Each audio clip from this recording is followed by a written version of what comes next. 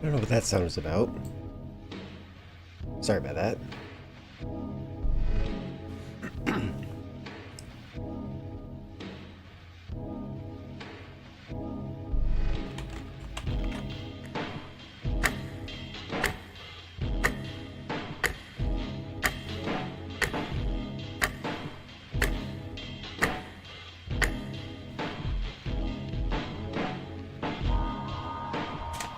Hooray.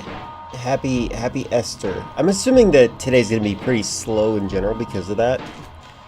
That's another reason I decided today would be a coding day. But also, hello, happy Zombie Jesus Day to you. Hope you're doing good. Thank you for actually being first, Leafeon. And, hello, Sideways, how do? Oh my god, hi cat. My cats, they're like, oh my god, he's talking again. Anytime I go through a long period of not talking, they get so excited when I do start talking. It's like they're like, oh, is he scared? Is he okay? No, Leafeon is actually here first.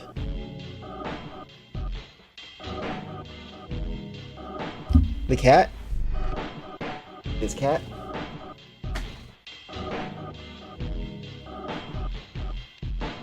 You don't know? I don't know who the shy boy is. I'm sorry. This cat is very friendly.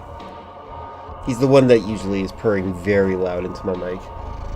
We went up to the mic just now. But yeah, just so you know, Sideways, there's a little badge of proof. As you can see with Leafeon redeemed actually here first, which makes them actually here first. I'm disoriented after getting disconnected from Valheim session. I don't know how I'll be online again. Oh. Who's hosting it? A friend, or is it a private? Is it a public server? I've played Valheim before. That game is fun. But it's also very harsh. Very, very harsh. Like when you die, you lose everything. Yeah, very grindy and harsh. Dedicated server. Got it. Okay. Yeah, my friends hosted a private server. Hello, cat. I already have another cat in my lap. I don't know if I can have another one. You're huge. So today's project is I want to attempt to code some very, very simple games. I want to try to make Pong. I want to try to make maybe Asteroids. I want to make Breakout, and I want to make Snake. Those are the games that I'm thinking of right now. Hello, cat. Okay, hi. And I'm going to do this all in C++, which I have been learning. This cat, this cat is like trying their best to get on my lap, but they can't. Here, let me help you, okay? There, 2 cats on my lap. Are you guys happy? Oh, okay, one of them's leaving. The gray one is staying. He's like, I want to be here. Hello. Sorry. Currently puzzled how I'm going to get past the hunters during my only run in Resident Evil. Here's a tip. Every bad guy in Resident Evil is left-handed. Do with that information what you can. But we added a modifier to make it less so. Oh, less grindy and harsh. But since we put our world into a dedicated private server, it seems like a few of us are burnt out of the game since we have to wait till everyone is online and can't do much other than get resources. Yeah, I can understand that. I'm an insomniac, and I used to hang out with insomniacs that also played online, and like they stayed up till like 4 a.m. sometimes, my time, and yeah, that just made it easier. It's easier when you deal with that. By the way, if you guys are wondering why left-handed people were considered evil, the way that social things were back in the day is that you would do disgusting things with your left-handed. That's how they perceived it. So you would do things like pick up trash with your left hand, you'd wipe yourself with your left hand, etc., etc. And so to offer someone your left hand when trying to like greet them felt extremely offensive and rude, because that is not, like, you are basically not just comparing them to filth, but also offering the filth to them when they don't deserve that. That's how they'd say that. Well, I'm personally in favor of keeping left-handed people alive. That's what they did. That's what they did in the past. That's one of the reasons. In fact, fun fact for you about this, your right side is considered, it's called dextro in Italian, and your left side is considered destro, which I thought was always funny. Dextro versus destro. Dexterous versus destroy. It's one of the weird things I love about language.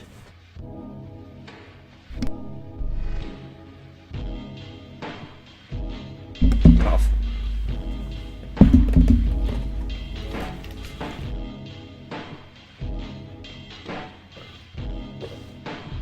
I had a teacher who wanted to bring back the concept of doing gross things with your left hand and making sure that you do your favorable things with your right hand, as a way to, like, make sure that your left hand and your right hand were equally skilled in something. No, it was a cough.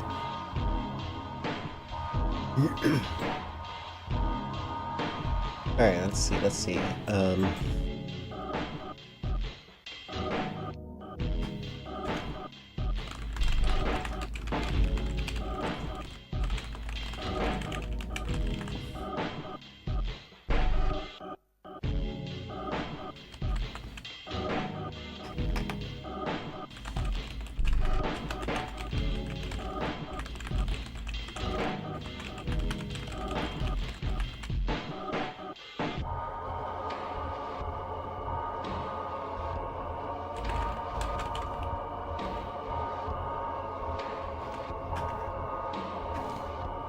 Okay.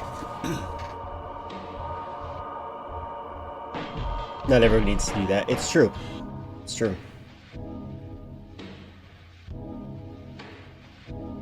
Pretty sure almost everyone is a Ken doll.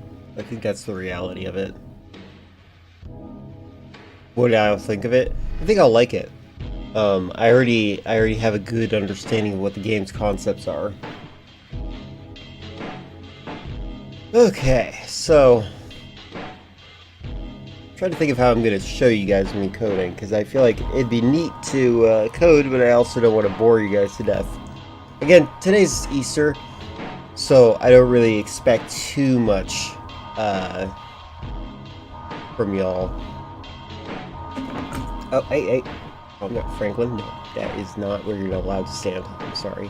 Franklin already got his pill, if you guys are wondering. Franklin, no. What are you doing? He recently, like, discovered there's a window right behind my desk, and he's been, like, looking at it. I think he must have saw one of the neighbor's cats, and it's, like, interesting to him. And so he's been, like, investigating every so often. He's like, is there another? Oh, did you see something? Oh, he actually did see something. I don't do scratch op tickets, no. I also think I already feel like an alien, so just so you know, Tantrum. Alright, so, I have, in my right side of my screen, a little tutorial for myself on how to code the game Pong. And, I am going to probably type while I'm reading. Maybe that would be entertaining. You can make Pong on Scratch. No, I want to make it in C++, like as a Notepad document, and then convert it to C++. Because what my main goal is, I need to understand C++ because I want to make sure that I can make a 3D game. But you know what? I've been addicted to the game System Shock, and System Shock has a lot of really fun mini games in the Palm thing. I'm gonna call it a Palm Pilot. So yeah. Pong gaming? Yeah, Pong gaming. Is that gonna be exciting? Is there copyright on Pong? I actually wonder that. Hold on, I'm gonna find out real quick. Is there a copyright on Pong? It's considered in the public domain. That's... But the Atari owns the name Pong. That's actually really funny. That's a funny way to describe it, isn't it? That's neat. But you know, there's actually something really fascinating to me about copyright in gaming in general.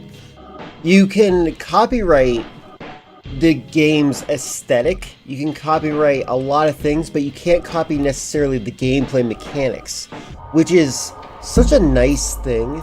Imagine how many video games we would not have if, like, let's say, Doom claimed to have a trademark on all first-person shooters. Then nobody could make a first-person shooter, right? That would suck. But we allow that kind of thing to happen. We have a variety of different first-person shooters, a variety of different platformers. Like, they might functionally be in a similar genre, but we all identify them as being somewhat different. I think that's fascinating. Your mom's in public domain, mate. Got him. Yeah, we'd have no Call of Duty. What a dystopia that would be. I know, Chris wouldn't even be a chatter. Steve, you know what? Actually, I will say Angry Video Game Nerd did have an impact on me. I was considering making Breakout and Snake first today, but then I watched that and I was like, you know what? Let's do Pong first. Neo, what are you purring at? Mwah. Make a Pong RPG. That sounds easy. I could see you walking up as a Pong piece, the Pong ball, and or maybe the paddle. You go up to another paddle guy, and then you fight each other by throwing Pong balls at each other, and whoever misses, whoever gets the ball past them, it like explodes and does damage, and if the explosion is behind them, it causes damage. I can see that. Pong dating sim, that would be a little bit more difficult. That would just be a text game. Alright, let's see. Pong is a simple 2D game. 2 paddles, left and right. A ball that bounces. Players move paddles to hit the ball. If the player misses, the opponent scores. I need variables. Variables are things like integers, which keeps the score. A float, which I guess tells you where the ball is. Yeah, this game is too complex. We're also going to be using loops that say while true, and as a way to make sure the game is updated. We're going to reuse blocks of code. My nose is itchy. I took an allergy pill though. Hopefully that'll help. Conditionals. This is interesting. Control decisions if the ball hit the left wall. Alright, so. Oh. Okay, so we're going to be using a library for this.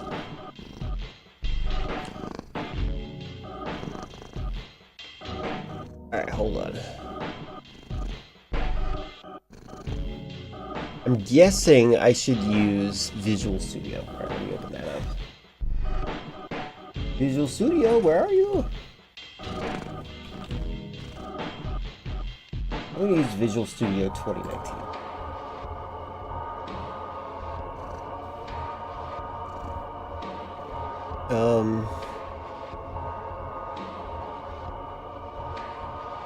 New project.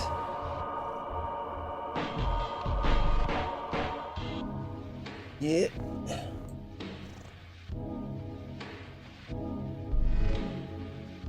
One second. Just do this real quick. Oh my god. So for some reason, my streaming software is saying the configured recording path could not be opened. Please check your recording path. I'm not recording. I'm not asking my my computer to record, but it has said that pop-up 3 times since I've started streaming. The next time it pops up, the 4th time, I'm not going to click the OK button. Um, once I have 200 average viewers, I will open up an OnlyFans. But for now, that is not happening.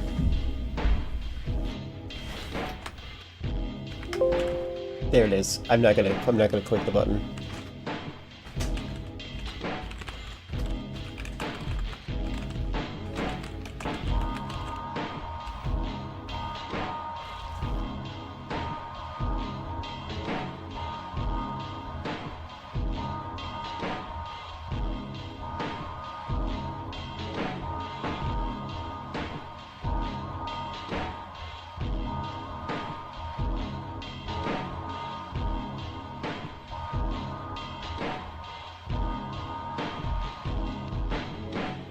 I'm currently installing some visual library stuff.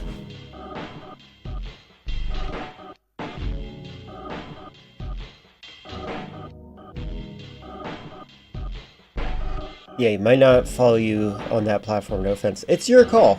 It's your call entirely. I don't care. Yeah, once I have 200 average viewers, at that point, a lot of people will have dropped off, and the people that have invested into that time that do want that kind of content will be will make their own decision, and the amount of people that don't want that will be insignificant to the amount of people that do want that. I did the math.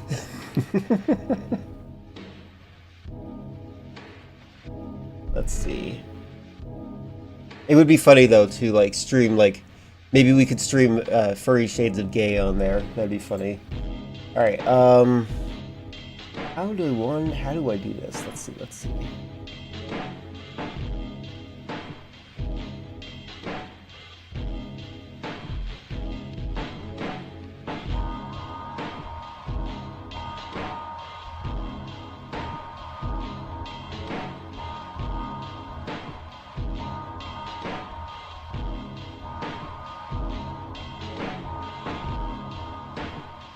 Oh, let's see. So this is something I'm kind of new to when it comes to coding C++ stuff. I kind of wish that I could... Can I just do this? Oh, good. I didn't have to do anything. All right, cool. All right, project name. I'm going to call it Pang. Create.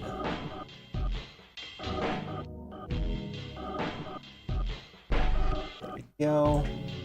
Close out of this notification. Alright, and I'm going to make it visible for you guys. One moment. Oh, that's... Okay, so we're going to hear that pop-up again. That pop-up came up, and then it refused to let me click on anything, so I'm sorry. Pang.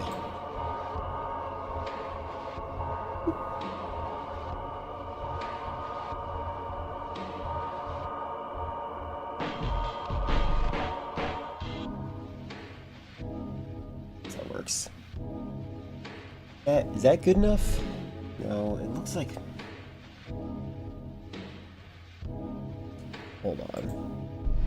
Hold on. I think I'm going to set up a new screen for this.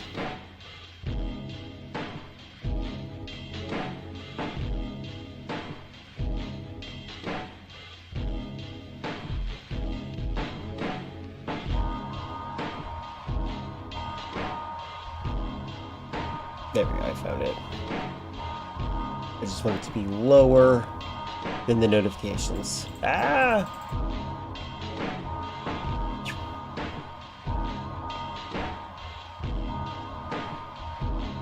There we go.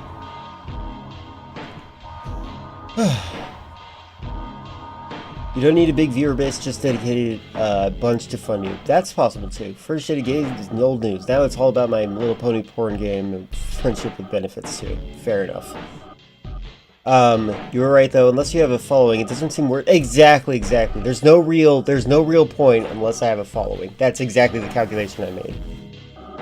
I know people like pushing up roses to have them to work on body image or just because they like make that kind of content. Well, that's good for them. I have never, I didn't actually know that about Pushing Up Roses, but Pushing Up Roses is a phenomenal content creator. They're like one of the best in my opinion. They create very interesting content. The only Again, I'm not a big fan of plot synopsis reviews, like where they summarize the entire experience. But she does it in a way that's like it's necessary because she's also providing humorous observations on top of it, like Mystery Science Theater 3000 style. So I feel like she adds to the experience by doing that.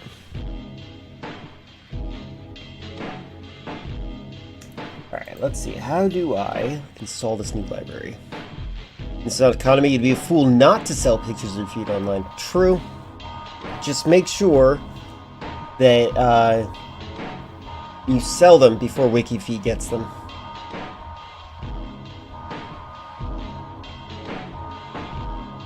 I think Candace Owens has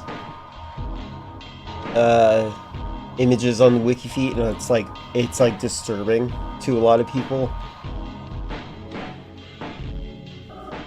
Can I sell WikiFeet for copyright infringement? Sue copyright infringement. Yes, you can. Feel free. Illumination adds sex scene into Mario 2 movie. Okay, you know what's interesting? I heard that... Okay, so I'm hearing that the main reason that people are upset... Spoilers, by the way, for a movie that I have no respect for. So you're gonna hear spoilers from me, because I don't care. Give me 15 seconds right now. Start muting. Start right now. Alright, so I heard that the main big problem is that Peach and Rosalina are now sisters, apparently, and that is upsetting to people. And I just don't see a point in caring. Yeah, I don't care about the Mario movie at all. I have no interest. But apparently that's the problem. People are upset about that because a lot of people like the idea that they'd be attracted to each other. I'm not a big fan of Mario. I don't understand why people... Like, it's the most neurotypical video game I've ever experienced in my life. That's how you know if your child is autistic or neurotypical. Do they like Mario or do they like Sonic?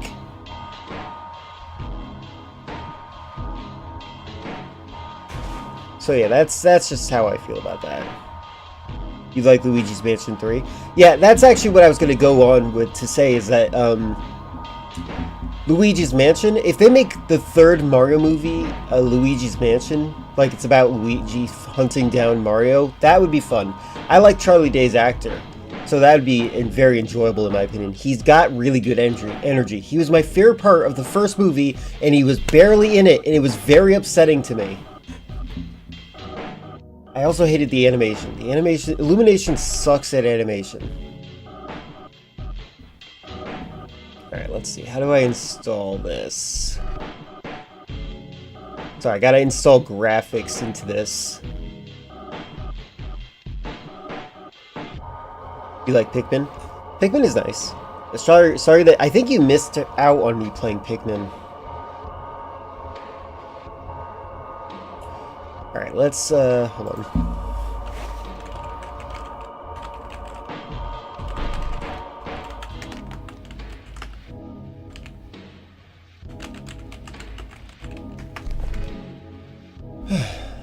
You never miss out on Pikmin playthroughs. That's... Maybe you were there the entire time.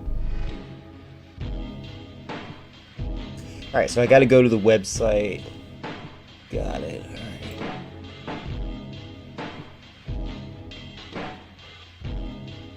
The best Pikmin is Pikmin 1. You can't go wrong. 2, 3, or 4. I bet you're looking forward to the new one.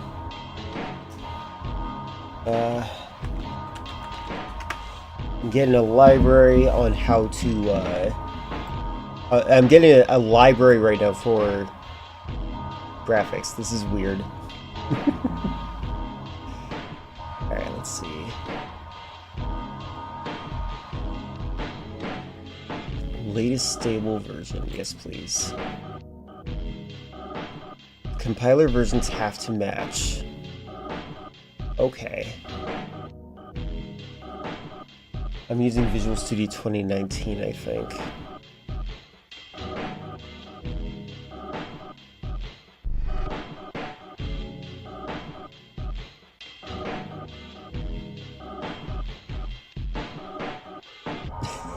Pikmin 2 is your least favorite? But you said you can't go wrong. Dungeon crawler, and more of a dungeon crawler than a time management thing. Interesting.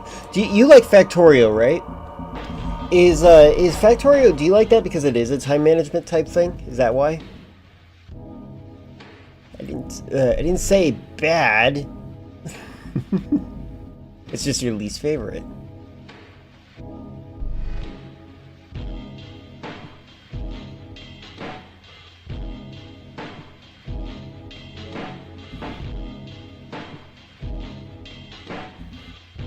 Alright, what version is this? Hold on, I'm making sure I'm using the right version of this. A lot of this is just me verifying what I got. I'm using 2019. They're actually suggesting I use 2022. I'm gonna just switch over to 2022. Sorry, I just closed out of that. Oops, wrong button.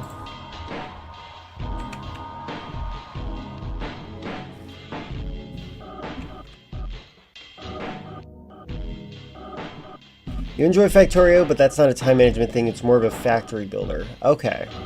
So it's just a capitalist that likes managing people to manage a project for her. Maybe. Alright. New project.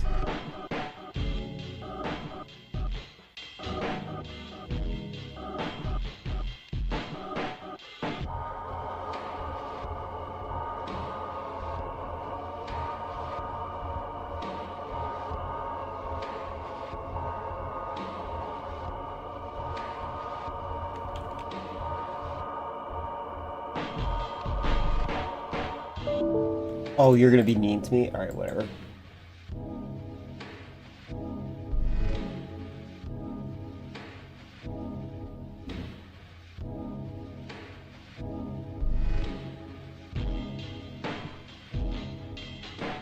One second.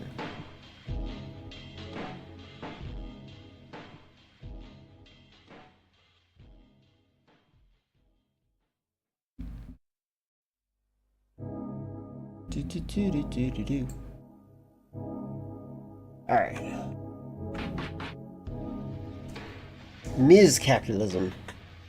They're also known as the Woker in my chat. Alright, let's see.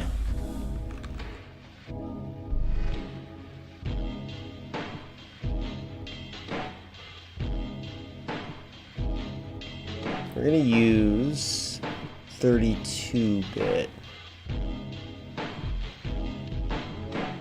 And this is complicated, installing this program that I'm doing.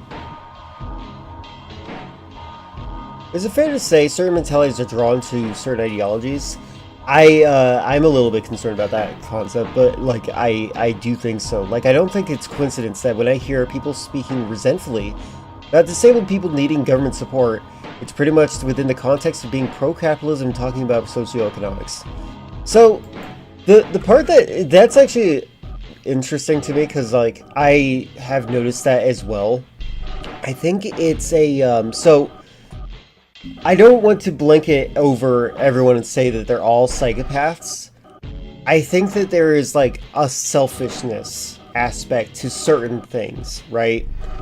I think that some people are raised in such a way that it creates a empathy vacuum of sorts.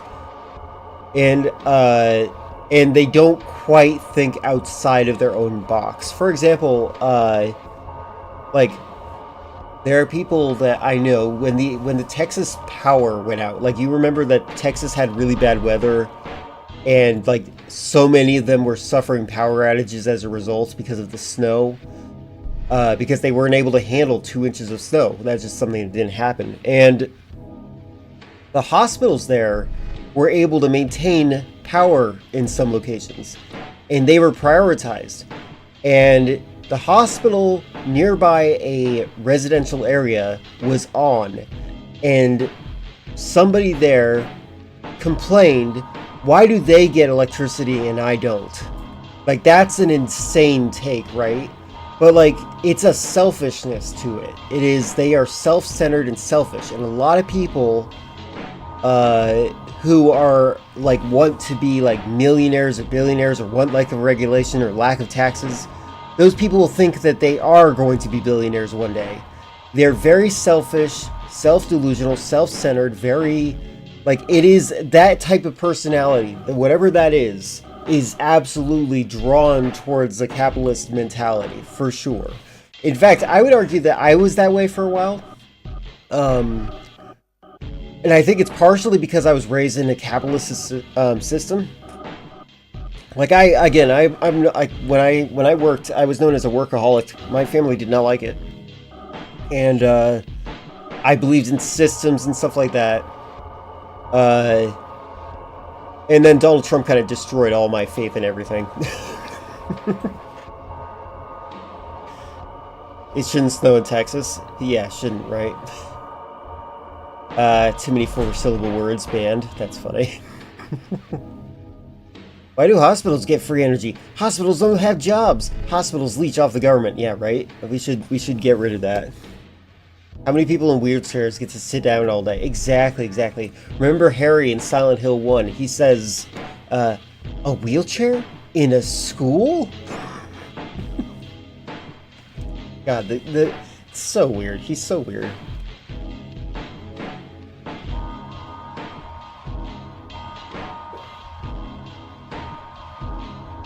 To be fair, though, Donald Trump is scared of handicapped people. Like, actually, legitimately. I didn't vote for Hillary in 2016. I didn't vote for her in 2015 when the actual votes were being run. In fact, I was so irritated by the fact that I was being forced to be voting to Hillary Clinton, who I thought was going to be a shoo-in. Just like how people were when Kamala Harris was forced down everyone's throats. Although, objectively, Harris is better than Clinton. Gonna create a lot more if we go to war, but surely he wouldn't pointlessly go to war, right? I didn't vote for Hillary Clinton in 2016 mostly because I do not live in America. True. Fun fact, when my ex was visiting in chat, one of the things that got them to stop visiting here is that I talked about how I considered people not voting as supporting Trump, and she got super mad about that. There's actually a VOD of her, like, flipping out. Unfortunately, Chris's version of the video, I have it downloaded on my side, but Chris's version, I was playing a game that muted the argument because of the music in the background. Saying Harris is better than Clinton is saying, like,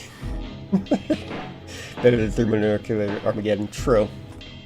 Yeah, I did not like Clinton. I like, it's funny, like, I regret not voting for Hillary.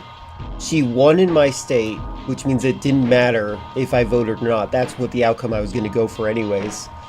And I still hate her. Like, every time I hear her speak, I'm like, this is a disgusting person. I hate her so much. Alright, where do I put this? Oh, interesting. What the heck? Sorry. The graphics file I downloaded, it didn't work at first. Windows flagged it as a virus. Fun fact, the word idiot comes from the ancient Greek word for idiotes, which means one who doesn't vote. Okay, to be fair, Hillary, she's a lizard person. Hating her is a lizard phobic. Yeah, I definitely feel that way. Where do I put this? So right now, just so you guys know, I'm fine with this conversation. We're good. This is very fun and engaging. I just want you to know what I'm doing at the same time. I'm trying to install this program called SFML302 Windows VC 1732-bit. It has to go in a folder in a specific way or else my program won't work.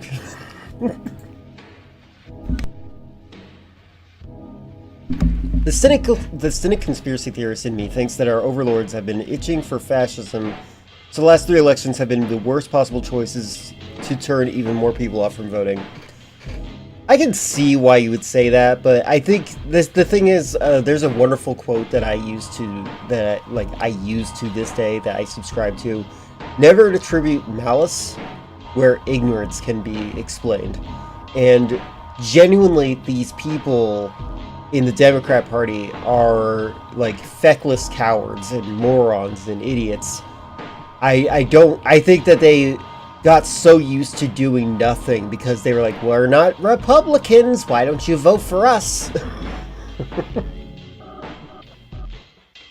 What would you do if it turns out that it was pronounced fascism the whole time? I have a very strong feeling that's how you were pronouncing it because you're well-read. It's less that they want fascism, more that they want to do nothing. Exactly. Your mind in ignorance is inherently malicious, so yeah, that's fair. That's fair to assume that. Especially when you see how they act after they lose the elections, right? I totally get that. And then you see them, like, they're like, we want to keep the filibuster, but not to use against Trump, but to go against progressives. That makes you pretty irritated too, right? Like, I totally get that. Absolutely understand why you feel that way. Alright, let's see. I got the correct version, I think. I got a zip file. I should extract it. Let's do some extraction.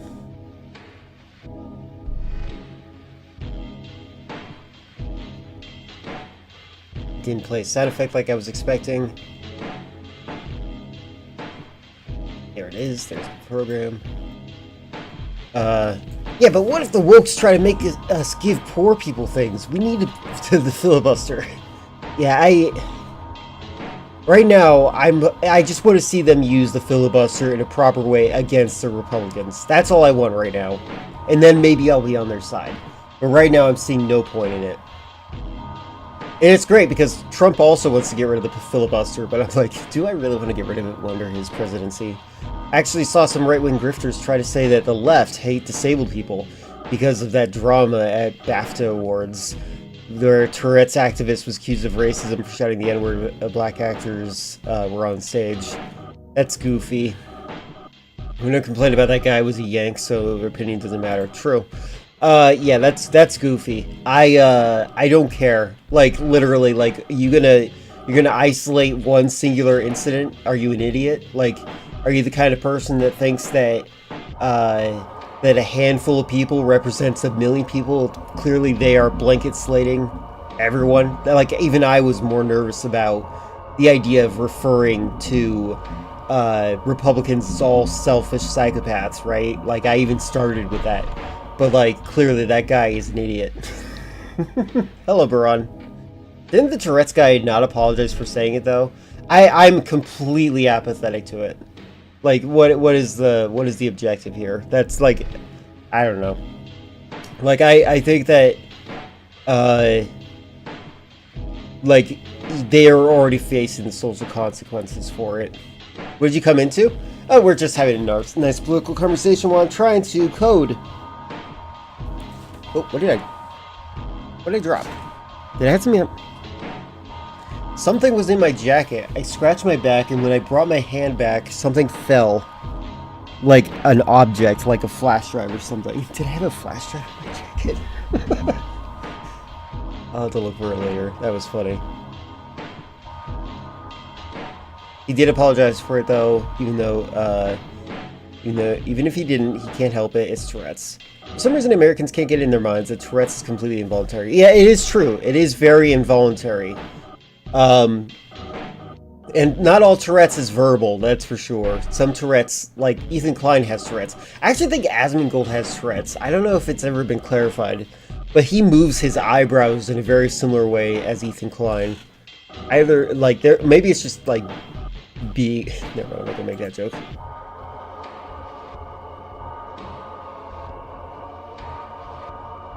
Alright, I got the file. Where's my guide? Again, I'm fine to talk about stuff and stuff, so. It's also the fault of BBC entirely. The BBC we're able to censor Free Palestine, but not the N-word. Yeah, I heard about that. That's actually, thank you for saying that, because that's actually what irritates me more, right?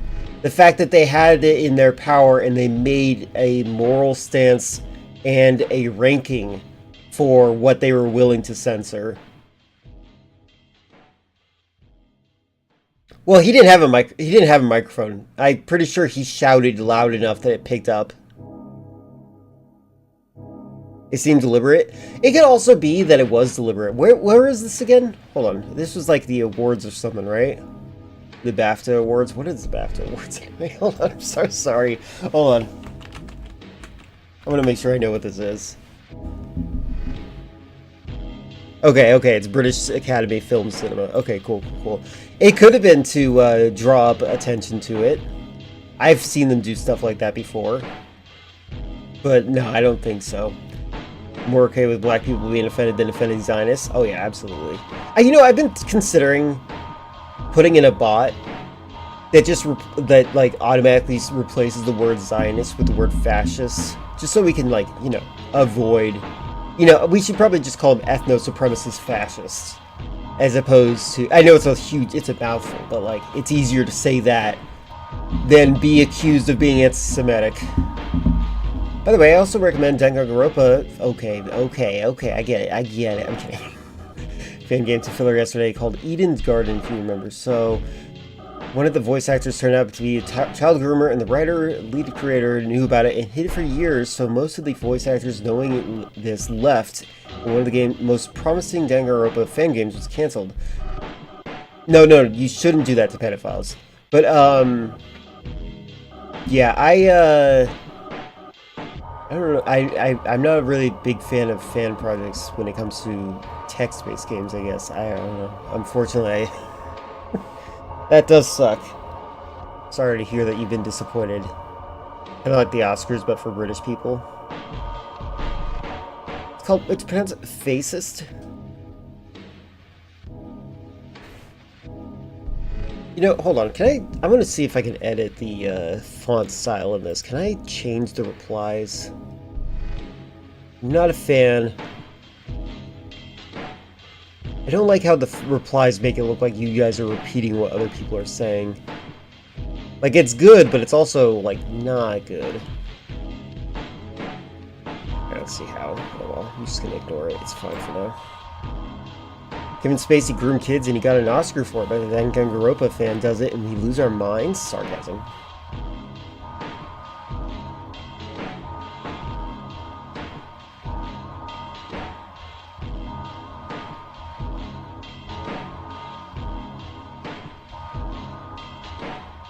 Okay, move this to C.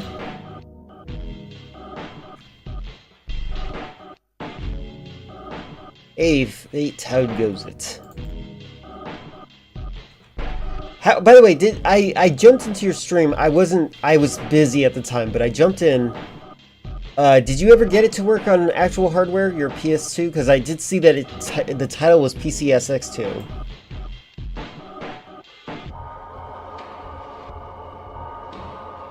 Makes me mad even more is that 2 people that hit it. That is pretty messed up. Yeah, just so you guys know, I deliberately put the moderators that are in charge in my chat. I try to make sure they're people that are willing to push back against me because I do want to encourage that environment of not covering up for me. If I do something wrong, I need them to tell me. I click properties.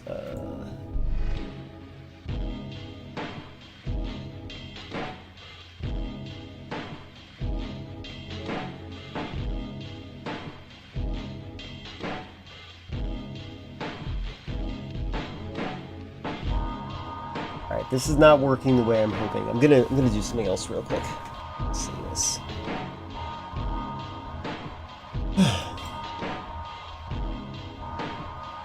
Same thing happened in my GameCube composites HDMI converters. Cheap, horrid, so the game was dark and unplayable. Ah, okay. So you just play it on an emulator. Got it, okay. Yeah, you can... I think if you adjust the gamma and contrast enough in on your side settings, you could probably fix it. But yeah, the composite does capture darker. It makes Silent Hill 2 look awesome though.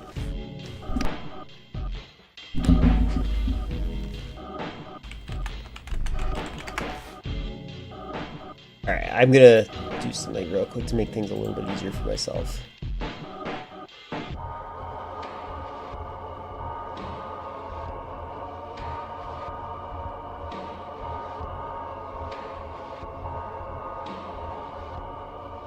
Foxy, please leave me alone. No, Foxy.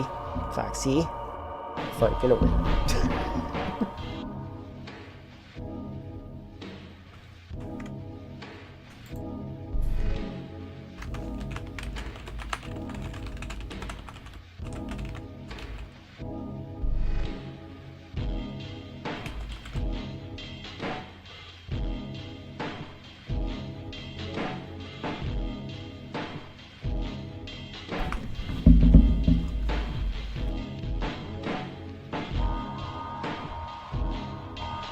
Getting scalar and better converter, and I will tried it. Made no difference. Oh, interesting. I've never actually used the composite capture card. I just know what you're talking about. Your favorite 3 Nintendo consoles are GameCube, Wii, and 3DS. I feel like the Nintendo DS deserves some attention there, but I don't know. All right.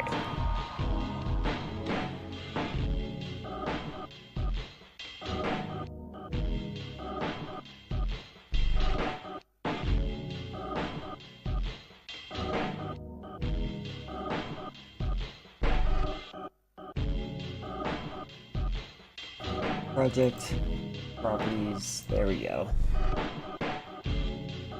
You guys see this? No, you cannot. That's fine.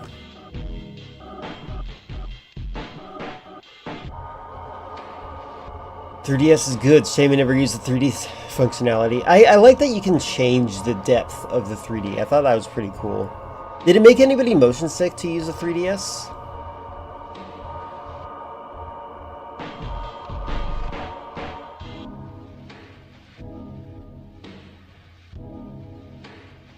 Yeah, because you never did it. Yeah. I was curious if you didn't use it because you were motion sick. Let's see. Plus, where is this?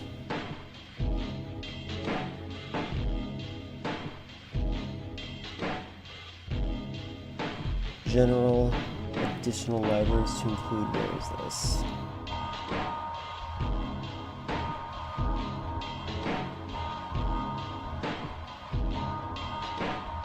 Honestly, it should have continued making DS line instead of Switch. Now, the issue with 3D is that you had to be in a specific position to get it to work. Oh, okay. I did not know that. Yeah, I never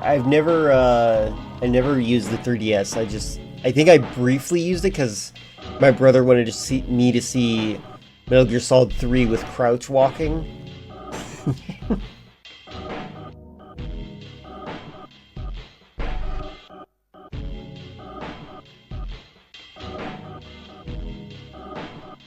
General, additional, where is this?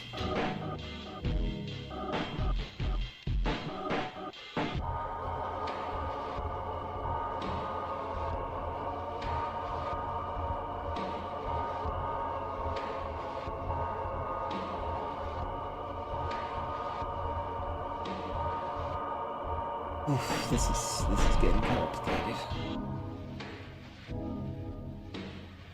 There we go.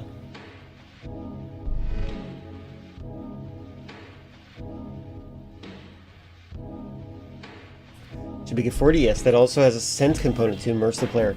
That is I think that Earthbound tried doing that.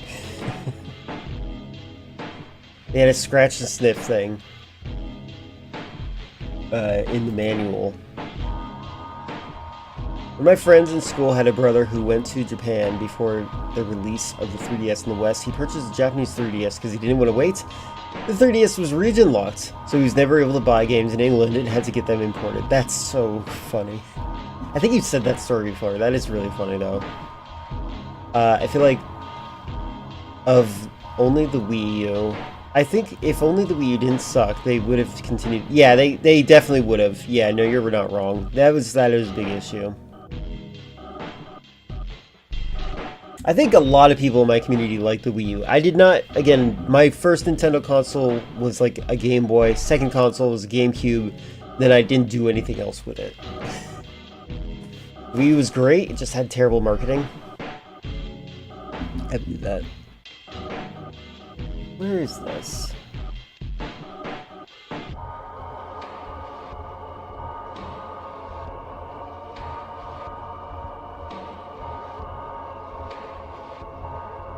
I'm trying to find...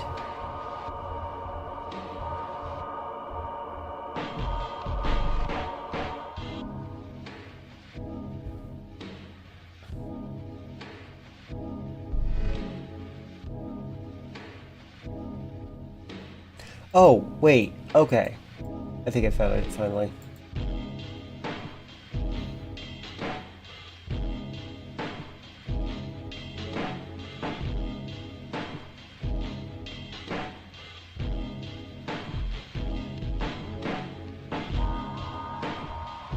Include, and they go to linker. There we go, I found it. General. This is weird. I didn't know you had to do this for coding. Additional library directories. Where is this? It is. Linker input.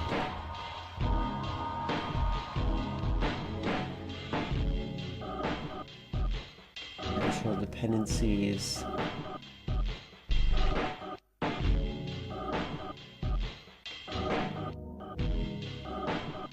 Copy DLLs into my folder. Hold on.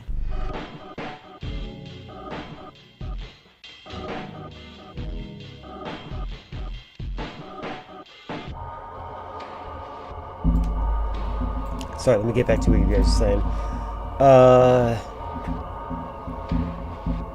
Well, the Wii U can play Wii games. Checkmate, liberal. Oh. Yeah, I don't know enough about it. Yeah, millennial humor. Yeah, there. It's 2 bands. One more and I'll get super banned. Perma banned even. Where is this folder? I need to get the DLLs from bin.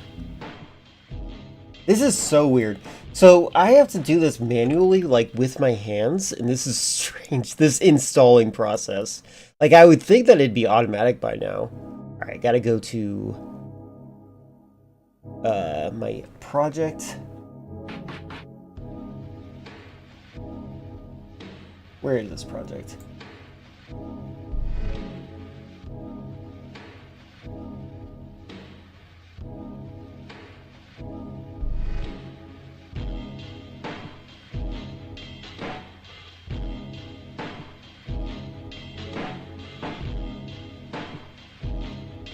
Where did I put this?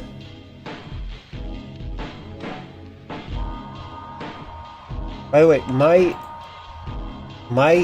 I don't know if it's me being funny or not. My first name and last name on this computer is me. I don't know if I did that or if Windows did that automatically.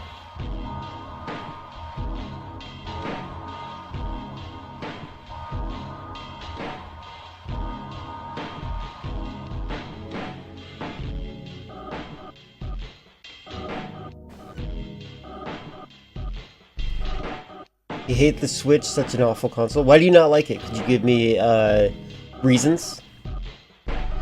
I completely am open-minded to hating it, for the record.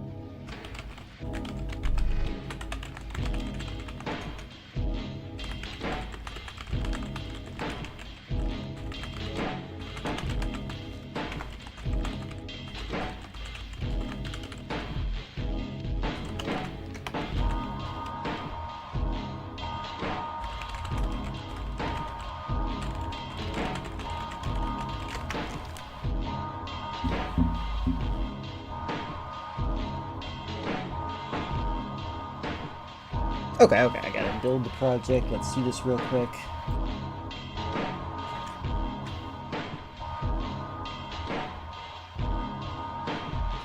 There we go.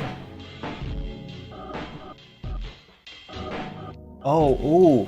Okay, I messed up already. Good lord. The starting prospect aspect of this is crazy. What's wrong with the Switch? You just hate the Japanese, you racist? You don't like the Switch because it barely can run games, even on games that are made for it. Breath of the Wild, Tears of the Kingdom. That's fair, but, yeah, a lot of games have frame rate issues, even if you're, like, even on the PlayStation 3, for example, like, there are games that just don't perform very well. And some games, like, push it to the limit, even on PS2, like Metal Gear Solid, the very end, you can cause some real slight lag problems if you kill too many enemies at the same time. I think that a lot of games will have frame rate issues no matter what. I think that some people particularly blame Nintendo for something that's not necessarily entirely their fault. Although it is a flagship game, that is fair. Alright, let's do this. Empty project.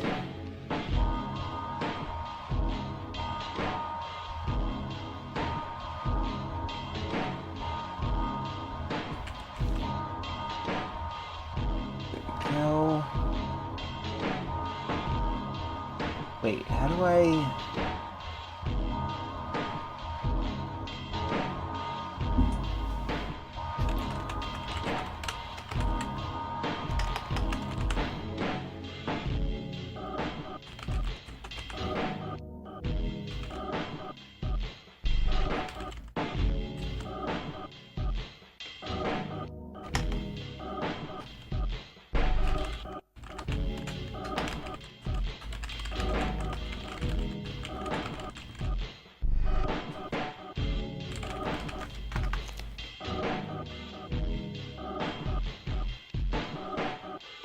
Okay, we're good.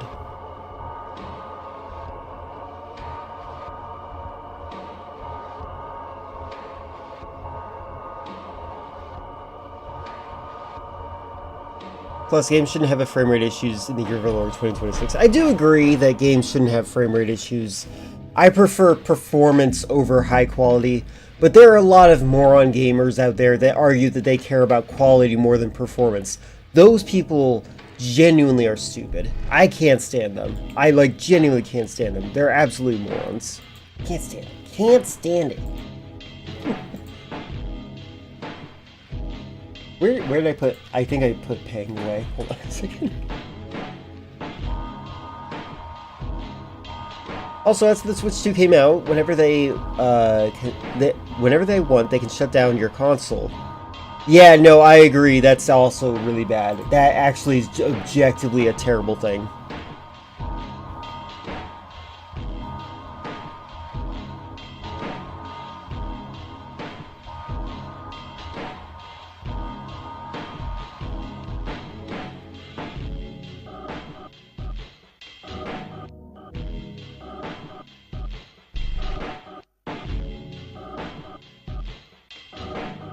It just... Oh, okay, I know what happened.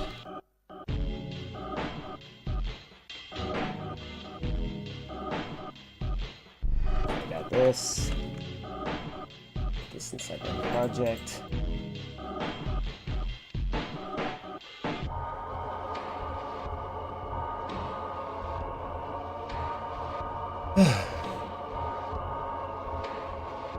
You mentioned the PS2, but that was like years ago. Come on.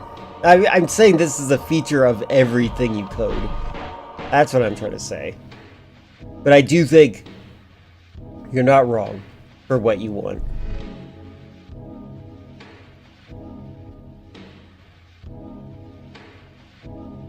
Right, hold on.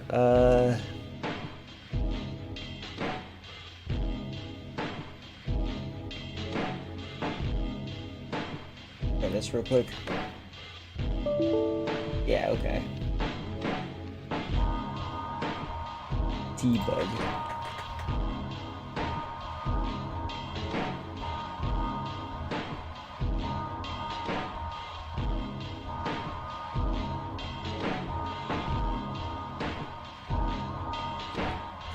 There we go.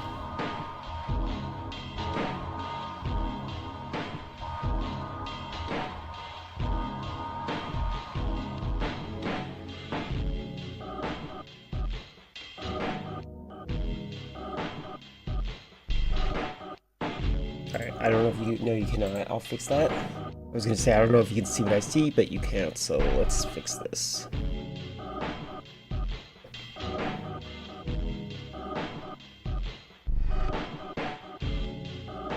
There.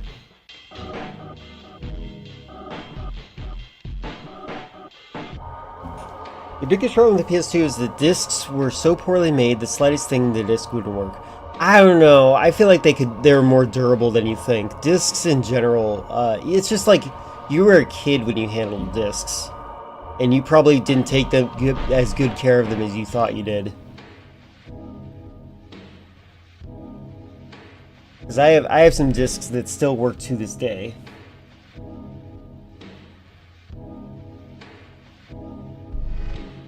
I'm not trying to be mean to you, but yeah.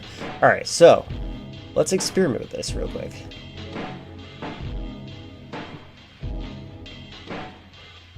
Is this where I type? Where do I type?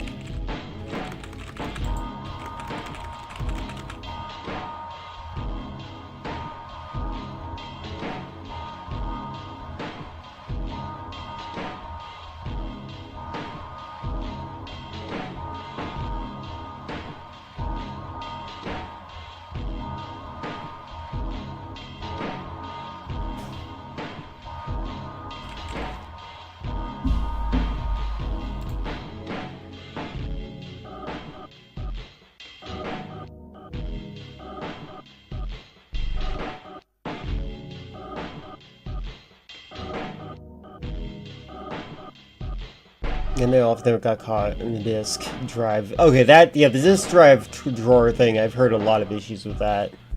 I do like the PS2 Slim. You know, it's interesting. One of the former viewers of my chat used to complain a lot about the fact that the PS2 Slim used a different graphics chip, which caused slight visual differences from the PS1 games than when you played them on actual hardware on the PS1. And I'm like, that's such a weird thing to be upset about.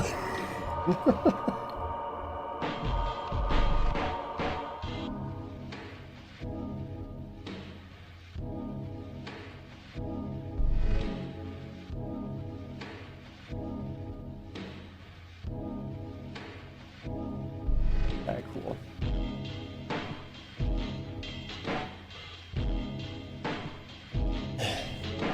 I think the original PSP game was Japanese only. Oh wait, for Danganronpa? Trying to see what, first might try to search for that to see if I can get it. I don't think the English translation would to the Vita. I've never, I haven't tried emulating the Vita yet.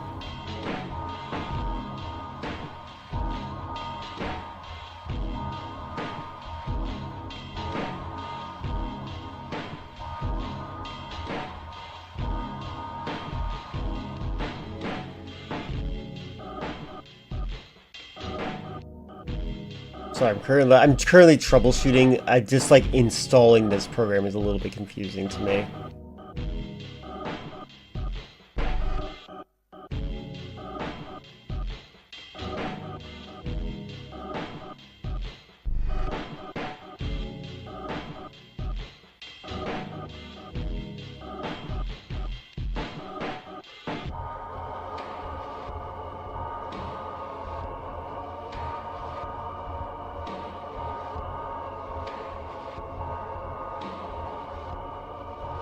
I want to have them the same thing with the copies of Ace Attorney for the Game Boy Advance. Also, Game Boy Advance console.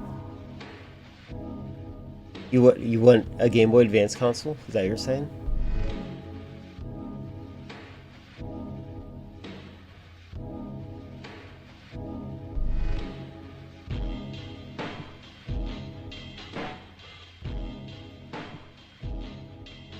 I do love Game Boy Advance. Yeah, the Game Boy Advance is worth it, I think. Actually, like owning one. Although, I've been considering buying one of the the things that come with like it's like a Game and Watch, but it's like Legend of Zelda on there specifically and exclusively. I've been considering getting one of those just because it's a fun game. And I like that game. I think it's like $40 though. Maybe higher now. You have that? That's awesome. I need one of those.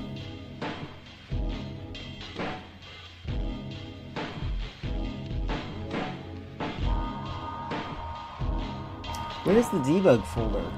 Sorry, I'm like looking for something that's like this program is saying that I have, but I don't. Let me try this again.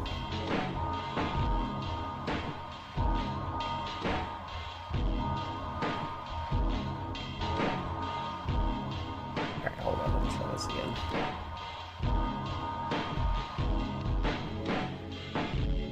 Once again, let me just erase this.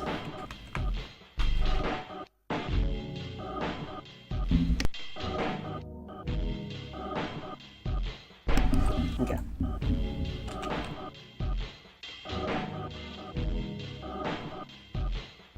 Okay.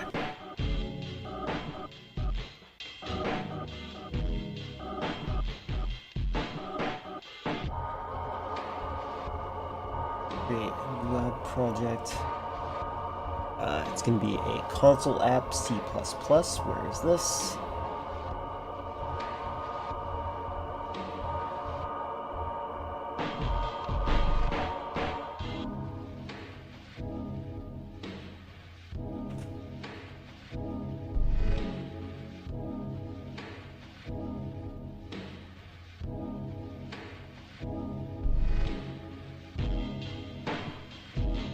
Oh, okay, I figured out one thing that was kind of a problem. I started in C#. I actually took a course on how to do C#, and I didn't like it because it was easy. I feel like an idiot nowadays. You've done it! You've sold all your Steam credit cards! Just under $15. That's nice, good job. I was watching an indie movie today called Durandar. Very interesting. How are you watching these movies, by the way? Are you watching them online? Are you watching them on a streaming service? I am curious.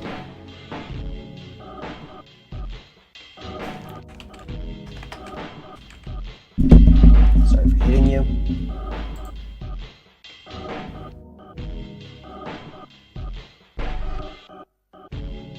Okay.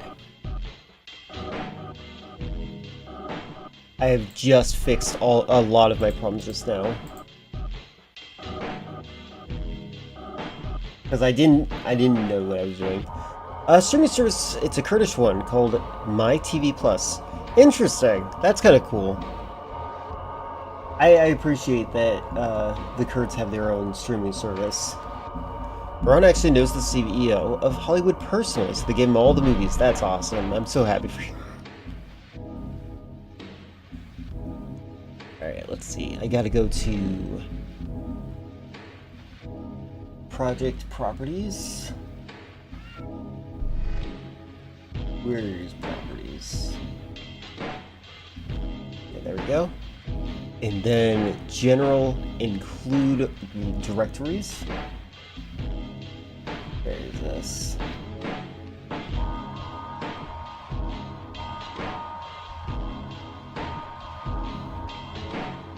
Oh, wait, no, here. Alright, include directories. There we go, found it. This is really weird how, like, I'm doing everything by hand right now. I did not expect that. Additional, go into linker. It sounds like a slur, doesn't it? I think anything with an sound, I guess.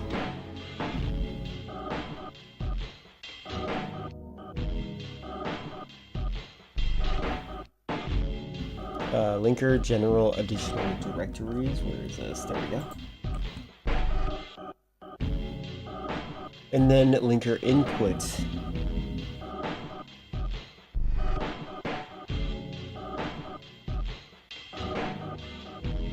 Additional direct dependencies. Then I copy the DLLs. Hollywood is the ending of when filler. Does Hollywood have a CEO? Hollywood does have a CEO. It's Woody Allen. I'm kidding. So I thought about media with similar themes and how I described Near Automata. The last 15 minutes of AI by Spielberg and Kubrick come to mind. I wish I liked that movie.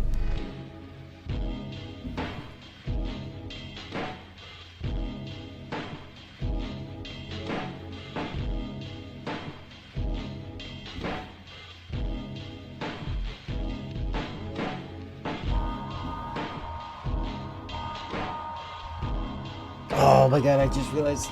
Yeah, please don't do this. Hold on. There we go. I fixed it. You love Nier Automata? One of the best games of all time? I believe that. Links to the streaming site I'm watching it is on My TV Plus and Sirius said. I did see that. I did say that you said that. I said that I was glad that Kurds have one.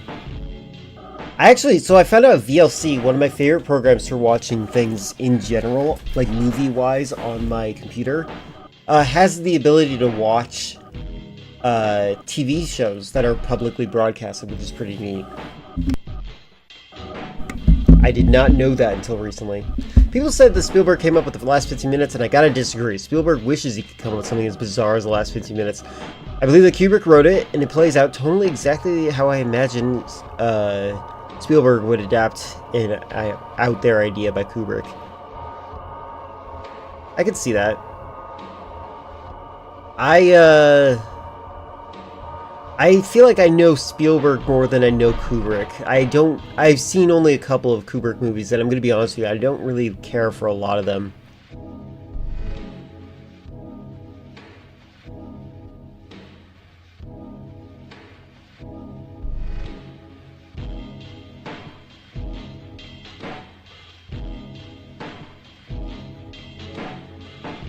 Also, straight from the horse's mouth, Spielberg and the crew already say it's already was in the script. Yeah, and it could be just the way he interpreted it that bothered people.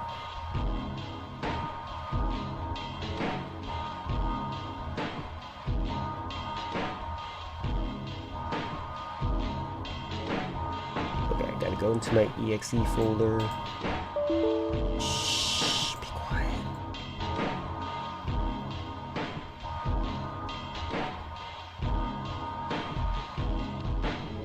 Alright, I gotta run this.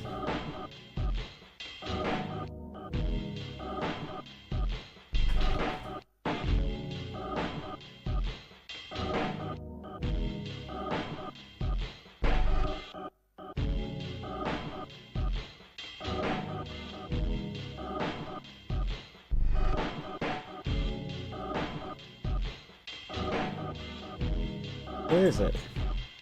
Oh.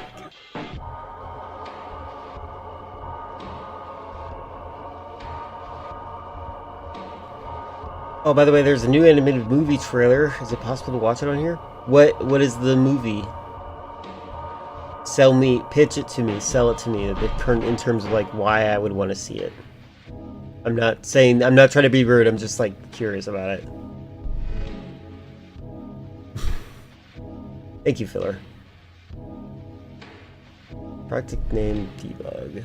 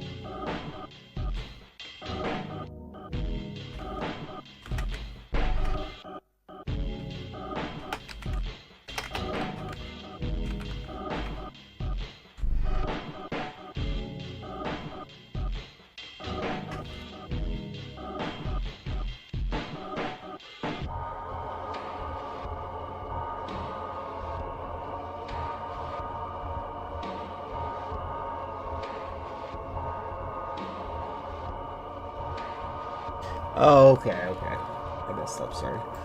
Wait, hold on, let me read what he said. Swapped, it's about two animals who swap their bodies and must now go on a journey to swap back their minds. That sounds like an anime. Is one a girl and one is a boy? Okay, so Nier Automata ending is similar because it deals with a robot that is, for all intents and purposes, exactly the same as a human, being the last carriers of humanity's legacy. I can see that. What is AI? AI is a movie by Steven Spielberg. Now, it's an animated movie. One is a bird, one is a weird small mammal. That's such a weird way to say no. I'll pop it up. Let me fix this one error that I'm currently having real quick. Hold on a second. File properties. Or no, project properties. And this is an issue in the linker input.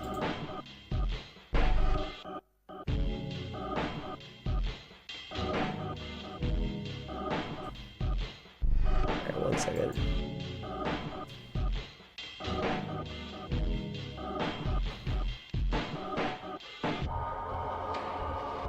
How do I do this?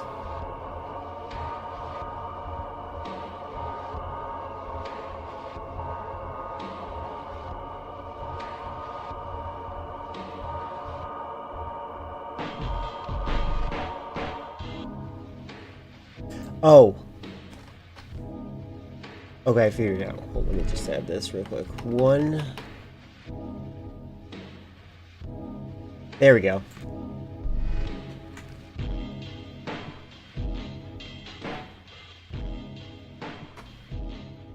Perfect.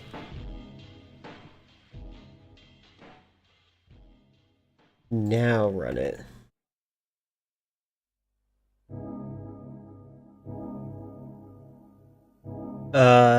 It stands for artificial intelligence. Hope this helps. Pixar movie, didn't know that. I have a feeling Hopper's Pixar is just gonna make a ton of animal movies. I don't know anything about Hopper's. I've heard people complaining about it, but I haven't seen any commercial for it. Should I be alarmed?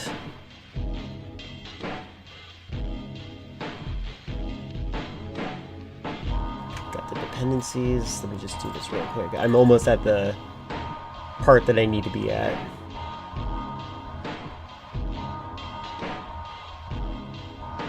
I'm gonna just assume this is right. Alright.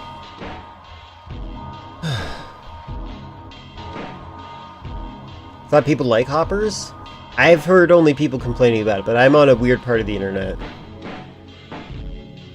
The Wizard guy is complaining about it. The Wizard guy is also complaining about Kotaku saying Bowser is bi. Something tells me the Wizard guy is bi. Nobody knows who you're talking about when you say the Wizard guy. I'm sorry to everyone. Alright, 1 second.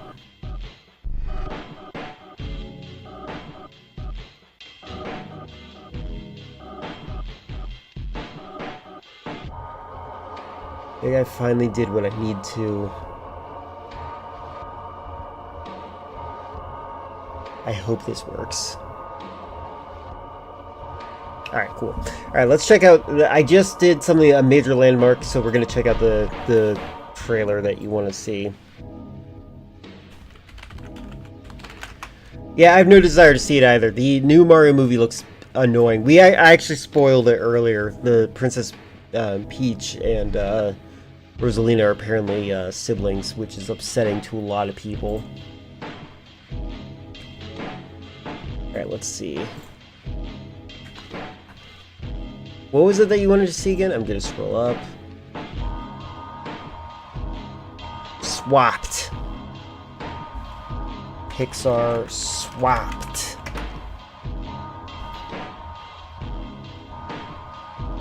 Okay, that didn't tell me anything. I guess it's not that. Movie swapped. There you go, swapped. Official Netflix trailer. Got it. There's a 2-minute one. Let's watch the 2-minute one. Shut up!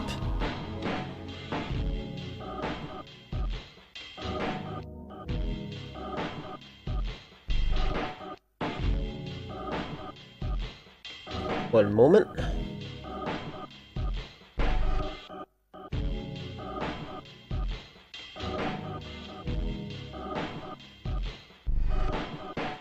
Alright. I gotta turn off the music. Alright. I can't believe you cheating on Twitch with YouTube. It's not Christian, it's true. Man, I just know they ruined Rosalina. She's my favorite Mario character. That might be another reason they're upset. I actually don't really understand why people like Rosalina, but again, I don't understand why people like Mario. Alright, let's check this out.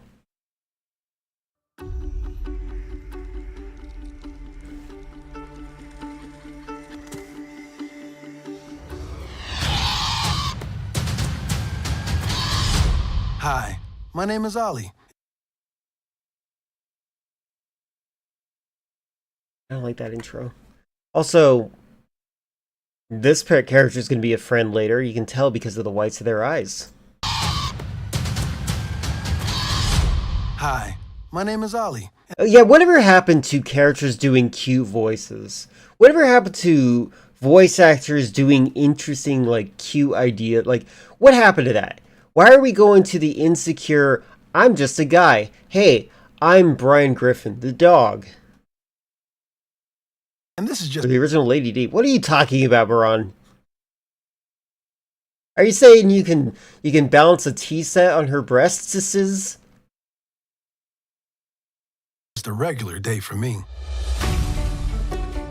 Saying that the creatures of this valley don't get along is a bit of an understatement. Hey! Big dumb sack of feathers, come and get me, huh? Oh. Ooh, that is bad voice acting. I don't like it. I'm sorry. Come on! Watch it! Whoa! Whoa! Look out! That is bad voice acting. This isn't my body. I knew it! Get these feathers off of me. Where are my beautiful feathers? Where are my beautiful wings? I'm stuck in here. Somebody help. What did you do? You nutcake! We need to switch bodies again. Wrong body. I hate the trailer, too. The trailer itself is like spelling out the plot. We need to switch bodies again. No kidding. Sounds fun. We have to find another one of those pods. I've seen them by the great waterfall. Let's go. Come on, hurry! I don't fly. What am I supposed to do, huh? I'm supposed to just raise my wings and all that. Ouch.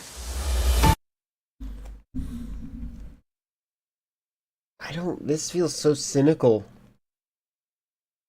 Thanks to you, I'm even further away from getting home. Oh, please, I'm short, hairy, and pretty much everything in the valley wants to eat me.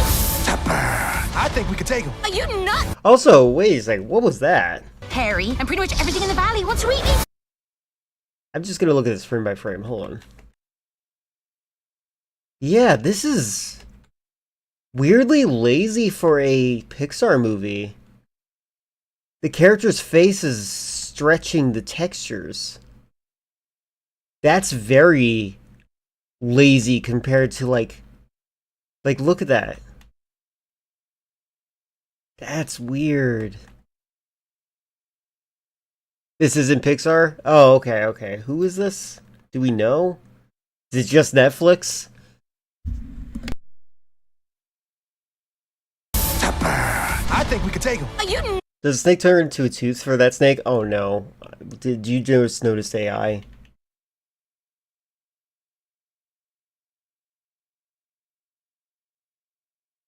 I didn't see it become a tooth, no. I think we could take him. Are you nuts? We're gonna die! Trust me, Ollie! Oh my god, he learned to fly, guys. Flap, Ollie! It's not flapping at that point.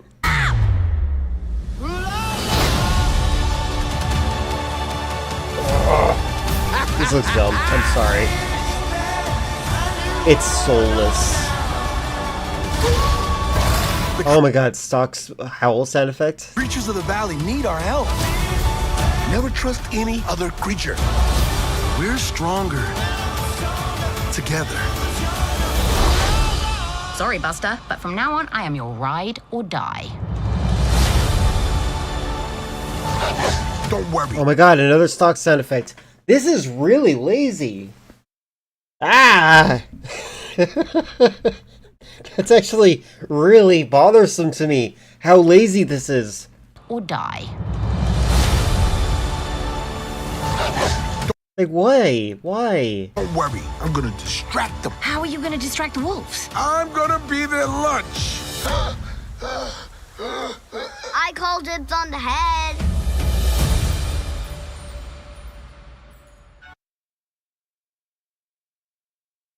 Hey, that looked terrible. That looked terrible. That looked terrible. Ugh. Ugh. That felt like that was a terrible commercial. Like, they tried convincing you that it was something else. This is just like one of those made for VHS slop videos for kids. So I love that Stock sound effect in my Scooby-Doo game for the GameCube. The fish is so ugly, yeah. This is pretty bad. I love it when funny characters give a quirky one-liner at the end. Yeah, it's just like the trailer is also genuinely terrible. Because like it feels like, so Netflix has a philosophy. They assume you're watching with your phone on or something, like you're distracted. Kind of like how you watch me. Like how you guys are watching me. You just kind of have me on in the background. You're not actually directly watching me on screen, right? A lot of times, and that's fine. That's normal. That's passive consumption. That's just a thing people do. They assume that even for this trailer spells out what's happening verbally. They are articulating it so that you can watch this trailer without looking at the screen and you'll know what's going on. You can see that philosophy translating there. And I think that's disgusting and awful. Also, yeah, no, I'm skipping that. All right, hold on. I'm going to watch the trailer again. This time, no skipping or no pausing. I just want to see how bad it is. Even Illumination can do better than this. Illumination was the start of this. How dare you? Do you think all scenes were meant to have to catch viewers looking up from their phones? I do. All right, let's watch one more time. No pausing. Imagine you're not looking at the screen.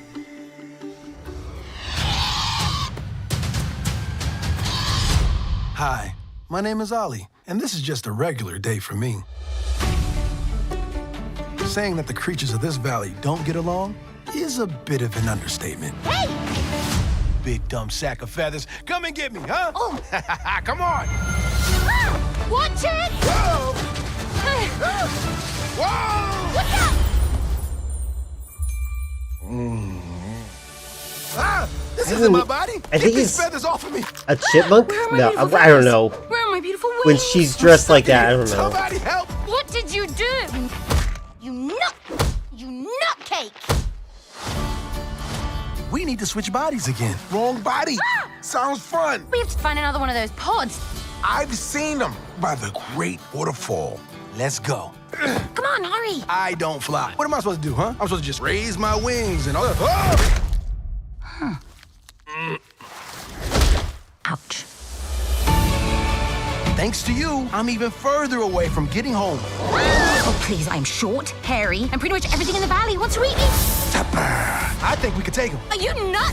We're gonna die! Trust me, Ollie. Flap, Ollie. Flap!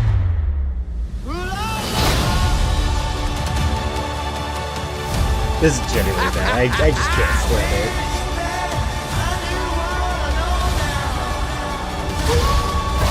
The creatures of the valley need our help. Never trust any other creature.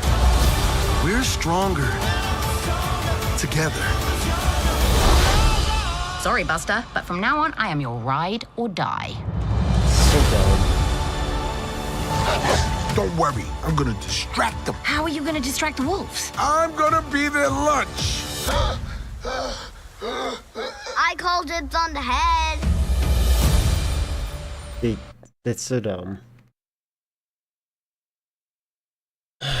Yeah, they don't even finish each other's. On the bright side, cinema is officially dead. No, this is awful. Genuinely awful. Also, what is the title of this? The Robot Who Almost Ruined Calvin and Hobbes. Okay. Just wanted to know. Oh man, that actually genuinely made me feel bad. And also, I want to be clear. I think that Minions is as bad as this. Like, I'm not gonna do an if this then that thing. I think that Minions is as bad as this too. Yeah, goodbye. I don't personally want to see it. It bothers me. It's so bad. Ugh. I feel like I'm gonna go crazy, but from that. Where's my music? I want to turn on music again.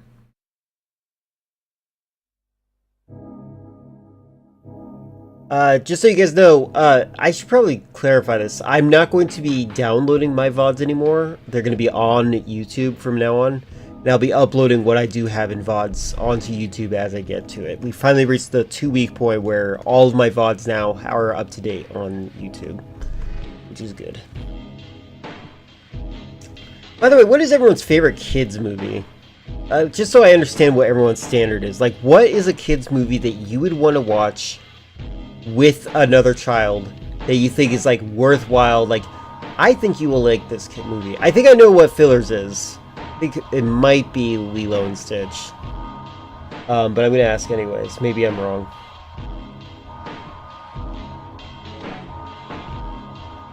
Where is... Toy Story 2? Okay. Yeah, I am dropping that. And, you know, it might help Baran out. Baran is adulting more than anyone else in here. Zootopia and Big Hero 6, also Kung Fu Panda. Big Hero 6, I like that movie, but I felt like it was a little bit incoherent in terms of its narrative structure. I feel like they cut a lot of things out that would have made it make more sense. I don't know what they cut out, by the way. I'm just saying what it felt like. Lion King. Lion King is probably an important one. You watched The Lion King yesterday? Nice. Have you guys seen the second Lion King movie? I'm not hating on it or anything like that, but I personally always got a sensation that it was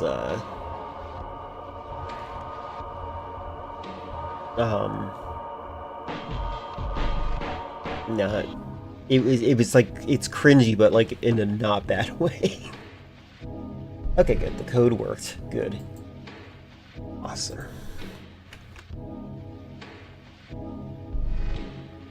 You have seen the third one? Isn't the third one just a recap of the first two movies, but like from their perspective, or maybe just the first movie? The Little Mermaid and Lady and the Tramp, Aladdin, Beauty and the Beast, Mulan, Hercules, the classic, the golden age of Disney. Is cringy plot-wise. Well, that's the thing. I think the plot-wise, it's just like, I can definitely, I'm not trying to insult it. I have The Lion King 2 in my collection. I like the movie. It reminds me a lot of kids playing in the playground, making up their own characters for the Lion King, and like that's the plot structure they're using. So like, as cringy as it is, it like dynamically fits with the imagination of a kid. Third one is the first movie from the Meerkat's perspective. Yeah.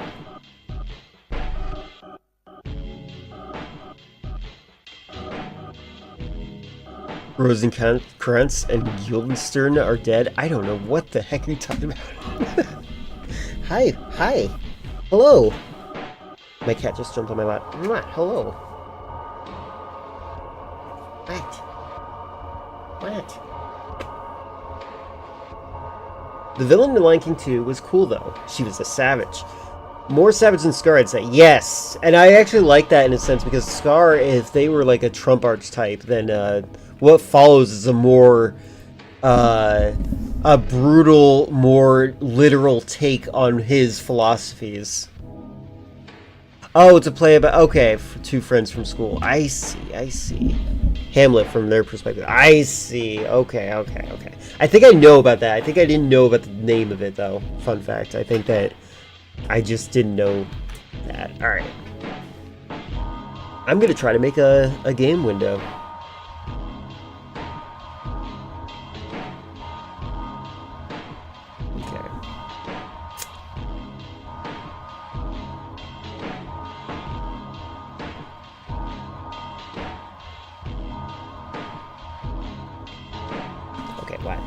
I need you to leave. I would say Prince of Egypt is a good choice. Prince of Egypt is a good choice. I like that one. What do you guys think of, what is it called? The Road to El Dorado. I like that movie. It was around the point that I was definitely aware of adult humor in kids' media, but they were also very overt in that one.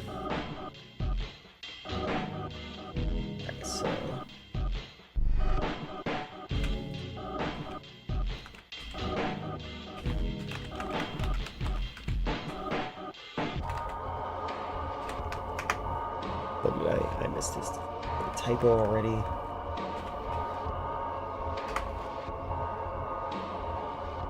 The girl in that movie is pretty. Road to El Dorado is great, but it's a little too spicy for me to watch with a kid without getting called a groomer. What?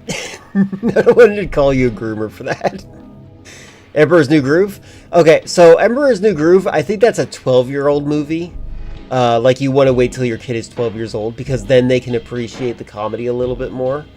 Because, like, it's so fast-paced. It hits the ground running, and it kind of requires that you keep up with it. And I think a 12-year-old can absolutely do that. The scene in El Dorado that made it look like a girl was giving a blowjob. No, exactly. No, that's exactly what I was talking about. For sure.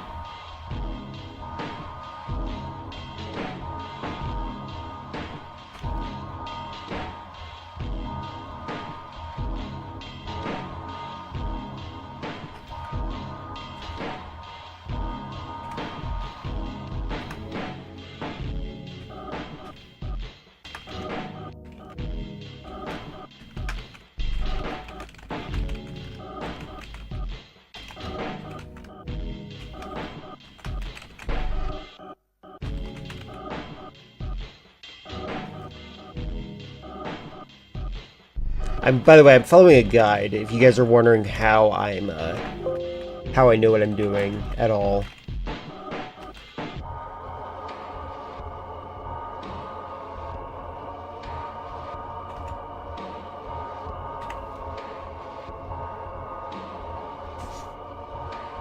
You should be allowed to show BJs in animated movies. You should be allowed to imply them, that's what I think. I actually think that El Dorado is like peak limit of what you are allowed to show in a kid's movie. I feel like DreamWorks overall is not because adult jokes, but because of the heavy themes. Didn't think of kids as stupid, at least for me. No, they definitely didn't think that kids were stupid, and I appreciated that as well. Although a lot of cartoons and stuff did that, and I appreciated that in general. I like my favorite video game when I was how old was I? I don't even know.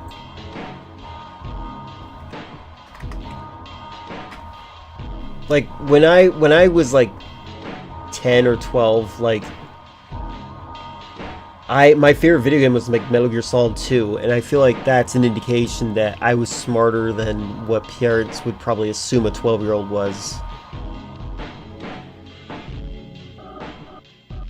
You don't like Shrek? That's fine. I like Shrek too. Fun fact, most of the movies in my movie collection I don't have a sequel to, unless it made a significant thing. Like the musical part where I Need a Hero in Shrek 2 was so important to me that I decided to get that too. Yeah, we're programming. I'm trying to make Pong, and I'm following a guide on how to make Pong, and that's basically what you're watching right here.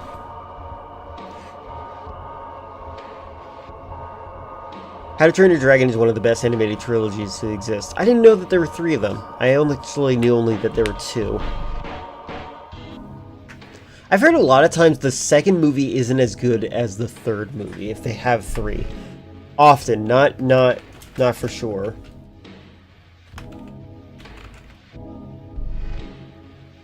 Oh, no.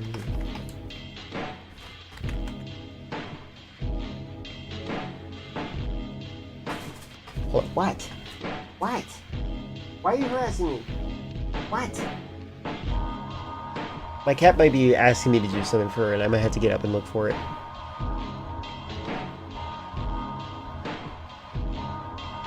I Need a Hero is significant to me. No, it's the scene I Need a Hero was significant. That was really well done, in my opinion. Like, it like inspired me to make sure that whenever I make a music video, that everything synchronizes.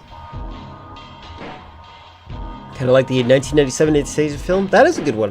Don Bluth is a very good director and animator. He has so many good movies.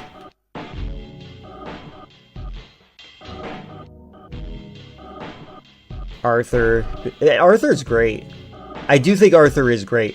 Actually, my kids, I have a kids section in my, since I have a mature section of my hard drive, I have a kids section as well to balance it out. I have things like Big Comfy Couch, Bluey. Bluey is important.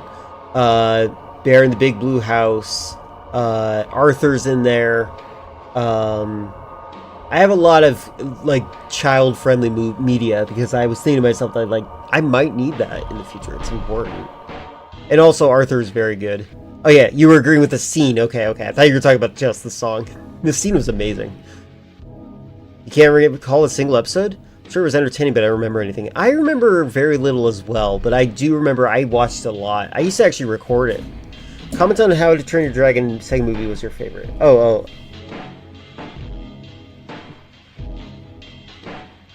Something to you, Leafeon. My brother watched Bear in a Big Blue House. It was a good show. Yeah, it's a good one. What about Chipchilla, the Daily Wire's Bluey ripoff? You know what? I think if you watch that show, you find out that the talented people that worked on it also hated working on it.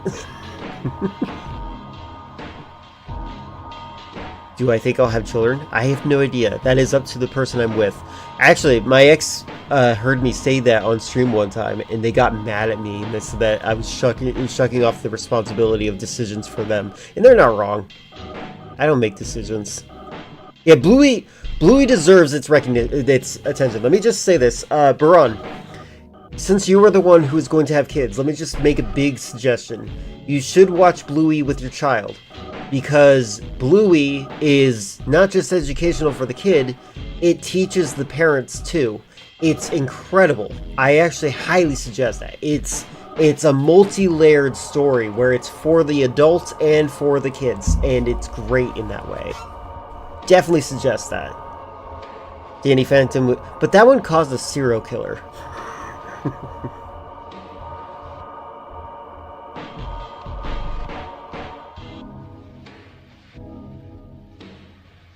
Oops.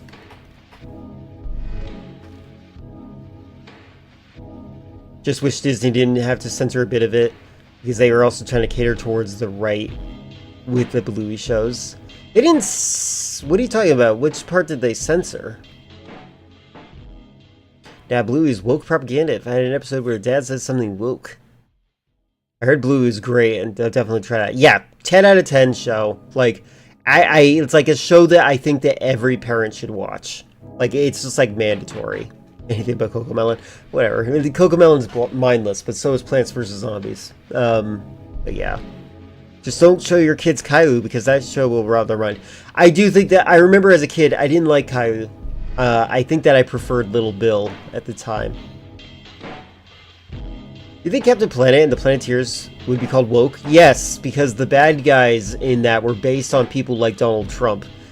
Like Ted Turner very expressly hated a lot of the corporate people in the world, and he based all the bad guys off of those guys. Disney removed a few episodes of Bluey from Disney Plus because the dad wore a pregnancy belly to roleplay being a mother or something. That's so goofy. They took out a scene in Bingo. The youngest daughter asked where babies come from, and Dad, Bandit, lets go of the swing, which almost spun up so that he can dodge the question. Oh, weird. That he dodged the question? Wait, did they add that scene to censor it as opposed to answering the question? You know, I don't know. How is Plants vs. Zombies mindless? Yeah, I am rage baiting. What I'm trying to do is like make it very clear that everyone has a different definition of what brain rot is, and it's different for everyone. Oh, they took out the scene altogether. Oh, that's interesting. Maybe because it made some parents upset that it put the question into the minds of the child. But like, honestly, if your kid is old enough to ask, you are old enough, certainly, to determine what level of information you should inform of them, right? Actually, hold on, can I find that scene?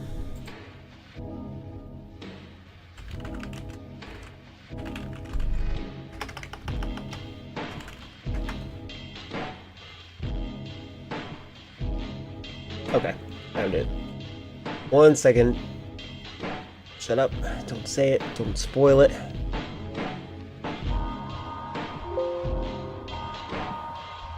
This kind of falls humorously in line with what I just said. Like, you should be able to determine based on how old your kid is.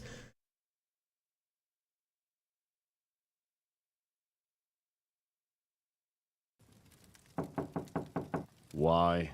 I mean, yes, Dad, are you busy? a little. Come on in, Oral. What's up? Dad, how do you make babies? Uh-huh.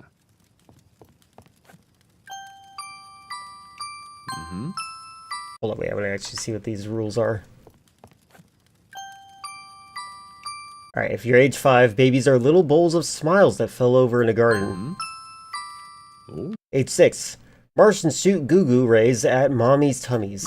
Into mommy's tummies, sorry. Age 7, fairies make babies out of bubbles. Babies are made from the skin of that flaked skin that flaked off of God's foot. No? He's probably gonna say this one out. You're born because a stork got pregnant. He's at 9. How old are you now, Oral? 9? 11. 9/11. 11. You were born because mommy swallowed a watermelon seed. Oh. There we go. Babies are made by God's... Oh, he's gonna read this one. I'm gonna let him read it. Well, this is interesting. Now that you're 11, you can know the real story. Babies are made by God's chef, visiting ladies at night while they're asleep and injecting them with the delicious glaze from his holy pastry bag. Brilliant. God, chef? It's all right here in black and white. Alright. By the way, this is one of my favorite intros. Why? Alright. I love Moral Oral. They can, have we considered that they only removed it because Disney CEO didn't actually know where babies come from? True. They should know the body enough to know someone is taking advantage of them. Yes, that's another important thing. Make sure that they know their body enough and, like, understand consent and stuff like that. Like, you can teach that kind of thing at a young age. Like, if they're uncomfortable, they should be able to tell you, and they should be able to trust you when they tell you that they're uncomfortable. They took out a scene for the UK audiences because Bluey was sliding on the bathroom floor, pretending to be a penguin because it deemed the activity too dangerous. The show looks cool. I sure hope it doesn't get canceled because the studio are a bunch of who can't take any minor religious criticism. I don't think it was religious criticism. I think it was the how the woman as she coped after being raped. I think that was the part that was too dark for the show. A lot of people were upset by that. A lot of people were very, very upset with how dark the show was getting. But personally, I think that's a lie. I think that the actual reason the show got canceled was somewhere in the second season, not the third season. And the third season was them trying to do all of the stuff they wanted to do as fast as possible. I'd also probably consider showing my kids anime that doesn't have weird stuff in them, probably like Frieren. Just make sure, this is another important thing. When I first saw the movie Star Wars, this is important to remember, Baron. When I first saw Star Wars, I was younger than 5. And by the time I was 10, I knew the plot twist of Star Wars, of Luke, I am your father. No, I am your father. That plot twist, right?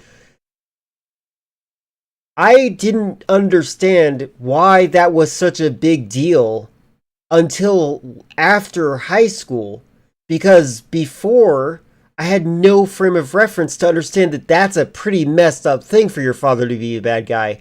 But I was raised by an abusive father. Who cares? Sailor Moon. Sailor Moon would be good. Sorry. Yeah, no. So I do think that anime is just going to make them turn autistic, guaranteed.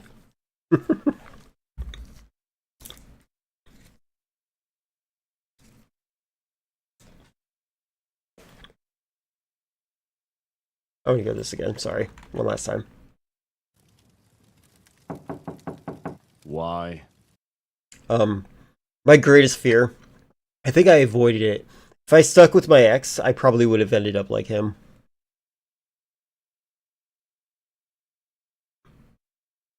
Not because of my ex, by the way. But because of the kind of world that we would have been part of.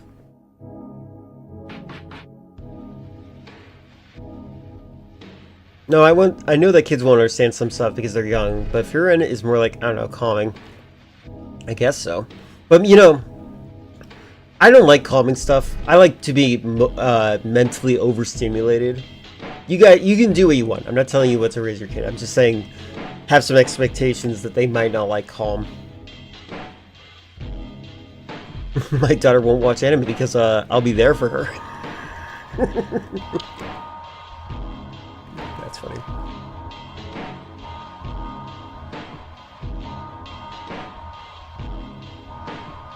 Oh yeah, Little Bear. Little Bear is good.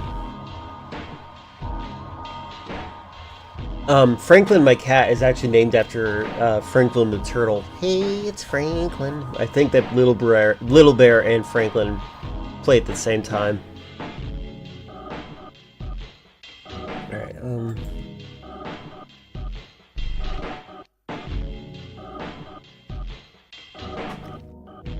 the window is open.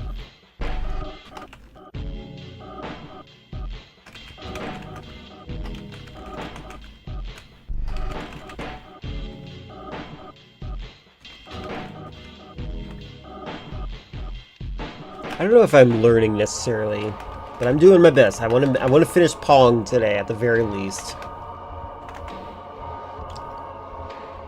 Oh, am I an idiot?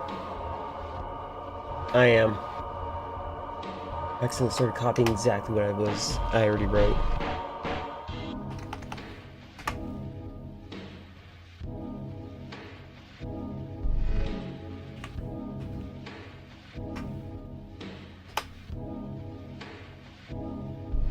A video? Got it. One moment. Let me just finish this paragraph at the very least, okay?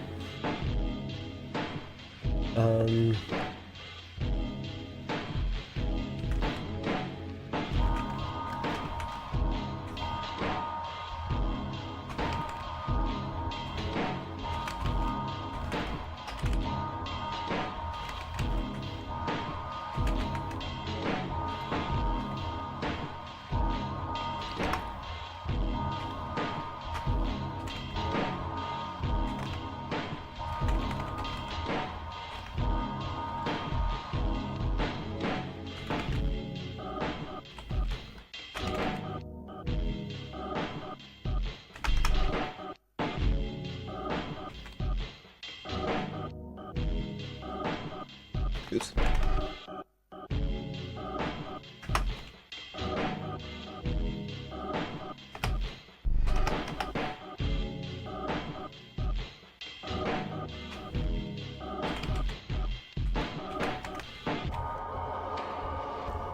Right, that looks good.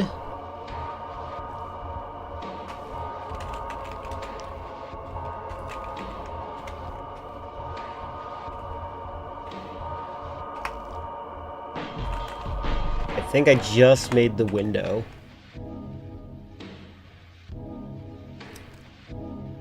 There's a lot of underscores that tell me that there's an issue. Let's find out.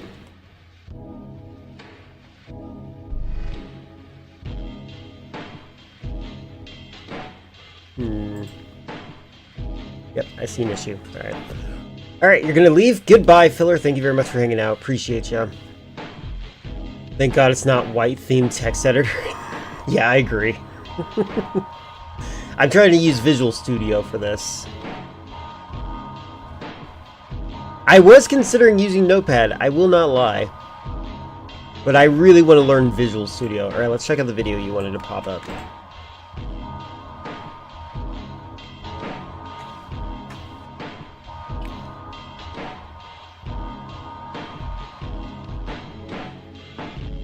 Oh, I know this person. Baron, do you play Dungeons & Dragons? I feel like you would.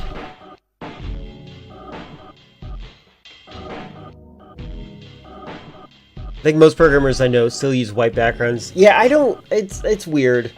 I prefer dark mode for everything. And I feel as though the only things that are trying to make sure that we don't use dark mode are like the main websites that kind of perpetuate on the Google search results.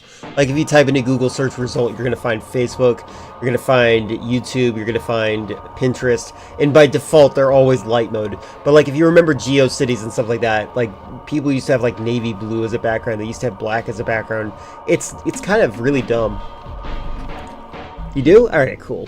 Alright, let's check this out. What is archery? How do you do it? Where do you get your bows? And what do I need to get started? Okay, I thought I was going to learn something. I didn't realize I was going to have to tell him things. I'm kidding. What is archery? Sorry, I had to change How do you do graphics. it? Where do you get your bows? And what do I need to get started? Yeah, this guy's These great. are some of the questions I get messages about. I just most realized. often. Yep, I'm sorry. I noticed what you're going to say. I know what you're going to say. There, I turned it off. And today, I'm going to try and answer them. For those of you who don't know me yet, my name's David, and I make silly videos on the internet about archery, fantasy, and pole dancing. I'm an archer with over 18 years of experience, specializing in traditional archery styles. And while I certainly don't know everything, I can hopefully give you enough information to get you started on your own archery journey, or at least help you understand the stuff I'm prattling on about in my other videos. I think that this guy is, I've seen this guy mostly on Tumblr. My cat is very interested. You can't see it, but yeah. Is a massive topic. Archery has been done for tens of thousands of years on multiple different continents, and anything I can say in this video will only barely scratch the surface. This guy might be a great example of how shorts are super important for growth and development of your channel. I'll try and explain to you what a bow is, discuss some different types of them, and then go into what you need to Well, it's not, the thing is about shorts, make sure you watch the entire short. Don't just immediately skim to the next one. That's what causes the brain rot, based on the science study that I posted in my Discord.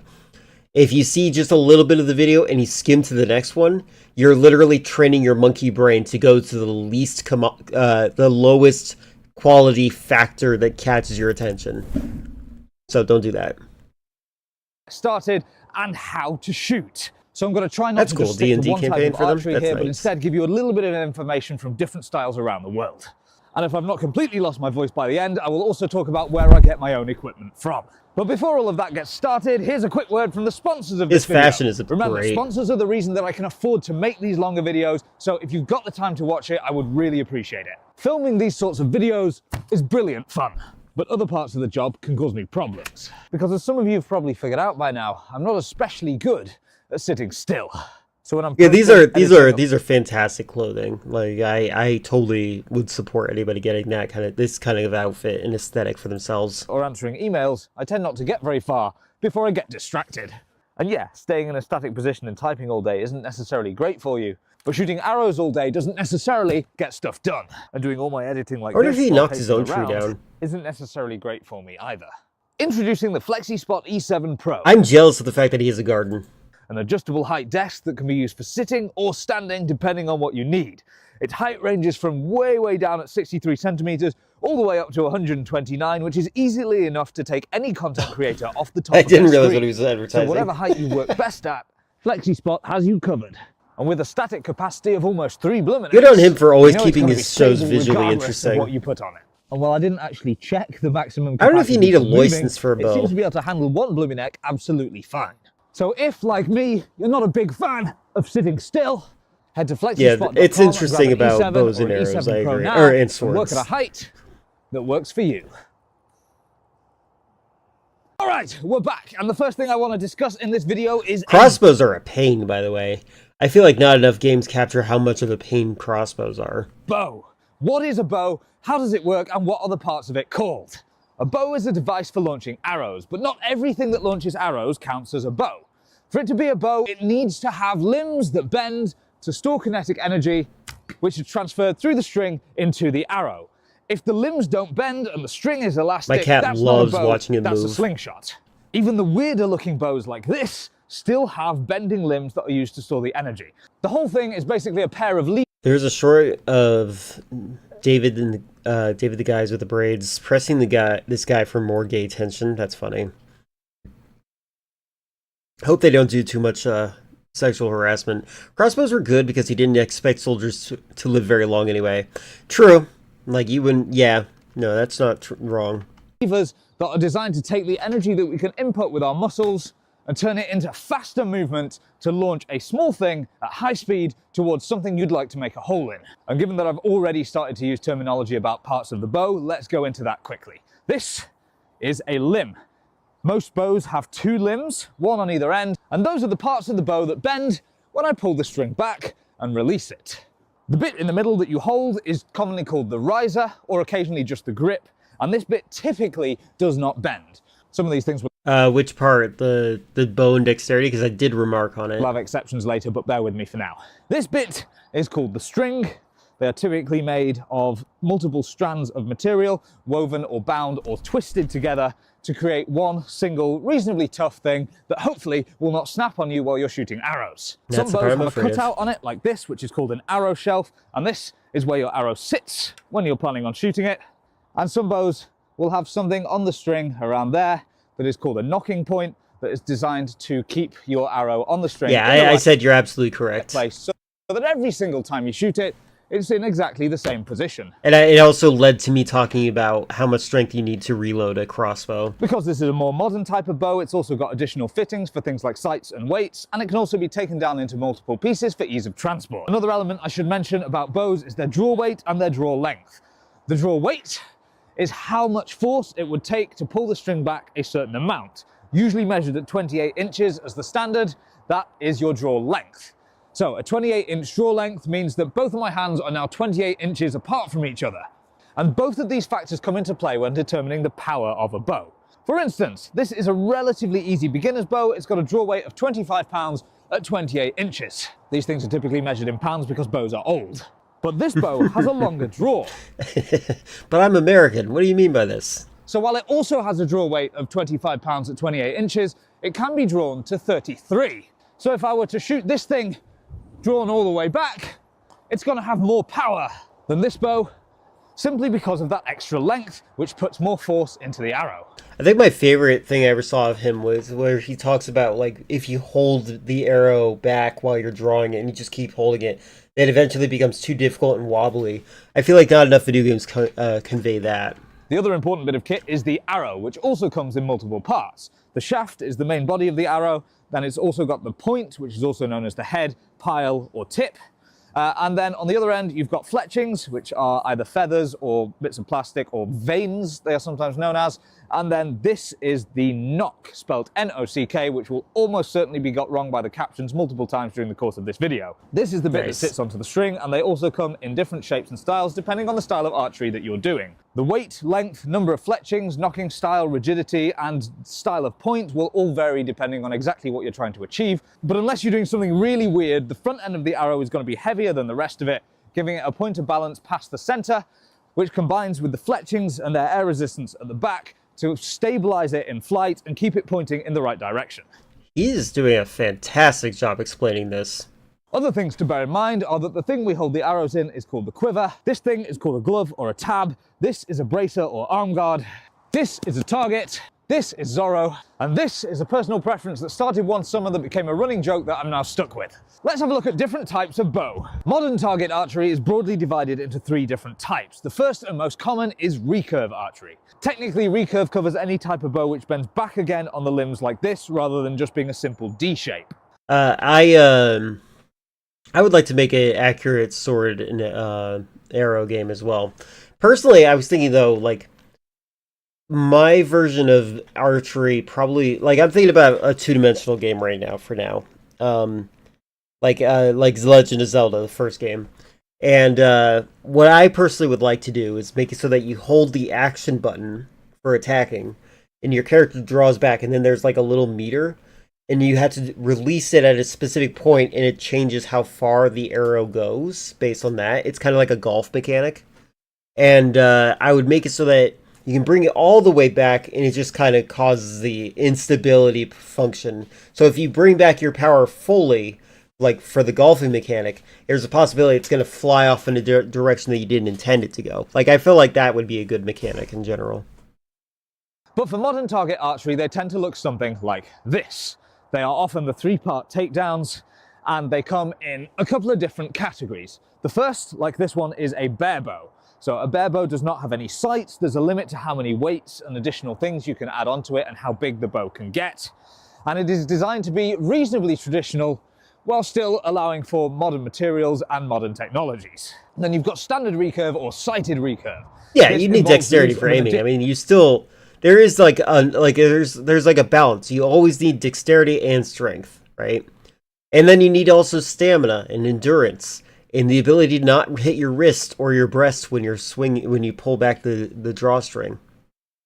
additional sight which protrudes from the bow, meaning that you can draw the bow to here, look through the sight directly, and it will be pointing directly at the target for the distance that you've measured. This is a very, very modern style of archery that hasn't existed for all that long, and it allows greater levels of accuracy at the expense of kind of traditional skills and speed. Then on the more technical end of the scale, you have compound bows. These have additional wheels or cams on them, and the string, which is still one piece, loops over those cams and back onto the limbs. So for the limbs only bending a small amount, you can get 3 times as much string. So as I pull the string back, I'm getting less bend in the limbs, they can be a lot stiffer, and they can move back into position much faster. It creates greater arrow speeds, more efficiency for the amount of energy you put into it, and allows therefore higher levels of accuracy, and can be added to basically with whatever you need while still keeping it a bow. And then there's traditional archery, which is a ridiculously broad category covering everything from longbows to horsebows to more or less anything that is pre-1950s in the technologies. The goal of this form is to have simple bows that don't have any of the additional sights and weights, and shoot them in ways that is hopefully vaguely similar to what would have been done in battle or in target shooting over the last few hundreds and thousands of years. And then there's crossbows. I'm not going to talk about these over much because they are largely a different thing. They're governed usually by different regulations and tend not to be used in the same kind of areas. But on a basic level, a crossbow is a bow that has been mounted onto an additional stock and remove more of the potential for human error, but also the potential for human skill and intervention. They are therefore slower, but potentially a lot more reliable and accurate, and can be trained to be used a lot more quickly, hence their historical purpose. They can be useful, they can be good, but they are not really what this video is about. Now, because this is my specialist subject, we're going to go a little bit further into traditional bows. I would like to see how he stores these. The first is longbows. A longbow is the oldest and potentially most primitive form of bow. It can be anything from a slightly bendy stick with a string added to it to something a little bit more complicated, but it, broadly speaking, follows that simple D shape.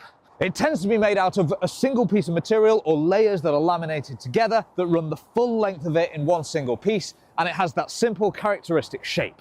And because of that, as the name suggests, they tend to be a little bit longer than a shorter, more recurved bow. However, just because they're simple doesn't mean that they're not effective, and longbows can be made in a wide range of draw weights from all the way down. I would like to know how they make the string for a bow, like back in the day. Just levels of around 10 pounds of draw, all the way up to 200 pounds to be used to attack people in heavy armor charging towards you on horses. They were famously employed against France by the English longbowmen, and then again later in other parts of Europe, but they have been used in various forms across all of archery's history, across pretty much every continent you could name, with the exceptions of Antarctica and Australia, where they were only brought relatively recently. There are a couple of terminologies that are used to differentiate different types of longbow. For instance, one that has this kind of a profile could be described as a flat bow, and then a self bow describes a bow that is made out of one single unlaminated piece of wood to differentiate it from bows that are made of different layers laminated together. This kind of brings us on to the term war bow, which is an anachronistic term used to determine bows of above the kind of weight used in target archery and getting into the kind of weight that was used in warfare. Now, this is highly variable. A bow of 30 pounds could be used perfectly fine in warfare if your enemies aren't really wearing armor, but if they are, you tend to find heavier and heavier bows used to counter Fire-breathing that. tarantulas, This bow they has a have- draw weight of 85 They have spiders so big out there that they have health bars. pounds at 28 inches, which gives it quite a lot more punch for sending an arrow down the length of the field, and kind of puts it at that like 80 to 200 pounds of draw weight range that is broadly used to describe warbows. This one sits at closer to 120 pounds at full draw, which means it takes quite a lot more force to pull back, and is one that I don't tend to use quite as often. But just to be awkward, there's another definition of warbow, which is a bow like this. It's a specific type of longbow which doesn't have a bit in the middle that doesn't bend and has a continuous parabolic curve all the way through. That's a warbow? These were the sort of more advanced form of longbow that were used for heavier draw weight, but it's not the draw weight as much as the design and style of production that makes it a warbow. But in many parts of the world, the simple longbow technology was improved upon to create the composite bow. Composite recurve bows were characteristically used everywhere from Eastern Europe all the way across Asia and into North America. But there's also evidence of them being brought west into Britain and Western Europe and used in Scotland up until well into the 1600s. Because they were used in so many places, there are different styles and forms that differentiate the Mongolian bows from the Turkish bows, from the Chinese bows, and even So those many varied bows. depending on time period and purpose. But broadly speaking, they were all called composite bows because they were made of multiple materials laminated together. There would be frequently sinew on one end that would stretch, combined with horn on the back that would compress, and sometimes with a wooden core running through the middle. And that allowed them to achieve the same length of draw for a much shorter bow, and also let them put more complicated curve shapes in, meaning that the bow could return back to straight much more quickly than a longbow. This I wonder made if he has any footage of like a compilation of the bows breaking on him. them perfect for use on horseback because they wouldn't snag as much and you'd be able to turn without whacking your horse with the bow. And it also gave them much faster arrow speeds for the same amount of draw weight and length. They were typically drawn using your thumb rather than your fingers, but we'll get into that in a sec. Other slightly more unusual styles of bow include the asymmetrical Japanese yumi, which has a shorter bottom limb and a longer top limb, meaning that it could be used while kneeling down or on horseback, while still having the wildly long draw lengths that are used in that style of archery. And then there's also things like the Penobscot bow, which has additional limbs, Oh, nice. allowing it to add more power and efficiency without changing the technologies used in making it. But in addition to different types of bow, there are also different types of archery. Archery has been used for warfare and hunting for basically all of its existence, but alongside that it has also been The used good thing about bows is that your string is if it's only your string that broke and snapped off, you can find a new string and rebuild it. True. target sport. But within target archery, you've also got different categories. Olympic-style target archery involves shooting at a static target at a fixed distance, at a fixed size on an open field. Or indoors, but it's open. Because the conditions are very controlled, it allows for very high levels of precision and accuracy, and is frequently done at distances of up to 70 or even 90 meters. And then there's field archery, which takes place at more varied distances and with different terrain to try and simulate the skills needed for hunting. And then there's clout archery, which involves arcing arrows down onto a distant target. Flight archery, which involves shooting as far as you possibly can. Reenactment, which involves dressing up in historical gear and shooting your mates. Archery tag, which is dressing up in modern gear and shooting your mates. And LARP archery, which is dressing up in fantasy gear and shooting your mates. And then you've got horseback archery, which combines speed, accuracy, and trying not to fall off a horse to replicate some of the skills of the most fearsome archers in history. Warbow archery, which combines precision and technique with being a gym bro to pull back incredibly heavy bows and replicate some of the other skills used by terrifying archers throughout history. Speed shooting, which combines archery with ADHD to produce lots of shots in a short space of time and replicate another form of terrifying archery from history. And then there's whatever the heck it is that I do, which combines several of those elements with being the wrong way up. Because apparently one hobby at a time isn't enough. But here, I wonder if this guy is going to I wonder how he's gonna age. I wonder how he's gonna look when he's 60. workshop. So if you want a book, let me know. Okay, Yeah, that was I really agree very with you. technical and historical, but we're going to turn. That's actually one of the reasons I was talking about this earlier. I was thinking that if I ever designed a video game with bow and arrows, I would like to have a kind of golfing mechanic where you press the button, a meter shows up, and you have to release the button. And based on when you release the button, it'll choose how far the distance it will go. But if you pull back too far, it dramatically impairs the accuracy. So I feel like that'd be just fun in general. A bit more practical to discuss how to get started. You know if that's the best thing? Well, the thing is, like, my idea is mostly to create a sense of a rhythm of combat. So you want to make sure that you always, like, think about the timing of your moves. I think that having a metronome style combat is a good system. Dark Souls is very much like this. More like Wii's Resorts type thing, where the harder you draw, the more shaky it gets. Yeah, kind of like that. That is something very similar to that, but like your initial accuracy is good, but if you hold back and the meter's all the way back and it enters the red zone, which whatever that is, that'll alter the X plane in terms of the direction it's going to move. Hey, thank goodness Filler isn't here to see you say that. She's a dwarf, you know.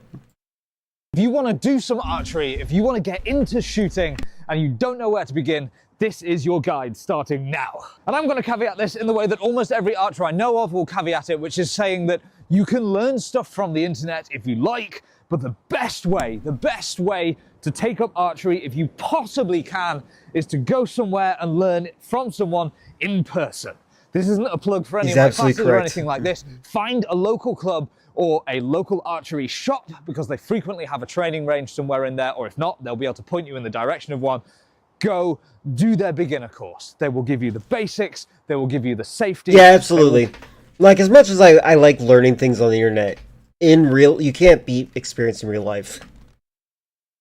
Probably start you off with equipment so you don't have to buy your own until you've had a go. They may be teaching a style of archery that is not the style that you ultimately want to do, but if you've picked up the basics, the safety, how to shoot, how to aim, and all of that stuff, you can apply that to different styles of archery later on. And that in-person, in-the-moment checking, making sure that everything you do is safe, that you're not going to injure yourself or anyone else. He's absolutely right. Is really, really useful and cannot be replaced by me wittering on the internet. That said, if you've already done that and you're looking to move on to a different style or a different type of shooting, or you're trying to set up for yourself, you don't have anywhere nearby, here are some of my recommendations. Ultimately, all you need to get started in archery is a suitable bow, some suitable arrows, and a safe, suitable place to shoot, some of which are easier said than done.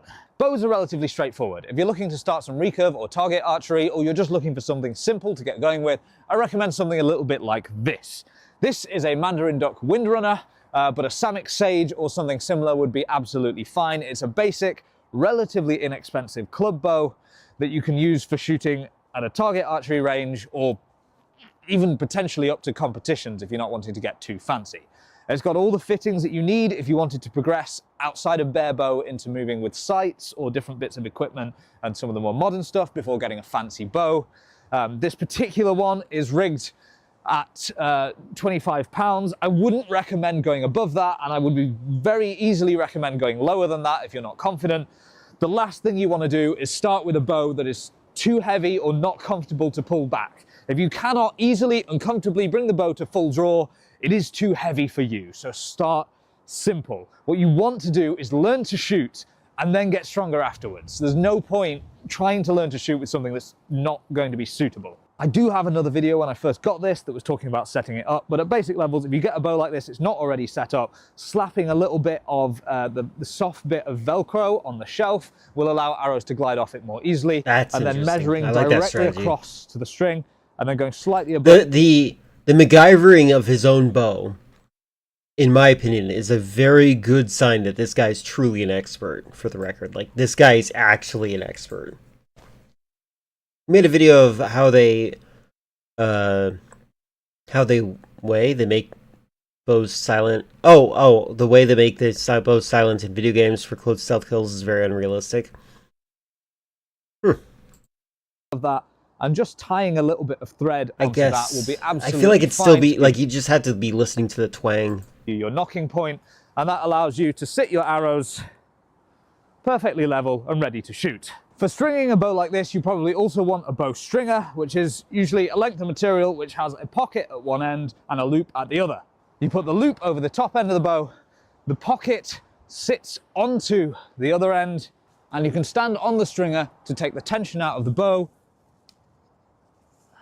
and de-string it.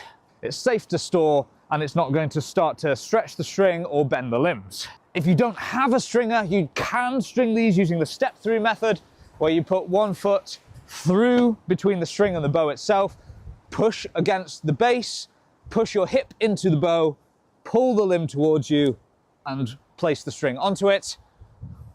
but there's much more risk of twisting the limbs or getting it wrong while doing that, so the stringer is safer. In terms of arrows, I'd recommend just getting basically whatever the simplest and cheapest set of arrows is, because you will go through a lot of them. However, if you are not using some kind of fancy arrow rest, if you're just going off the shelf like this, I highly recommend his recommendations. This is definitely coming from like a very specific spot, and like I appreciate that. using feather fletchings, because feather ones will collapse as they push through, so it won't knock the arrow out to the side as you shoot. They also look prettier. I like them more. But the kind of plastic vanes are great if you have a fancier bow, but they're not so good for just shooting off the shelf because they don't compress in the same way. The other thing to bear in mind is handedness. Most people hold their bow in the opposite hand to their dominant hand. I'm left-handed, I hold my bow in my right. There are exceptions to this, I'll discuss that a little bit later. But that means that if you're getting a left-handed bow, it is designed to be... Oops, sorry, I hit a wrong button there. New Maxi Protect by Always Discreet I get it. rapidly absorbs full I hit the bladder refresh loss. button. That's a whole water bottle. Go away. I've seen plenty of power banks over my 15 years of reviewing tech, but this Ridge one quickly became a favorite. So this, a 10... getting it wrong while doing that, so the stringer is safer. In terms of arrows, I'd recommend just getting basically whatever the simplest and cheapest set of arrows is, because you will go through a lot of them.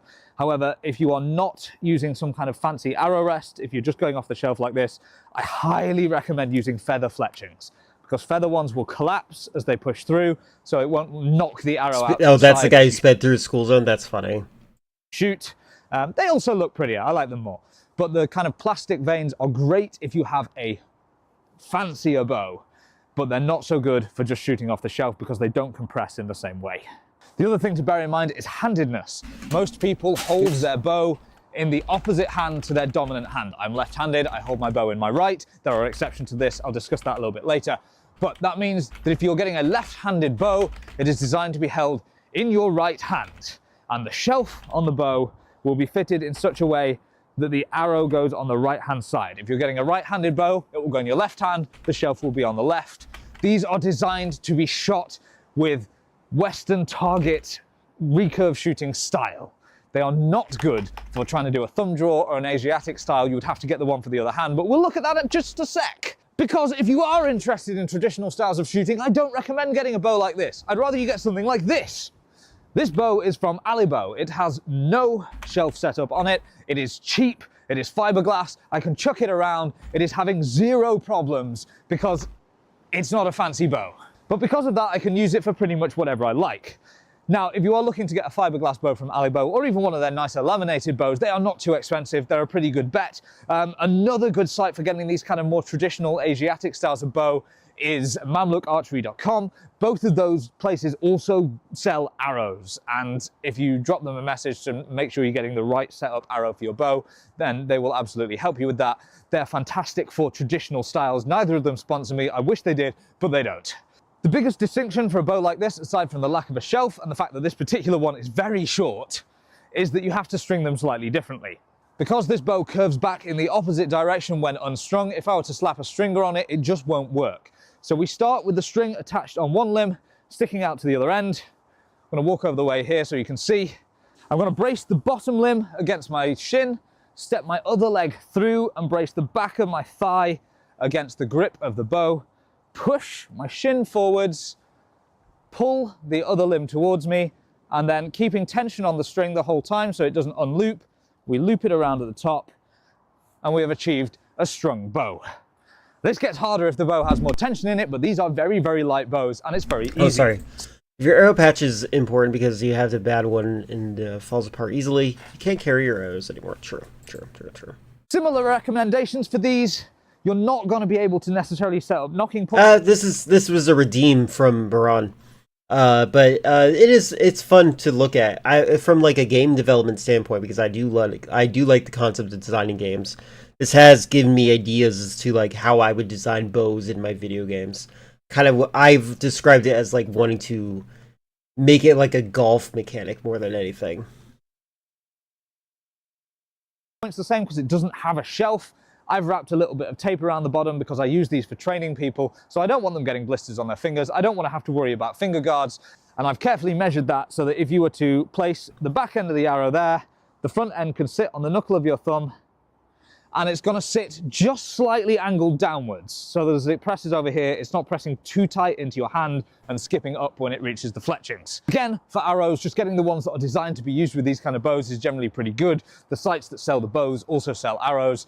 These particular ones are actually Kabak arrows from Mamluk Archery, and they are designed for shooting upwards into the air. So I tend to use these ones when I'm shooting in places where I don't have very much range or it's not safe to use lots of power. These kind of fletchings will slow the arrows down mightily. You guys should play Dwarf They also make them Fortress. less accurate. So if you want to do some more accurate target shooting, I recommend getting some accurate target shooting arrows instead. And then you need a safe place to shoot. What this actually constitutes can vary massively, but essentially you need somewhere where you can shoot arrows, and if you miss, whatever happens, it's going to be safe and no one's going to get hurt. The key thing you need for your shooting area to be safe is for there to be absolutely no possibility of the arrow penetrating whatever's behind your target. This is fine, this is ground. There is no way I'm going to shoot an arrow, it's going to go through the ground, out the other side and into a space that I don't have control over. But you can see here, if I were to have a target that is Yeah, raised that's not up what on a I'm looking platform forward to. at around this Again, this is Baran redeemed this video. And that's because they're into fantasy stuff. height here, I'm sorry, hey, and all Baran, that's have got you ever behind gone it to is a that Ren wooden fair? fence. That would not be safe, because that fence does not guarantee me that no arrow is going through it, and there is also no guarantee that an arrow going slightly higher than the target isn't going to skip over the fence. That is someone else's house, that is someone else's land. I absolutely don't want to be sending arrows in that direction, partly because it's illegal, but most importantly because I don't want anyone to get hurt. One I of appreciate that he's talking about these things. the ways you can get around this is by shooting into something. If I set up a target in that doorway there, You wanna I go, know but you that if haven't I had the miss, chance? Got it's it. going to go into the shed. I hope you do and one day. It's a metal shed, so long as I'm not using a very Would your heavy bow, partner it's gonna be up for going to a Ren fair? I'm curious about that. contained. But an even safer approach is to shoot in a completely contained space. If I shoot at that target there, anything that misses is going to be contained by the fact that there's a dirty great wall on the back of it. Although, Absolutely, the downside awesome. of that is that in this space, that's a pretty short distance, and there's a chance that an arrow hitting that wall is going to rebound and hit me, so I might want some eye protection so that anything rebounding isn't going to cause too many problems. It also has the downside that the That's target's good. not very far away, so I might want to start aiming at smaller points on it and varying where I aim so that I'm not smacking all my arrows into the same place. Where are your safety The other thing glasses? you can do is get something called an arrow net or an arrow curtain, which strings up behind your target and ideally will stop the arrow by cushioning all the force from them and allowing them to drop to the ground. They are absolutely fine if you're using low weight bows or if you're using blunt arrows. What I do not recommend is using a heavier bow with a curtain like that, or just relying solely on the curtain for your safety. There have been times where I've been I at think an archery it, range and I've that kind of seen confidence is what gets you killed. arrows fly straight through an arrow curtain, sometimes with enough force to stick in the concrete wall on the other side. So I do not recommend trusting those with somebody's life if you're shooting on a space backing onto somebody else's land. It is much better to have either multiple curtains in a row to give you slightly more safety and then blunting the arrows with a cap on the end, or to have something absolutely solid that you know is not going to get pierced. But while we're in here, let's have a look at targets. This scratty old thing is a bag target. These are my favorite kinds of target because a target needs to do something other than what the backstop is doing. It's not just You think about you're fast stopping enough the to catch an arrow? You know, just make sure that your subscription to me is an auto return. arrow so that nobody else gets hurt. You also ideally want a target where you can see where it's hit, which this is You getting know pretty you bad are. for. Yeah, no. But Confidence is also you can dangerous. retrieve your arrows without the arrows getting damaged. A solid concrete wall is absolutely safe, but every time I hit that with an arrow, there's a pretty good chance that arrow is going to smash into itself, it's going to blunt, it's going to smash the tip off, the nock's going to fly off the end, or the shaft itself is going to break, all of which cost me money. This thing is basically just a dirty great sack filled with lots and lots of fabric smushed together. And you can make one of those for almost nothing. If you can get hold of an animal feed bag or an IKEA bag or something It's not like illegal for me to say you should be on auto return your subscription. stuff it full of old clothing on fabric or old curtains or something like that, and then bundle it all up, tie it together. That will stop basically anything. There are very few arrows, even from a very heavy I can be a bow, bad person. that are going to fly all the way out the other side of a big, dense bag full of fabric. On the other end of the scale, you've got things like this, which is just a bunch of layers of foam stuck together. These are relatively cheap to buy. You can often buy them with just little feet that stick on the bottom to prop them up. It's a nice, cheap, cheerful target. There are much, much fancier targets on the market, but starting with something like a bag target for the ease of drawing the arrows from, or something like this, which is slightly harder to get the arrows back out from, but it also holds them more securely in the meantime. Both of these are made by a company called MyBow. I bought them both from merlinarchery.co.uk. Once again, neither of those companies sponsor me, but hey, hit me up if you wanna. And now we come to the most contentious part of the video, which is how to actually shoot arrows. When I was younger, I used to shoot arrows. This is like being in the cave in Resident Evil 1. Thinks is a very bad guy, guys fan, because he is one. Bad Guys fan. I am a Bad Guys fan, it's true. Kid you not, my cousin tried to shoot me with a Nerf, and I caught it with foam bullet 3 times in a row. I think I used up 10 years of my luck with that one. Well, to be fair, Nerf bullets are actually not designed to penetrate flesh.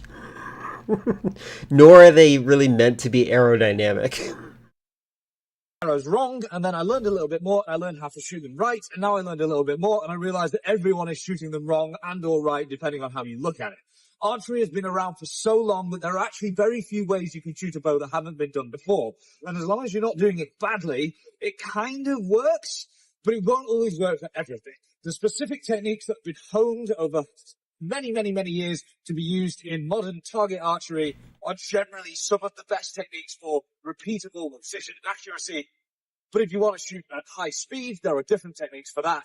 If you want to shoot particular types of bow in a particular way, there are techniques for that also. But first, let's have a look at some basics. There are a few things that hold true for almost every style of archery, and those generally relate to biomechanics of your body. Ultimately, if you're trying to pull back a bow of any Oh, the video kind of froze. force, Hold on. There we go. I fixed it. Sorry about that. Sorry about that. I don't know why it froze there. There, I fixed it. I just hit a button on my computer that may probably froze it. If you want to shoot at high speed, there are different techniques for that. If you want to shoot particular types of bow in a particular way, there are techniques thank for God that it didn't also. crash. But first, let's have a look at some basics. There are a few things that hold true for almost every style of archery, and those generally relate to biomechanics of your body. Ultimately, if you're trying to pull back a bow of any kind of force, pulling it like this is not a good idea. This is putting horrible strain through my wrist, and it's putting all the force into my biceps, which are fine. I'm glad that he has the warning up there the entire time. He knows that people sometimes passively watch it. It's more likely to cause me injuries over time. The ideal way to draw a bow, whether you're drawing to your chest, to your forehead for whatever reason, down to your cheek, or if you had a longer arrow all the way back to your ear, is to draw with your elbow, your wrist, and the arrow all in one continuous straight line, like this. It doesn't really matter whether you're using a finger draw, a thumb draw, a Slavic draw, a pinch draw. That line from elbow to wrist to other hand should be straight, with only potential variations in what your knuckles are doing on this hand that can mess that up. This means that I'm putting the force of the draw, the power of the draw, and the weight of it through my shoulders and my back, rather than through my wrists and my biceps. And my shoulders and my back are strong. So if I want to put some weight through them to make a shot that is nice, that is stable, that is easy, it is not going to cause me as many injuries over time. There are obviously caveats and factors to this that might change it, usually based on injuries, Paralympic styles of shooting, things like that. Or if you're doing a weird circus thing where you're shooting your bow. Sorry, hold on. Honestly, channels like this need recognition. I agree. He's getting the recognition though. He's running a successful channel. To me, if you have over 60,000 views, you have a successful channel. That is success for sure. Let me just quickly see what his least popular video is, and then hold on. So his 5 days ago, 44,000 views. 1 month ago, 64,000. 2 months ago. So he kind of has a slow upload rate, but he has like varying levels of success. His most popular video, 2 million views on this one 3 years ago. His oldest video, 77,000 9 years ago. Oh, I remember that video. I remember when that went viral. I do. That's funny. Great guy. Women, men, if you wanna know what women are into, this guy. Foot, you're probably going to use a slightly different technique. But on the whole, that's how we start. Next up, we can have a look at the hand that's holding the bow. Again, there are a few different factors here, but Broadly speaking, you want to hold it in a nice loose grip. If you're gripping the Yeah, thing it's like the toe your guy. wrist depends on it, then when that arrow is released, your force and the tension in your wrist is going to flick the bow in a particular direction to try and get it back to this solid gripping point. If you hold it a little bit more relaxed and frequently in a position that is more natural for your body, which often involves it being slightly slanted forwards, it's going to come out of that position. But you can see I'm not really bracing hard against this. And when I release, No, I'm the bow not. kind of fall back into that position. That's nicer. It's more stable. It lets the arrow clear the bow before your wrist does anything to it, allowing it to go more straight. The same is true when you're shooting a bow like this, that is a little bit more modern. This one actually is literally built so that I have to hold it in that way, but I still want a nice relaxed grip. And even though I'm shooting in a slightly different style with this bow, I still want to hit a point where that is nice and relaxed and I'm not putting too much tension through it, even if I do have to kind of keep my fingers on it just to stop it falling out of my hands. Now we're going to have a look at where to put the arrow. You can, generally Yes, speaking, I'm put the taking arrow notes. There either you on go. the side of your thumb or the side of your finger knuckles. And if you are shooting in the modern Olympic style, or with a 3-finger or even a 2-finger draw like this, you're probably going to be wanting to put the arrows on the side of your finger knuckles, like this, and draw back like so. The reason for that is that as I pull this string back with my fingers, I'm naturally going to kind of twist in this direction, and if the arrow is on this side of the bow, there is a reasonably strong tendency for it to get pulled I away from the actually am, yes. string. However, if it's on this Because side over here, I'm it will get noticing pulled some towards the bow. issues with my code, and I'm like trying to figure out how to fix it. And it stays nice and safe and secure. There are exceptions to this, usually relating to speed shooting, but we don't need to worry about that right now. However, if you're shooting with a thumb wrapped around the string, that thumb is going to naturally twist the arrow in the other direction. So you want to sit it on the side of your thumb on the bow itself. Because if I wrap my thumb around the string and pull with the arrow on the other You have side, to. it This will pull it definitely away seems like a that. workout. And if it's here, it will pull it into the bow. So for this kind of a draw, there are lots of different variations, but just to keep it simple, we're going to wrap the thumb just underneath the arrow, take our index finger, wrap that around the thumb itself in a way that pinches the arrow just ever so slightly at the back. Like this, pinch, there. That is holding the arrow in place, and it means that if I were to jump around, turn the bow upside down, something like that, the arrow is held, which is why this is a style that was used by horseback archers. There are some other styles that would involve holding the arrow there. One is a pinch draw, where you just literally pinch the arrow tension itself especially, I rather think. than anything else. You can do that like this, or you can do it with your knuckle. This is a relatively niche historical draw, but again, you want the arrow on that side because it will push the arrow that way.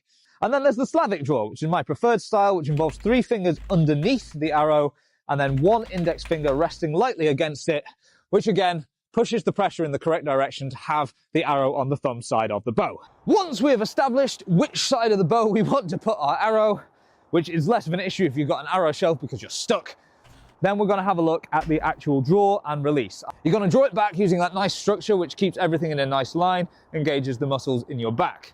If you feel your front shoulder starting to rise up like this, and you can feel it against your cheek, push it back down. We want to keep a nice relaxed shoulder structure. This is a short bow and short arrows. Ideally, I would want to This draw feels the like back something I would want to learn in person. here, but this is my beginner bow that I use for teaching beginners for faster shooting. Now at this point you want to find something called an anchor point. Ideally you want to be drawing to the same point every single time you pull the bow back so that you're nice and consistent.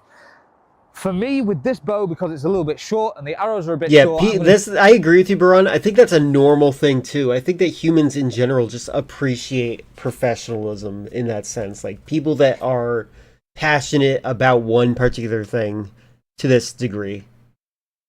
Draw back until I can feel the rubber stopper hitting the front of the bow, which means that for me, this part of my thumb is sat just in the curve of my cheekbone. And because that's a nice easy point to find, I can do that every single time, and I will always shoot in roughly the same way. However, there are a bunch of different styles that you can do if you've got a longer arrow and a longer bow. Some draws involve coming to the chest, like this. Some will take you all the way back to your ear. I wonder if he's going to get If carpal you've got a tunnel bow from that's this. suitable for it, will take you all the way back to somewhere like that. For modern target archery, you frequently draw to somewhere on your chin, like this. And for certain warbow draws, you don't actually draw to a physical part of your body at all, but you instead pull back until your shoulder blades are touching. Oh, and wow. you know that you can't actually pull it back any further.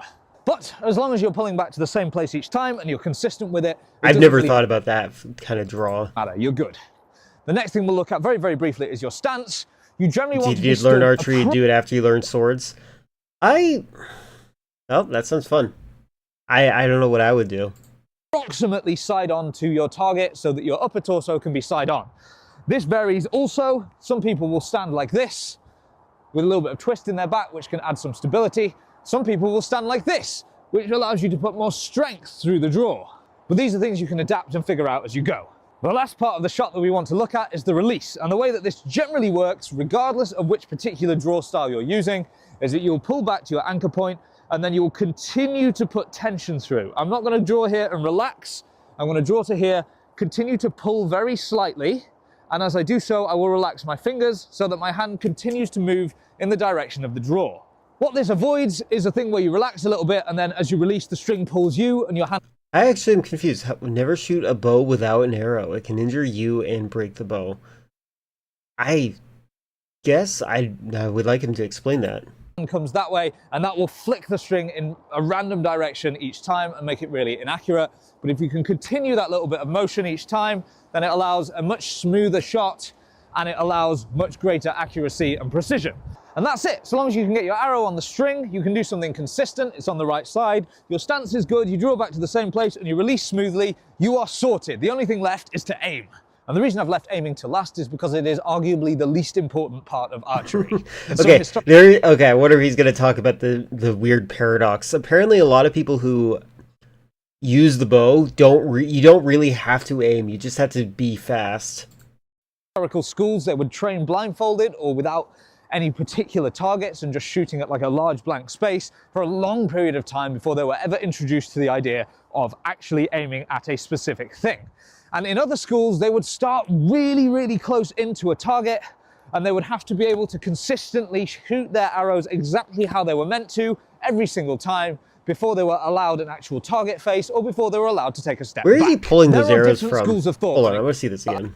Shoot oh, they're in his hand, okay. Exactly how they were meant to every single time before they were allowed an actual target face or before they were allowed to take a step back. There are different schools of thought when it comes to aiming, and modern like because there's nothing there, most of the shock would travel through the bow itself. That's probably why. Maybe. Shooting naturally needs to use sights and things like that to get the ultimate level of precision. But historically speaking, precision at a single distance was not especially useful because you'd be on a horse or your targets would be running or something like that. So you tend to use much more what is called instinctive aiming. And this is something that you need to develop through time and muscle memory. The broad gist of instinctive aiming, however, is that you point at your target. If I wanted to point at that target right now and I just went like this, I could be reasonably confident each time that I'm pointing in that direction because I'm used to pointing at stuff. And so long as I do that with my bow hand, and so long as my rear hand is doing everything that I've taught it to do, then my arrow should go towards the target. There's a little bit more to it than that, but generally it just comes down to adapting over time. If I shoot multiple arrows while just pointing in the direction, and I find that they're all going, say, slightly high, then I just need to point slightly lower, and they'll go towards the middle. This style, we want to keep both our eyes open and allow as much peripheral vision as we can. And we're just going to slowly adjust over time. As you shoot more arrows and you get more consistent, you'll find that the way you're pointing will adjust so that you're going towards the center of the target. And at that point, if you've got the space, you can take a few steps back and you can allow yourself that little bit of extra challenge by shooting from a slightly greater distance. Or if you haven't got the space to step back, you can make a smaller target. At the moment, I was just aiming for that big circle in the middle. But if I couldn't get any further away than this, I might want to start aiming at some of the corners and trying to shoot like that. Naturally, there's a lot more to it than this. And as you get into more complicated things and learn more complicated techniques, there are additional factors such as the khatra, where you flick the bow slightly outwards, or at least allow it to flick slightly outwards as you shoot. Different release styles, which might involve a more powerful punch towards the end of the shot. Adjusting your technique for different distances and body types. And adaptations that you can make for doing sillier things. But this is about getting started, and hopefully that's enough to go off to begin with. You know, somersaulting seems so difficult. And lastly, I promised I would talk about my own equipment, so I'm going to do that very quickly before I leave. These are the bows that I tend to use in my videos. There's a couple of others that crop up, but these are the most common ones. My main bow that I use most is this 85 at 28 inch Turkish style of bow. It's called an Aga, and it is made by MR Bows. This is a similar thing. It's 87 pounds at 30 inches. It's a sort of recurved longbow style. This is by Joe Gibbs Archery. It's about 35 minutes, This almost Mongolian over. bow, which is by Alibow that I mentioned before.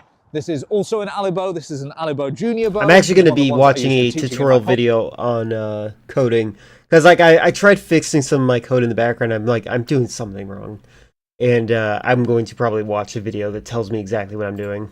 Archery workshops. This is a Mandarin Duck Windrunner, which is 25 pounds. This is 120 at 30 inches or 110 at 28. And this is the H1 heavy draw bow, also by Alibow. I get a lot of my bows from there because they're cheap, cheerful, and good. Again, they don't sponsor me. I wish they did. And then the last thing I get asked about quite a lot is this quiver, which you might see here. It's a somewhat technical quiver that is designed for speed shooting and also not losing your arrows when you go upside down. And it is made by Cosme. It is their side back quiver. I've had 2 of them over time. One of them broke. I've attached it to the bottom of the other one, so I now can fit 20 arrows instead of 10, which is fantastic for shooting lots and lots of arrows. I really like this. I like back quivers. Side quivers are also fine. However, what I will say is if you are getting a back quiver, this one fastens it around the belt like this. Do not ever get a back quiver that only has one loop that goes For over him, your shoulder yes. like this. I don't plan on doing somersaults. Because they have a strong tendency to just avoid you when you try and grab arrows from them, which causes problems. Instead, what you want is a quiver that fastens across 3 points like that, because that will stay exactly where it is all the time. I always know where the arrows are. They're not avoiding me, and I'm never going to lose them. All right, that's enough of this. It's cold, it's windy. I've got a lot of editing to do. If you like what you see, please consider I like to checking know out that things he's like my editing Patreon, these himself. where you'll Good also on him. find additional archery tutorial videos and stuff like that.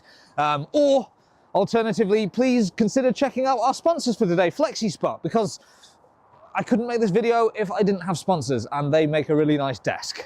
But regardless of all that, if you've made it this far, thank you so much for coming, because one of the other things I could not make these videos without is all of you. So thank you all.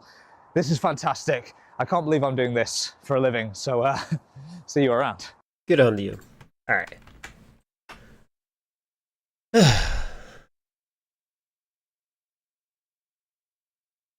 Biggest stage. Baseball. Arizona Diamondbacks. Creating a ping pong game with C++ What am I doing wrong? with SFML. In this lesson, I did we're enjoy going to it. use It Visual is good. Studio 2019, import the SFML library, copy some C++ code, and make a ping pong game. We will start with a big picture and summary on the important steps, and then look into each step and eventually create this game. Okay, let's get started. I did a lot of these already in the background. Right now I'm just trying to understand what I did wrong. Hey everyone, welcome to ALB Whips? Programming Lesson. Oh, whips are just too dangerous for me. Whips are way too dangerous. I don't think I have any reason for using a whip. Also, it's stereotypical if a white person uses a whip. Cracker, Here's get a it? little note on my screen on what is crucial to make this game happen. As I said, we'll use Visual Studio 2019 edition. If you're using this version, please make sure this workload is already installed or you won't be able to build any C++ application. What do I mean by that? If you still remember how you have installed Visual Studio 2019, you probably remember this Visual Studio installer. This thing. Open it up. This guy's using Windows 8. That's funny. Where's the Vista? I actually don't remember. Here, we have to wait for it to load. Alright, we have to update the installer as well. Can't get away with it, we can't skip it, so be patient. I can skip it. Just to make cool. I already did this part. Installed. Already did this part. And remember, I did this part. So and click this empty project so that we can start everything from the scratch. Hey, by the way, make sure you here and almost there. Okay. Alright. Alright. Eventually we'll put the source code of the ping pong game under the source files directory by adding an existing file. But before all that, we need to import the SFML library. So the first step is find out the project directory by selecting I just realized this person's Australian. I was mixing up the accent. the solution and add the properties area, find out and select this path. Copy the path.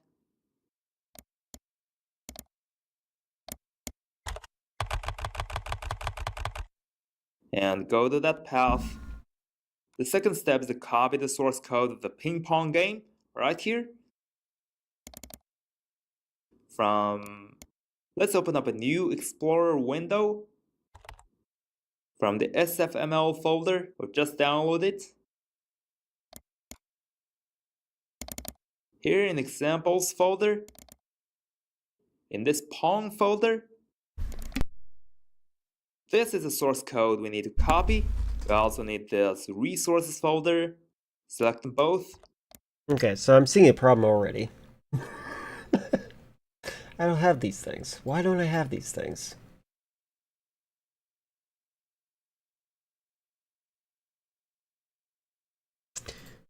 Copy. Back to the project path. It's not the root path, by the way. It's one level down. Paste the files here. Then go back to the Visual Studio. And we still need to add the source code to the Visual Studio project. Now we can do it by right-clicking on the source files. Go to Add and click the existing item. So this guy already has, hold on.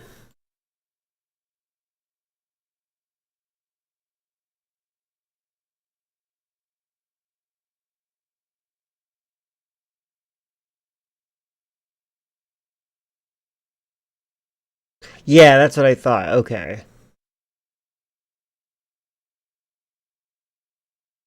Yeah, no, this is not what I was looking for. God dang it. This is not what I was looking for. Let's look at this one.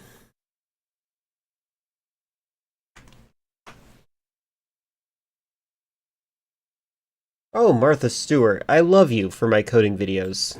Dirt. How was dirt. prison? I love dirt. I'm a dirt nerd. Oh, is this... The best time what the... Dirt nerd? That's all you had to say? Okay. Shop beauty during the Sephora savings event at Sephora at Kohl's. Use code SPRINGSALE to... Hey everyone, I want to show you how you can make Pong in pure C++. Meaning the only thing you need is Visual Studio. And I'm going to start with an empty folder and walk you through it step by step. I'm going to do the rendering on the GPU with OpenGL, and in the end we have this simple version of Pong with this scoring animation. So I've opened this empty folder in Visual Studio, and the first thing I'm going to do is to create a game folder. And in there I'm going to create a start.cpp Hold file. on, my cat is doing something in the background. I need to make sure of something real quick, because she's just like, she sounds like she's trying to get into something she's not allowed in.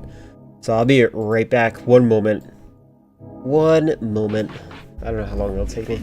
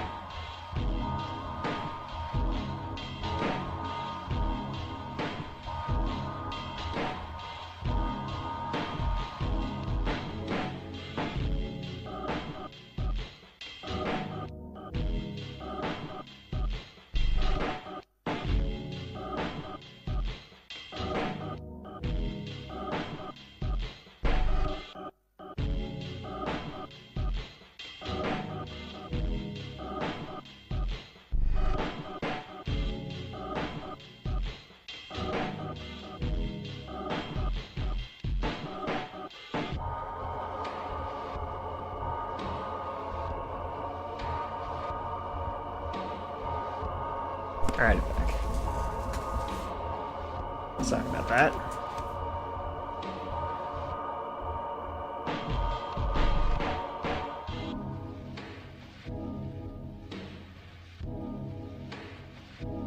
Okay. File, which is going to be the main file that I'm going to compile. So in here I'm going to add the main function and include the Windows header file. And now I'm going to immediately set up the build script so we can make sure that everything works. And in here I create a build directory and execute the compiler. I make it a debug build and generate symbols for the debugger, and I specify that I want to compile the stats.pp file. In the end, I'm also linking a couple of libraries that we are gonna need later. These libraries are all part of Windows, so no need to download them from anywhere. Before we can use So this is interesting. Why aren't you downloading things? That's so weird. Like, I thought...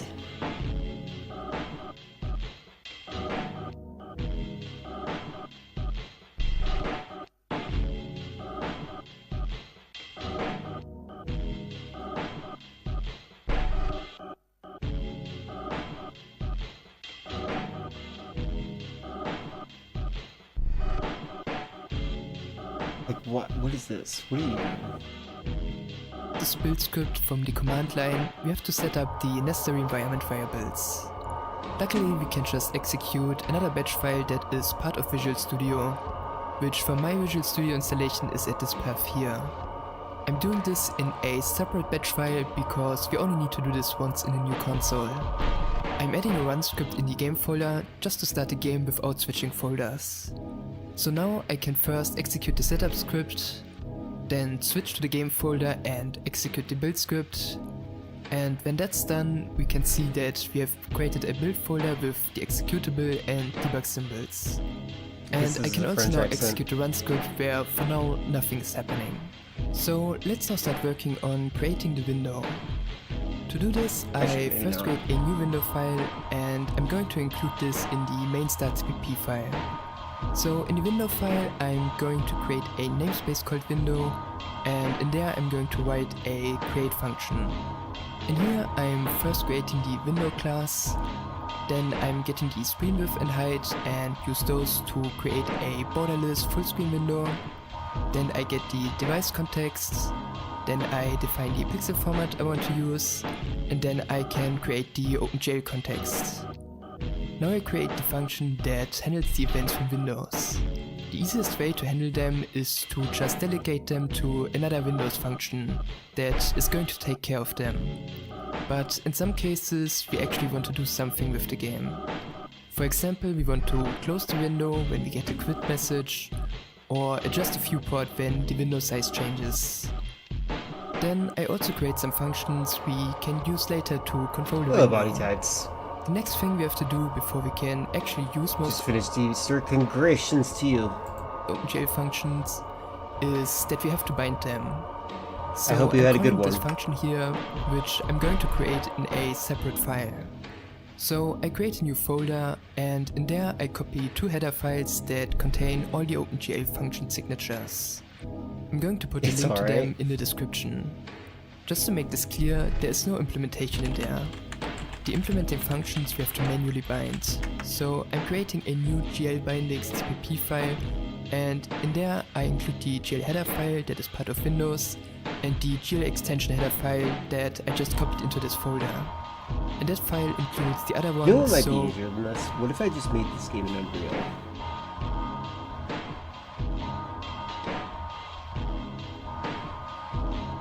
We only need to include one of them. Then here I will write the function that I'm calling from the create window function. But first I'm going to organize the includes a little bit differently.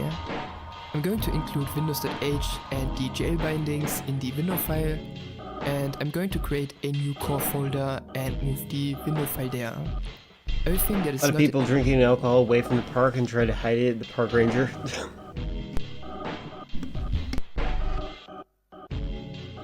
It's hangover for Passover. In the game folder, I'm usually reusing in the next project. And the start file now only includes the window file. Now back to binary GL functions, I just create a bunch of function pointers to all the OpenGL functions I want to use, and then I bind them with the wglgetProc_address function. I can show you that it's actually kind of crazy how much harder it is to make Pong than you would think.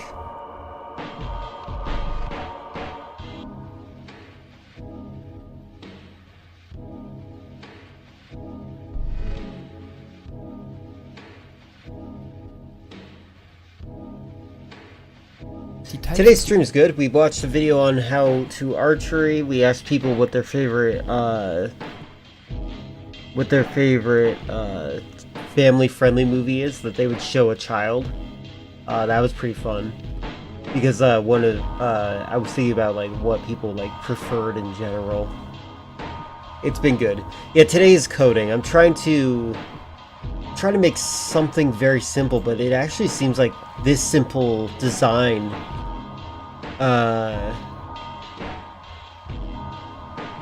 might be a lot more complicated than you'd think.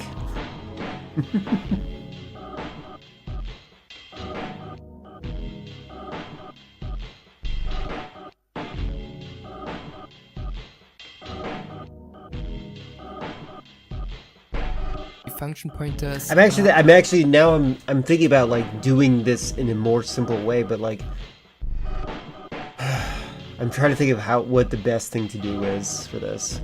I do not want to know what a Gen AI fighting game is gonna be like. Yeah, no. I don't think AI is gonna be very good at coding. I've experimented with coding before with AI, and it's just like not as good as you would hope. Yeah, exactly. Coding has to be disciplined in the way it's coded. Like the net code, like there's no higher critics for the concept of coding than the fighting community, because the fighting codes can make or break a game on every frame level, and even like the net code and stuff like that. They think about that. Exactly. I missed your context.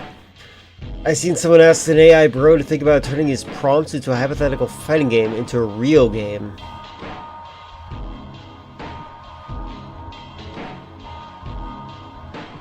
Yeah, I don't know. I don't know.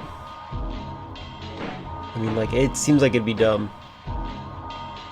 The ones you find in the header file. Now in the start file, we can call right now I'm watching this as a review kind of thing. But it's really weird. It's like, this is, I guess maybe because I learned at a higher language, I just don't, my brain has not comprehended the idea of needing libraries, like, still. Function, and then I can create the main update loop. I guess it's because I'm so used to coding things in just like a batch file. Hi Boston, do you want to be on my lap? Boston, what are you looking at? He's like calculating. There we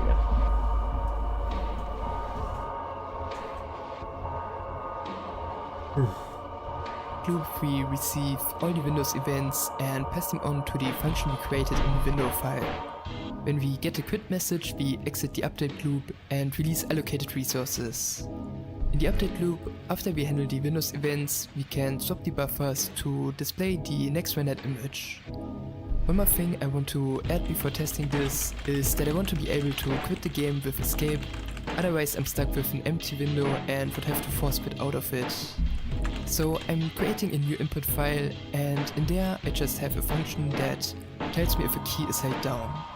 And I'm passing in a input key, which I'm defining now in a new file. And you can find which key corresponds to which number online.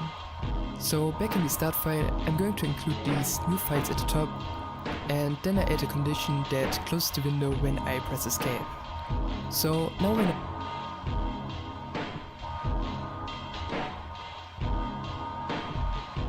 I think I just feel like I hate C++. We successfully open an empty borderless full-screen window with a black background. And I can even close it with escape. So let's actually clear the color of a frame in the update loop and skip it if the window isn't active. so that we now can actually start making the game. So let's take care of rendering now.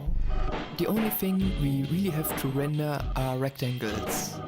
So I'm adding the vertices and indices here in an extra file. And the vertices just contain the UV coordinates.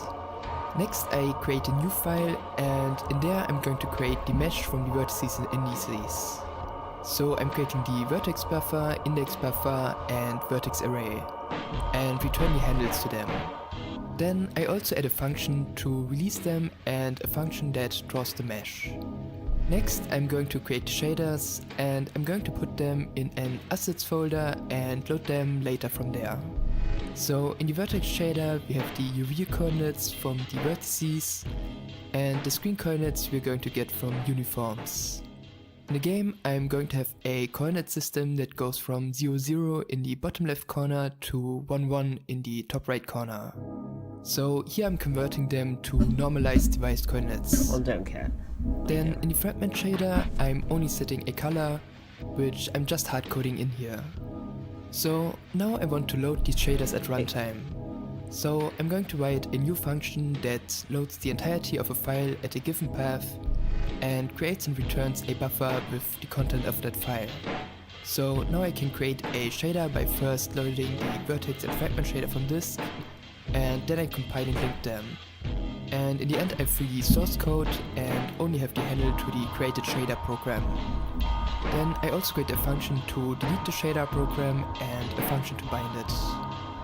So now, with that being set up, I'm going to organize all the assets I want to load in a new file. So here I load and store the shader mesh I'm going to use to draw the rectangles with. And in the start file I include all the files I just created and call the load asset function before and the release function after the main update loop. So now let's start working on drawing the ball. I'm going to define a rect which stores the position of the 4 corners of the ball. So I create one function that sets these values directly, meaning I'm expecting relative values here. And one function that converts the pixel values to relative ones and stores those. So I first scale the pixel values depending on the screen resolution, so that they appear with roughly the same relative size to the window on screen. And I'm setting 1080p as my target resolution. And I want to use a math min function here, which I'm going to create after finishing the subrect function. So now I convert the scaled pixels to relative values. And I create these two functions here to do that. And then I can store these relative values. So now let's create the math function, and I'm going to make a new folder where I put all the math related files in. And I create a math file where I write all the general math functions. So I create the min function, and since we're here right now, I'm going to create a couple more basic math functions that we're gonna need later.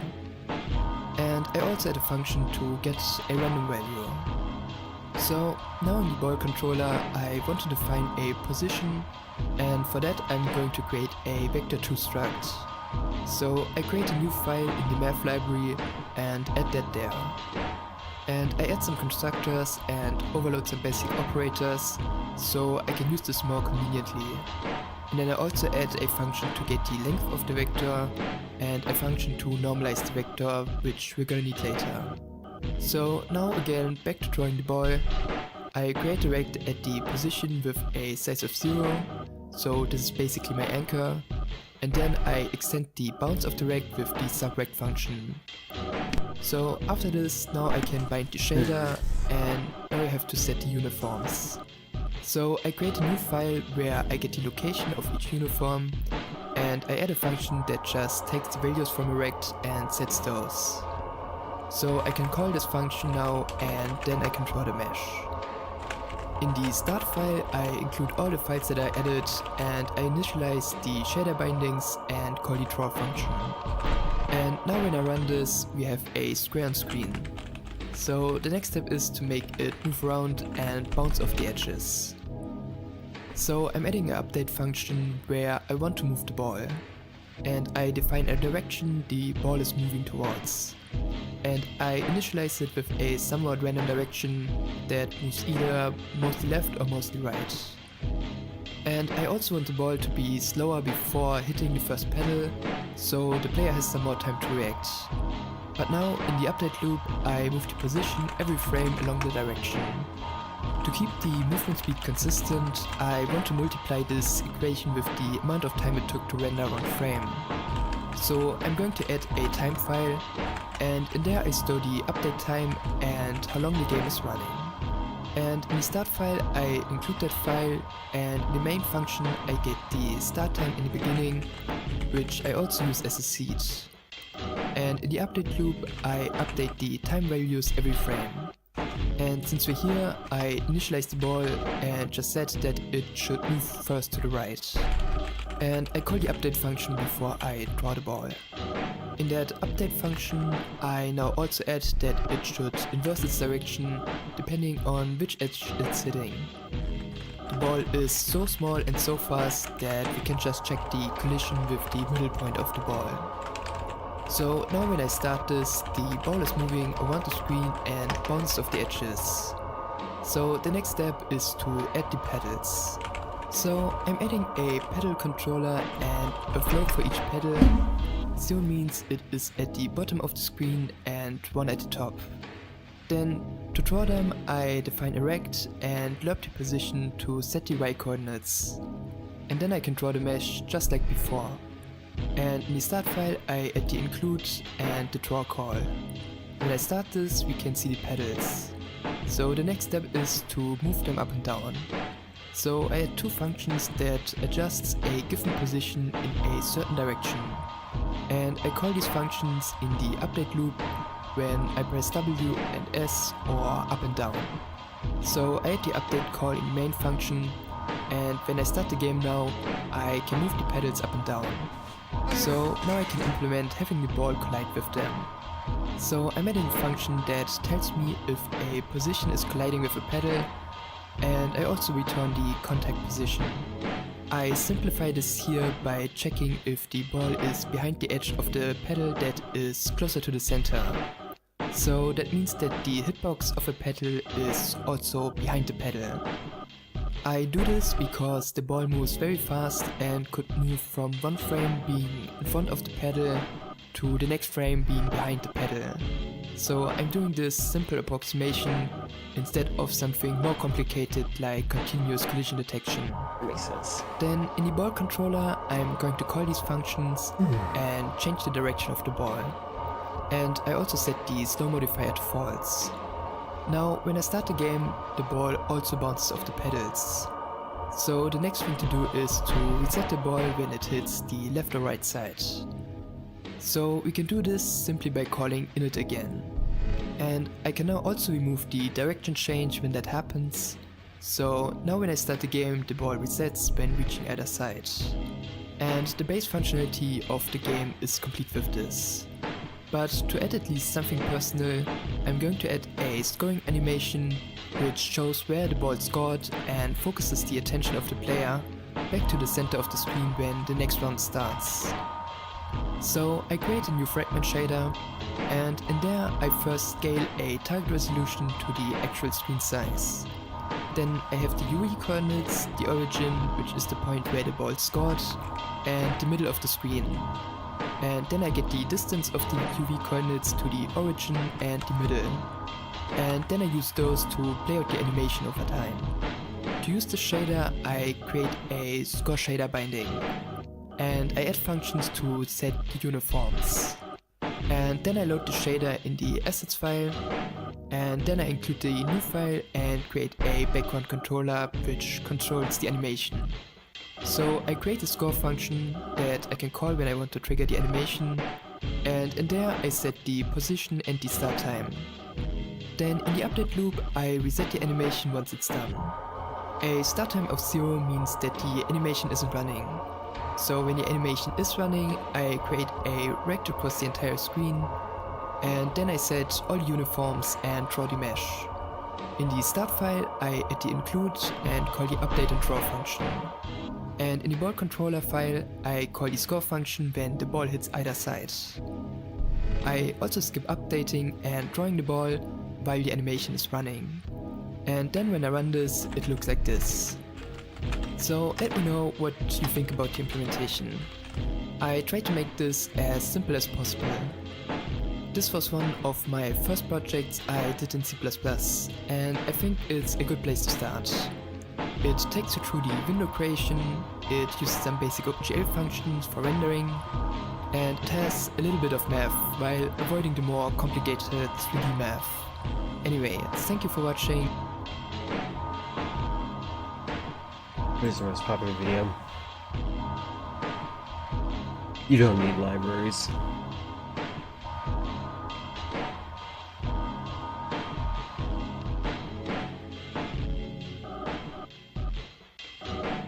I think I figured out what's going on with me and my coding. Hold on a second.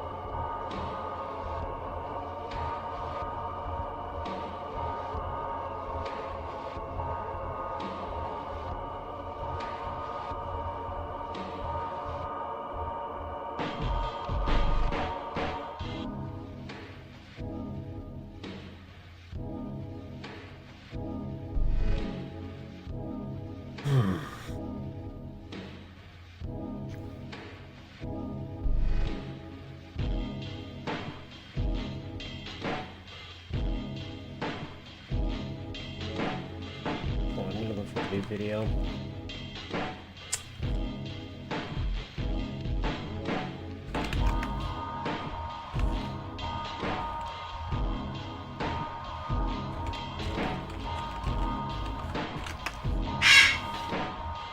My bird says hello. I think that either means my mother is home or my mail got delivered just now.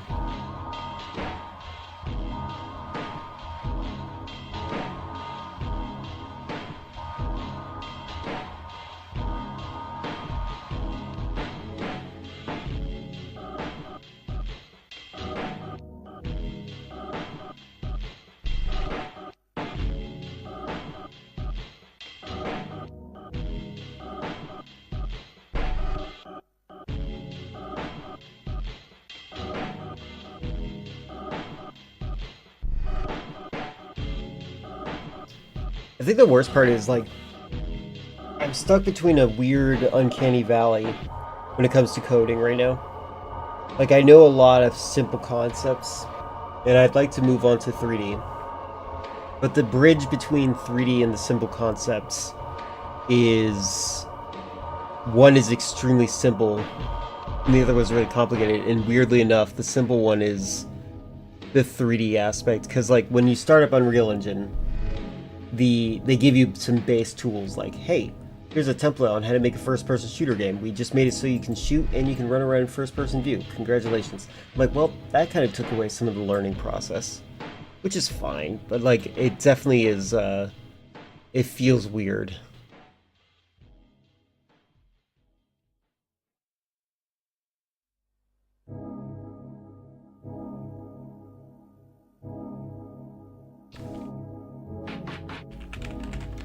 Like, I don't know how to explain it. Can I... Let's look at this real quick. This might be a good demonstration of what I'm talking about. Shake up every meal. No, thank you. That's shake and bake. Okay, everyone strap yourselves in because today we're gonna make Pong. We're gonna make a new project. You click on new, go project name, call it Pong. So I'm gonna right click in Sprites, go to create. I'm just curious about how, oh wait, this is Game Maker. Game Maker's easy. Game Maker is a language that I definitely already know.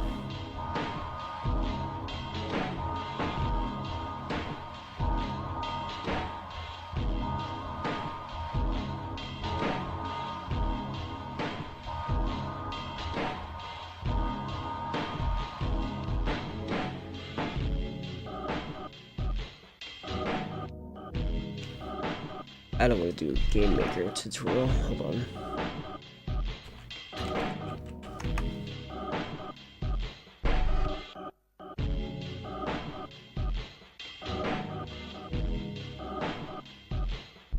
I'm just really curious about how this looks, that's all. 1 second.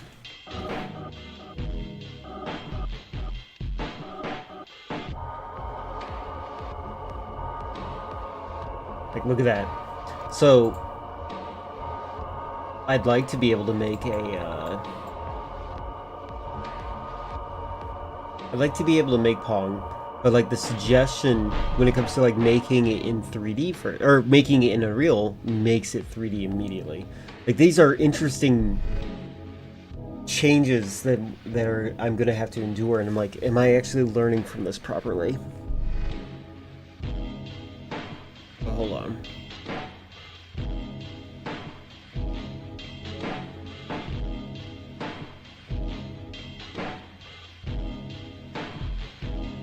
Also, by the way, the error I'm having with my code right now is just bothering me too much.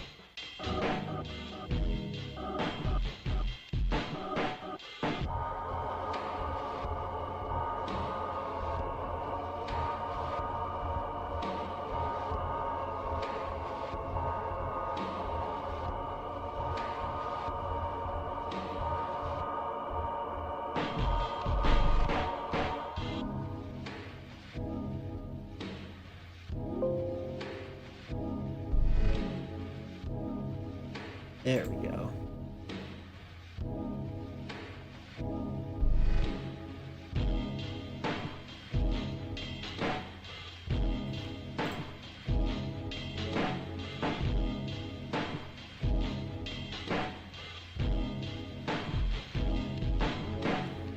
So, making something in HTML feels weirdly easier. Is that actually...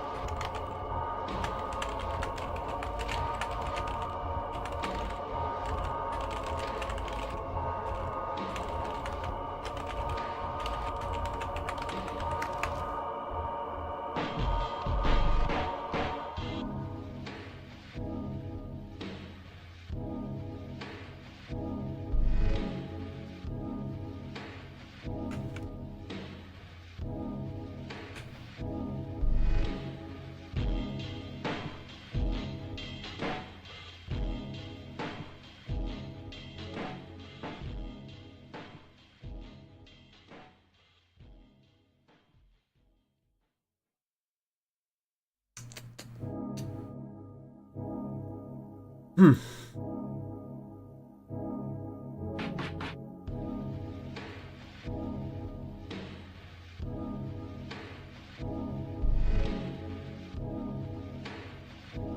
the background.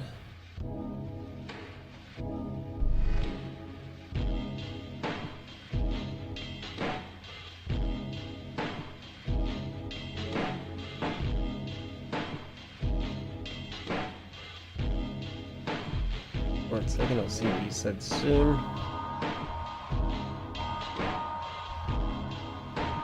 Got a clip that started the people accusing One Piece live action of using AI. That's such a weird thing to do. I really think that's just to muddy the waters. I don't think it's actually... I don't think people think it's AI unless they're like deliberately trying. Unless there are people that are like schizophrenic and think that like everything, they can't trust their own eyes anymore. That's another concern I have. Yeah, it just looks like CGI. I agree.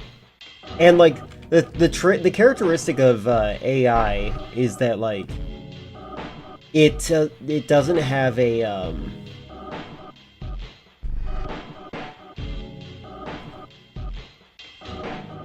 yeah, I'll check it out. Characteristic of AI is that it's like you can't, like there's no logical coherency in it. Here's the thing. Yeah, let me check it out. Let's check it out. Just 1 second.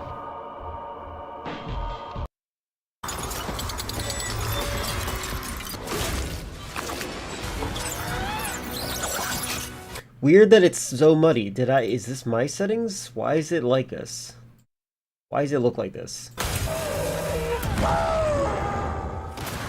Stand back while I finish this guy. I have other weapons I can use. Yeah, legitimately though, this just looks like CGI. It's not muddy on your end?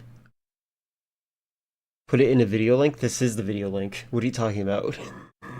Put it in a video link. Could you explain to me what you mean by this? Also, why can't I adjust the settings? This is the weird thing. Why am I not allowed to change the settings on here?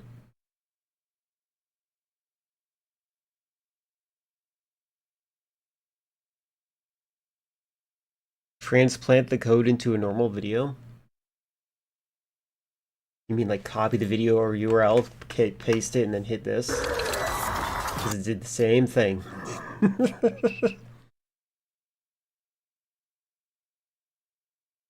I don't know why it's automatically making it ugly looking. Maybe because I'm uploading right now, and it's like, oh, that would mess with the upload rate.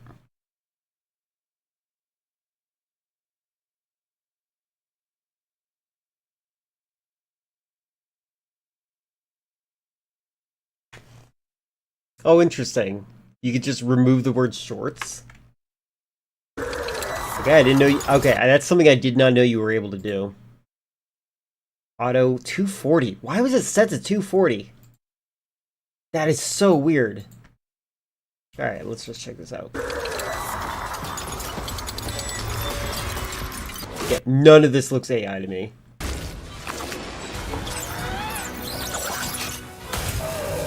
It's consistent. It's coherent. I have other weapons I can use.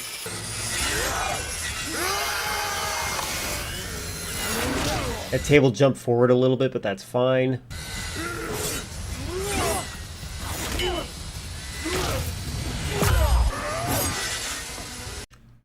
This seems like a scene that was cut differently. I don't think this is probably how it runs in the actual show.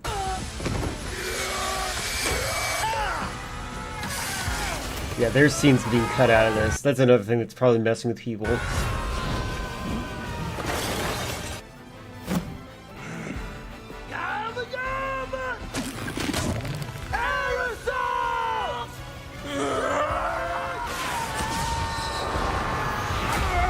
Nothing looks like AI here. I'm seeing wires more than anything.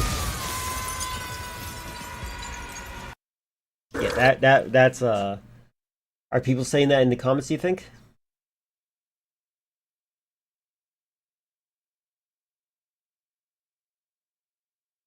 Yeah, I don't see AI here.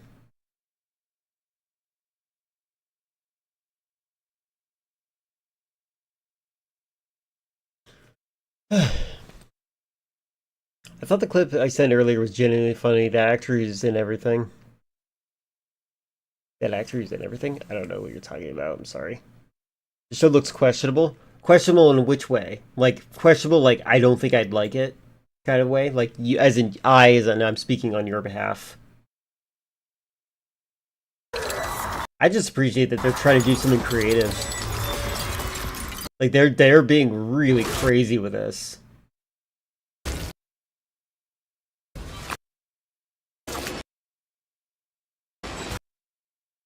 Like, what the heck is going on here?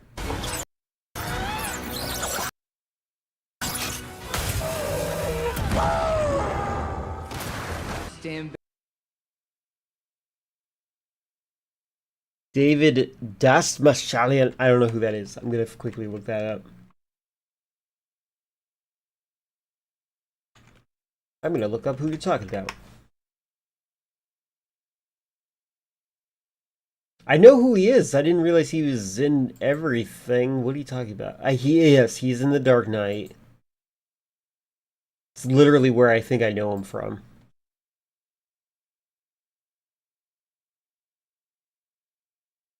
He's in a lot of nerdy things, it looks like. But that's all. Oh, and Suicide Squad? Okay. Is it close to the series events? Anyone knows? The anime version? I don't know anything about it. All I know is that people that like the anime like this live action version as well, which is very unusual for a live action of any anime. They're gonna make him play M. Bison, and I feel like he'll be good for a parody and not an official one.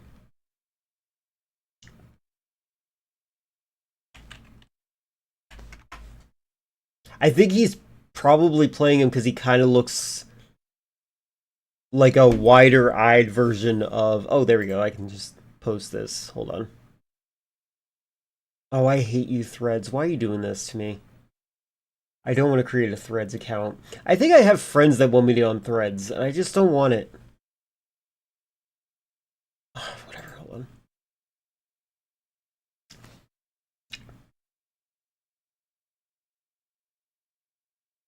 There we go. Okay, hold on. I think purely it's because of him. I think that's why they picked him. I feel like there's a vague reminder of how this guy looked. Nostalgia Critic looks more like M. Bison than he does. I don't agree with that either. I don't care who plays M. Bison, personally. What is Bison, anyway? What is his nationality? I know he's creating his own country, but I'm curious.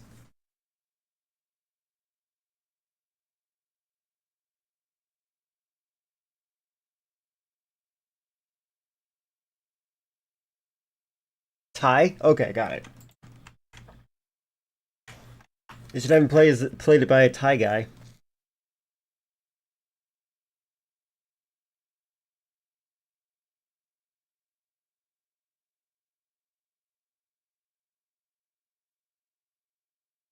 M. Bison was influenced by this character. That's interesting. I don't know who this is, though.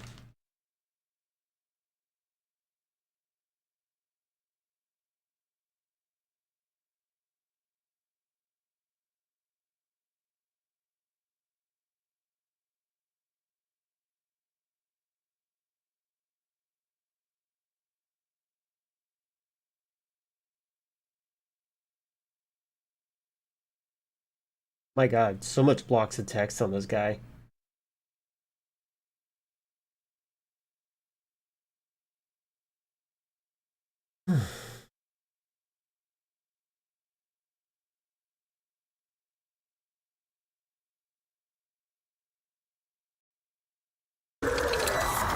So wait, who is that him?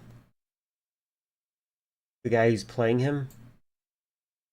No, that looks like different eyes. I can't recognize actors at all. I'm so bad at it. I'm like face blind.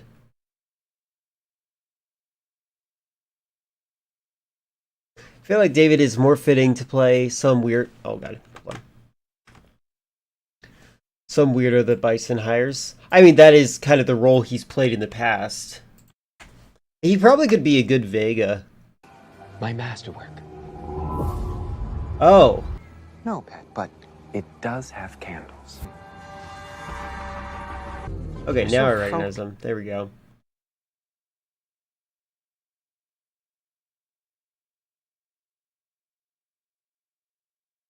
On the work, they forget to be... So what's your problem with him playing this person? Or is it just Bison they have a problem with? Killers for hire, not mine. Is this speech the torture? He's doing some YouTuber acting. I feel like this is like very inspired by Markiplier's style of acting. At least his initial style of acting. Markiplier's a lot better now, but I just wanted to point that out. For hire, not mine. You really did make him wear a wig like that. I'm saying the moment where Luffy is punching 100 wax statues of him is funny.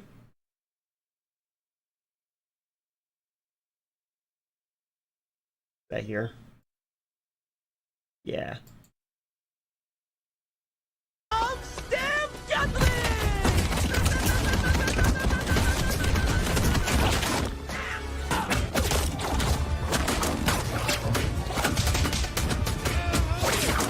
That is pretty funny.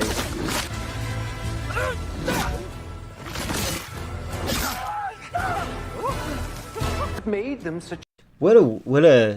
I hope everyone's happy about what's happening here, like these characters and stuff like that. Like, this seems so insane that they managed to do this. I think the actual anime doesn't have Luffy brute force this. Easy talk. I know nothing.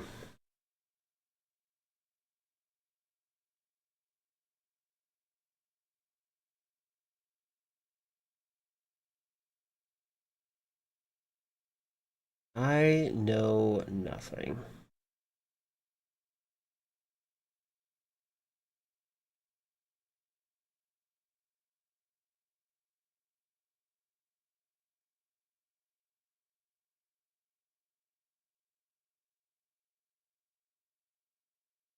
I'm glad they posted the bloopers.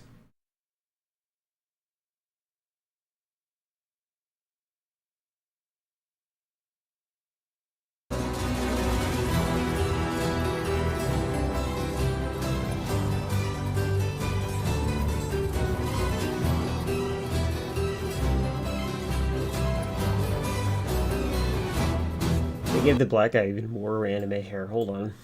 That's interesting.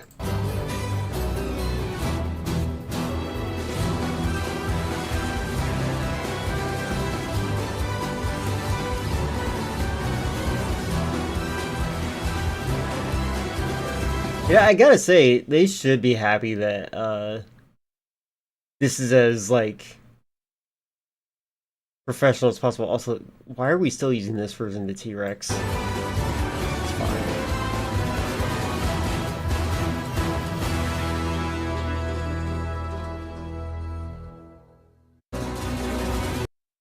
This is a world where, like, hairdressers are paid $1 million a day. I heard a lot of good things about this show. It's the opposite of Cowboy Bebop in terms of how to adapt. Yeah, it's crazy. Is this what I think it is? Yeah. Okay, fine. I hate this. This is terrible. You, bottle of Chianti, 2 bottles if we're feeling dangerous. Sounds to me like blackmail. You're damn right it is, because, Jet, you are black and you are male.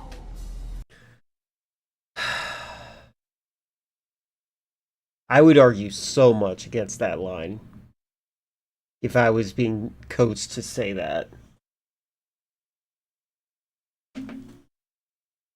And I'm not really one to argue about reading scripts.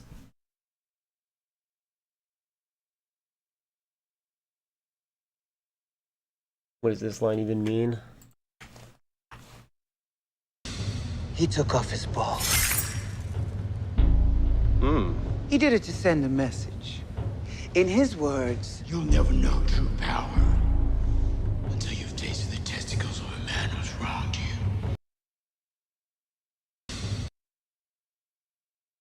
you. Is this also the Cowboy Bebop live action? I did not watch it. It's so bad.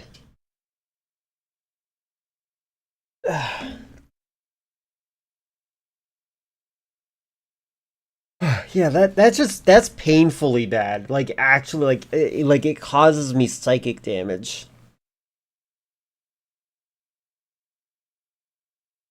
So disappointing.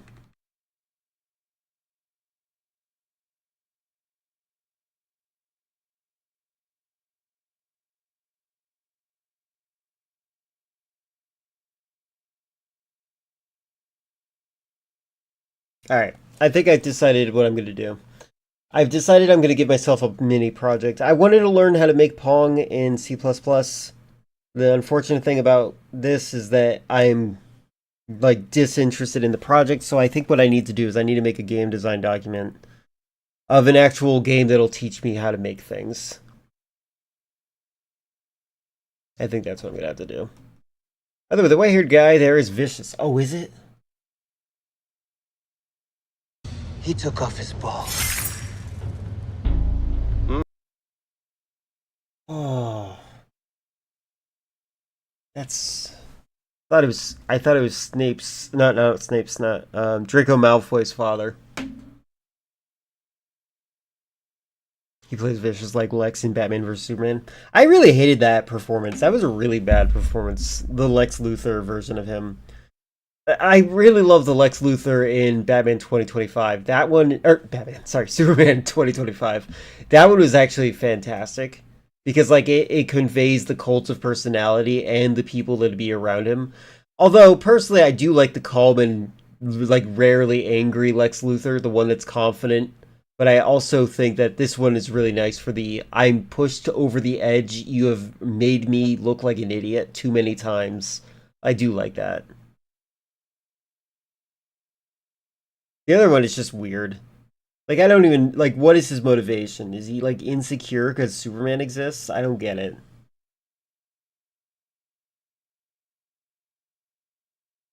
This looks interesting. Hold on. Who doesn't want a pocket taco? And yes, you've guessed by the name, it's exactly what you think it is, a controller for your phone. And honestly, this is the best little phone controller that I've... Wondering how it worked. He took off his ball. Okay, that's enough. Oh, by the way, this guy in Japanese voiced the guy who voiced in Bison who voiced this guy. I'm sorry, what? Did you know that PetSmart has auto ship? Well, now you do. In Smart deals, Japanese, low prices. Vicious is PetSmart, voiced by anything the for guy pets. who voiced M. Bison, who voiced this guy.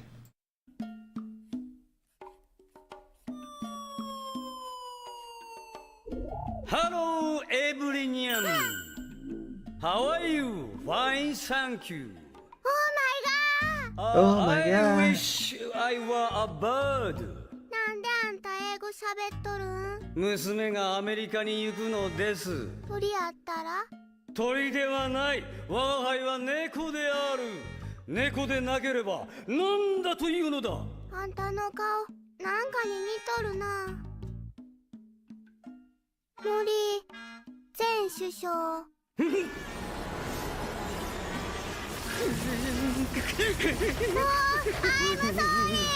I'm sorry.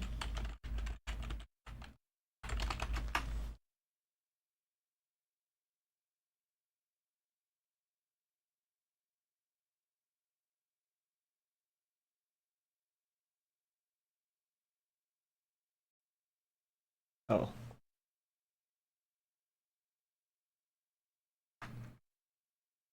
That is pretty messed up.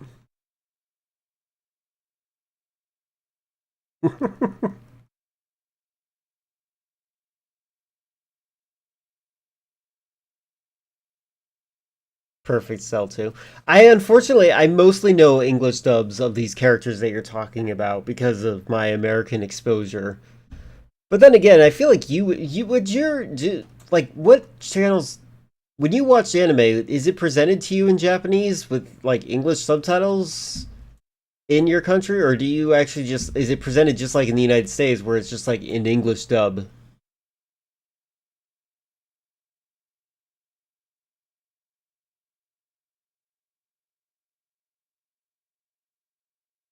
There's a lot of characters that would be exposed in Japanese first, most likely. Yeah. Yeah, I believe he's in a lot of things. I believe that much. Hey, Chris. Glad you finally woke up. I decided that after finally making the game in HTML instead of C++, I'm going to try to make a game design document that teaches me how to make a very simple game. I think that one of my problems right now is that I need to make a game that I want to make, because otherwise I can't focus. But hello, how goes it?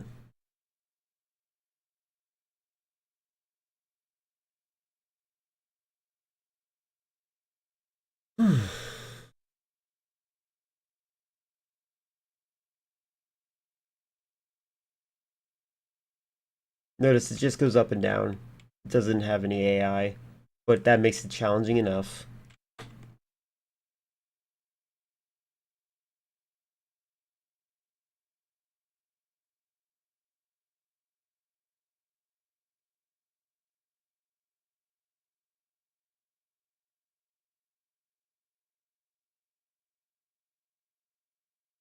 I think I have the song It's Raining Tacos stuck in my head because of the stupid taco thing we just saw.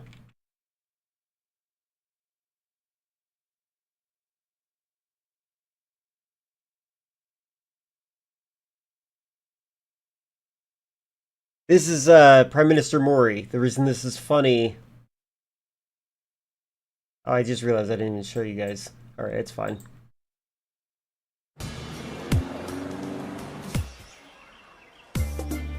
Lelouch. I don't actually know Lelouch. One person I do not respect the opinions of loves that anime.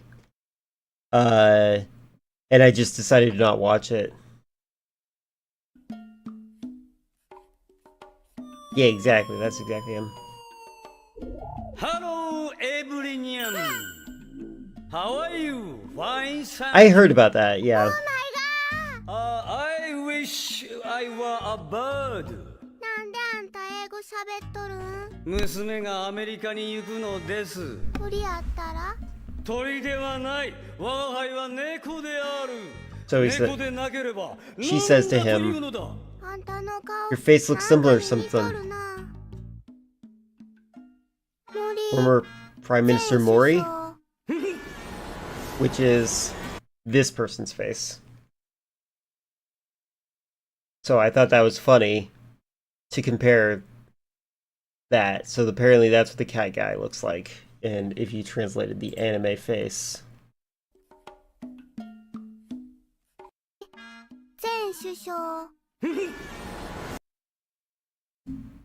I'd be offended too.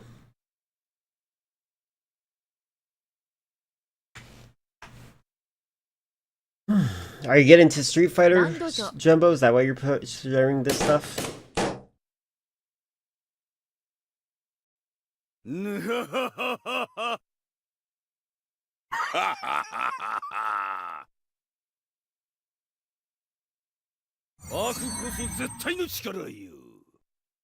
There is no power like evil.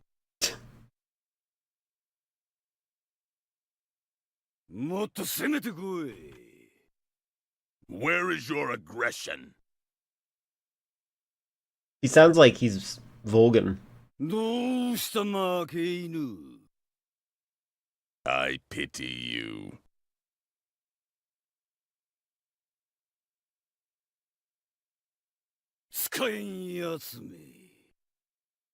Useless dreg. Ha! What weakness!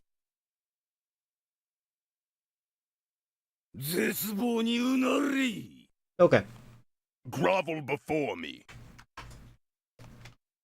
If anyone does not love the Lord, Jesus Christ, I definitely have heard this guy's voice before.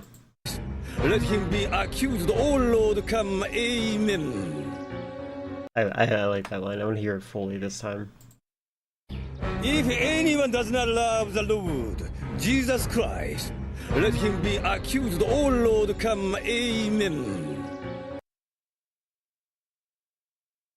Ah. Jesus Christ. Chris is actually falling asleep again.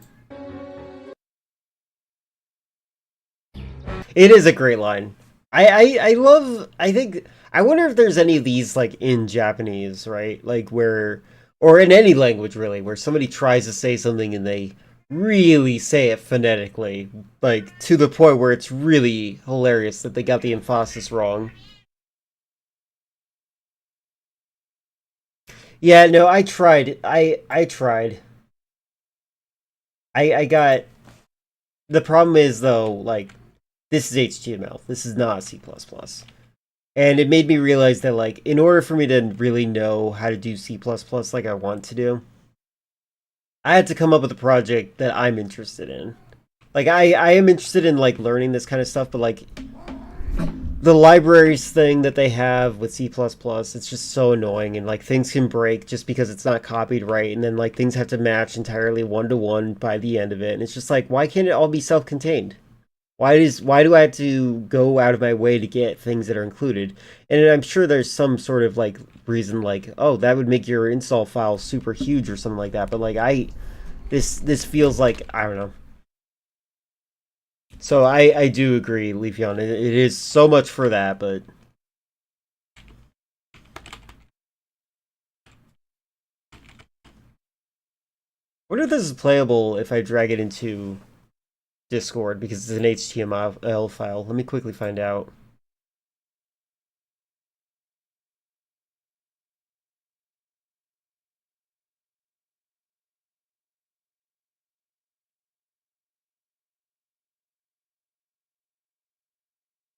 Alright, 1 second. I'm gonna check. I'm gonna put this in live chat and see if it actually embeds itself. If it embeds itself, that'll be very fascinating to me. It does not embed itself.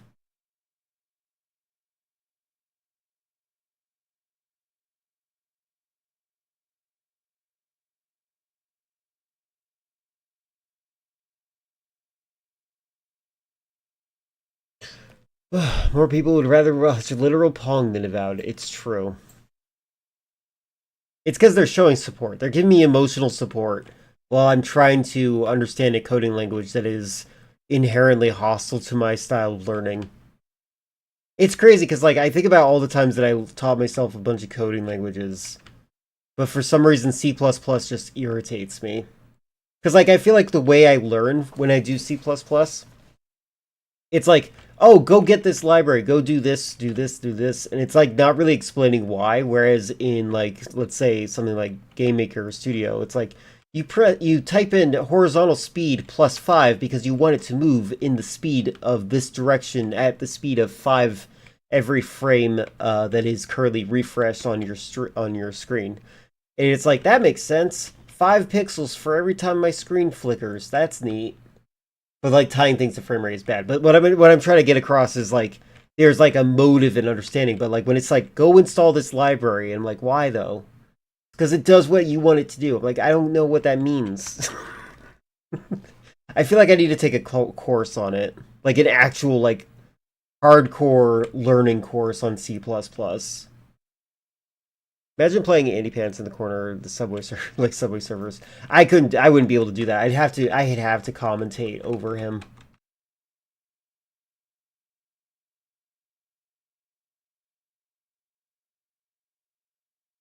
Hold on.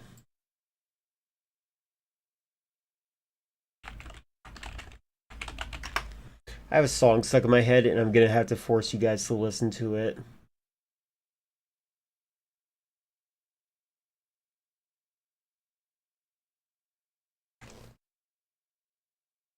Stop taking meeting No, notes you and shut let up. ClickUp AI AI. Note Taker do it for you. It allows you to focus on your meetings. It's raining tacos from out of the sky. Tacos, no need to ask why. Just open your mouth and close your eyes. It's raining tacos. It's raining tacos. Out in the street. Tacos. All you can eat. Lettuce and shells. Cheese and meat. It's raining tacos. Yum, yum, yum, yum, yum, yum. It's like a treat. What 2011 is this?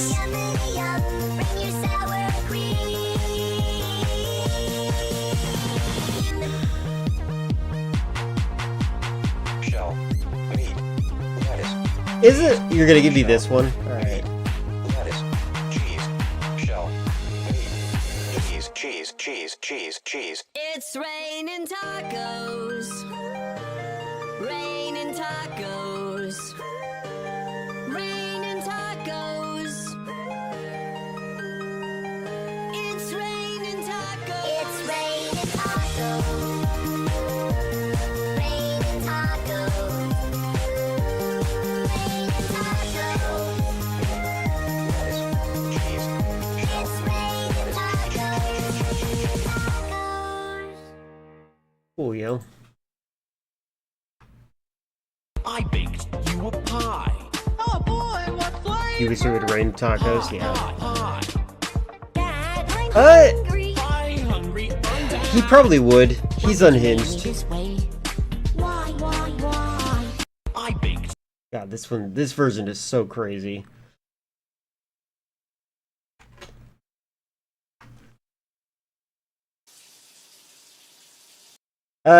I want to say that Onision is like an actual psychopath.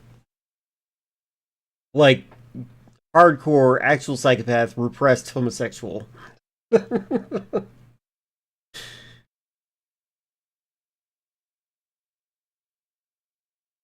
How far we've fallen since the Stallone mom workout video.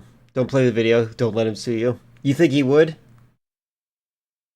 What if we just do this part right here?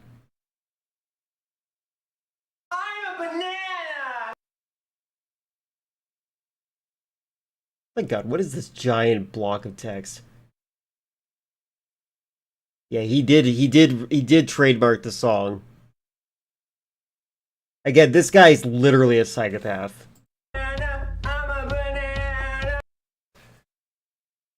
How has he been doing?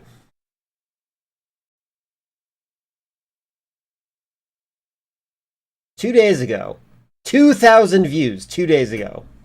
Again, 60,000 views in my mind is success. This is failure. He has done more than just fallen off. He is beyond irrelevant.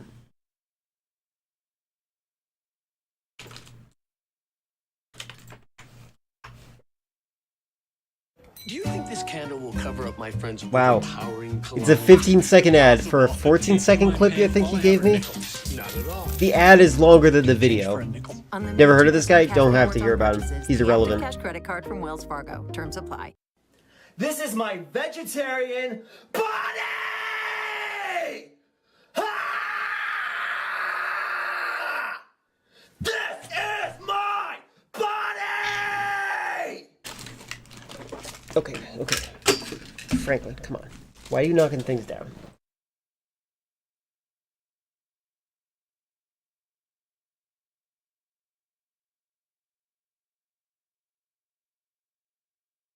$30 and $32 interesting. I wouldn't consider myself straight. I love Dragon Ball Z. Now this might be obvious, but bigotry makes me unnecessarily angry. For as long as I can remember, I've had some pretty bad problems with anger issues. In my late teens through to early 20s, I suffered from depression that lasted several years. Wait, what was interesting about 32? Now this might be obvious, but bigotry makes me unnecessarily angry.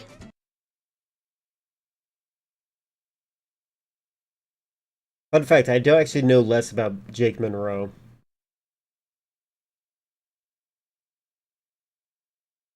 Do I actually know him? Oh!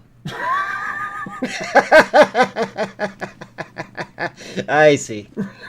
I do know him. Oh, God. What an idiot. God, this guy's stupid. Took me way too long to realize who this is.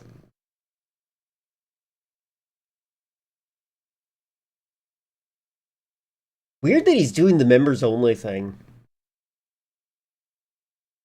Oh, interesting. They're like the uncensored version where he says the full N-word. God, this guy's stupid. I don't think he's collaborating with anyone. I think he's just kind of forcing their names to be attached to it. Is Amelia the British person? Yeah, the British AI. Hello everyone and welcome back to my channel. I know it's been some time since I posted a video up on main here, but I have been streaming this guy has no charisma. Quite excessively. At first, I would just like to welcome all of the new followers here from side scrollers and he's like trying to copy a flow. He's trying to copy a specific cadence. Timcast and of course Asmongold. Still kind of getting over that. Holy hell. It has been a yeah, isn't it great to have Asmongold as a fan? God, I would love to have a fan I could smell when he clicks the follow button. Weeks, but I finally found some time to record a video a day late. But today I'm going to be talking about one of the greatest cultural backfires. God, he is really bad at the cadence. In British history. Copy the God Delusion. It's not going to let it win his crowd over. True. Yeah, he's got the God Delusion. What other does he have up there? Dracula Wars. Dan Jones. I don't know what that is. Pressure Principle. LOL Tourists. Goths. Or where? Not including this one. Oh boy. That's right, I'm talking about this viral hit sensation Pathways, created by Shoutout UK in association with a shout play Pathways.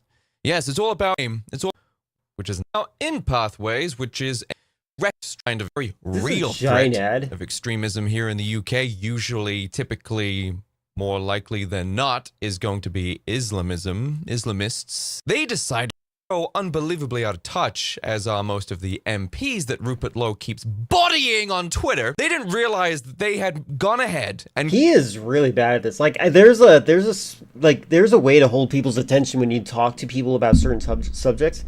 The way that he speaks is not holding my attention. He is speaking in a cadence that is not interesting. It's like I don't know how to explain it. Like, Tucker Carlson is actually on the other end of the spectrum of this. Tucker Carlson kind of speaks in a hypnotic way. The way Tucker Carlson speaks, he tries to convince you that what he's saying is what you're thinking. Isn't that strange? If you think about it, they don't want you to think about it, but it's there. To give him credit, I think the MAGA goth makeup looks better on than his MySpace makeup. Probably true. And that's fair. But, like, what MAGA weirdo's gonna like this guy? Japanese are making computers.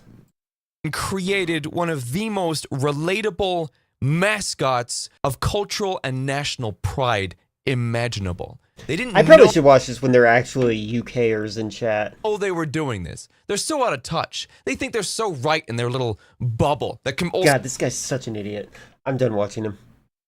This is like I'm interested in this guy, but also like I'm not. This guy doesn't deserve any of the attention he gets. What is his oldest video?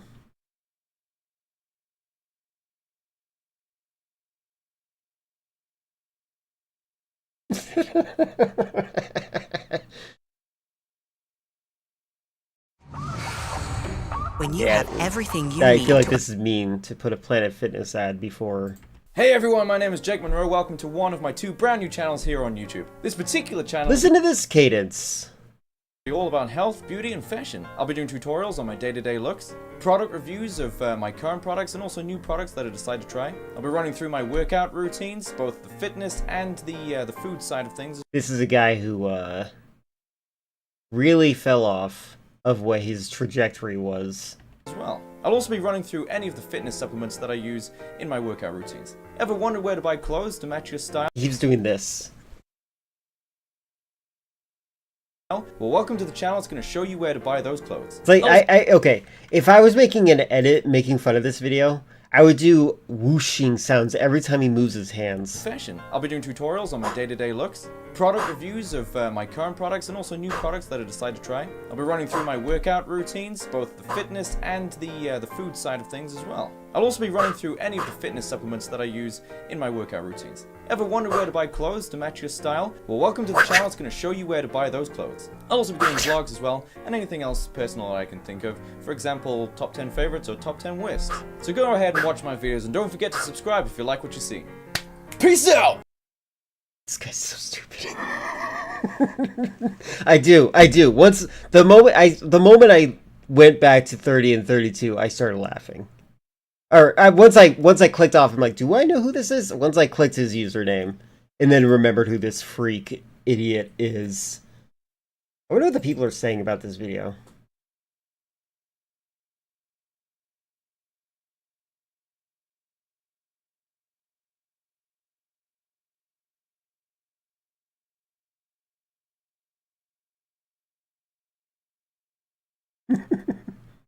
Oh, interesting.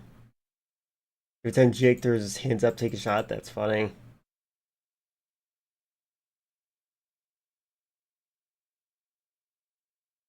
You changed. Okay, so this happened 6 years ago. Apparently, people started noticing.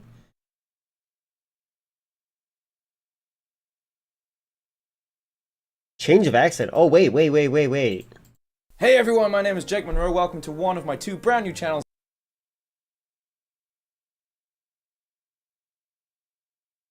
Oh, wrong button.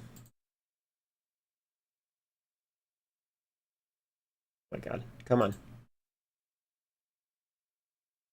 Come on, I believe in you. Hello everyone and welcome back to my channel. I know it's been... He's trying to do a voice. That is something I noticed.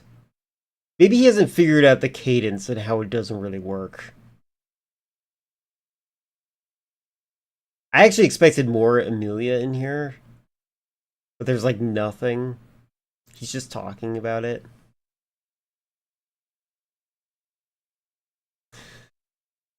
What a loser.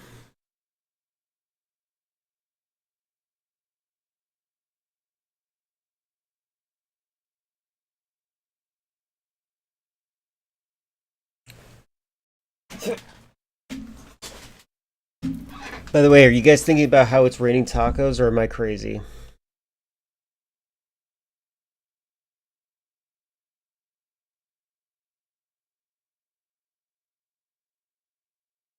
Let's see, let's see.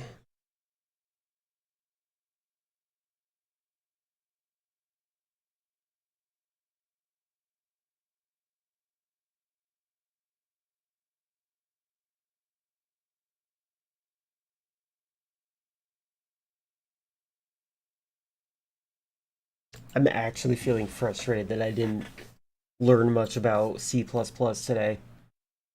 I think so. What I think I need to do, I need to like make a mini game design document, like to be super simple. Just try to make a game from it. I think that's what I got to do.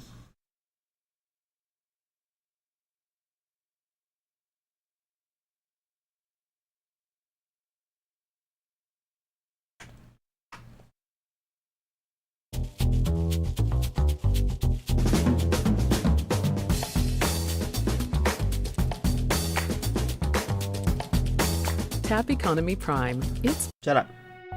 I want to see this. It's got Resident Evil 0 in it. This classic episode of the Electric Playground is brought to you by PNP Games, your source for everything video games. Subtitles. Support the partners that support Electric Playground. Remember, this episode first aired in 2002. Yeah, you better. Today on Electric Playground, we take a look at Resident Evil 0 for the GameCube, Shinobi for PlayStation 2, Freaky Flyers for the Xbox, and Tommy and I review games from the Urban Waterfall.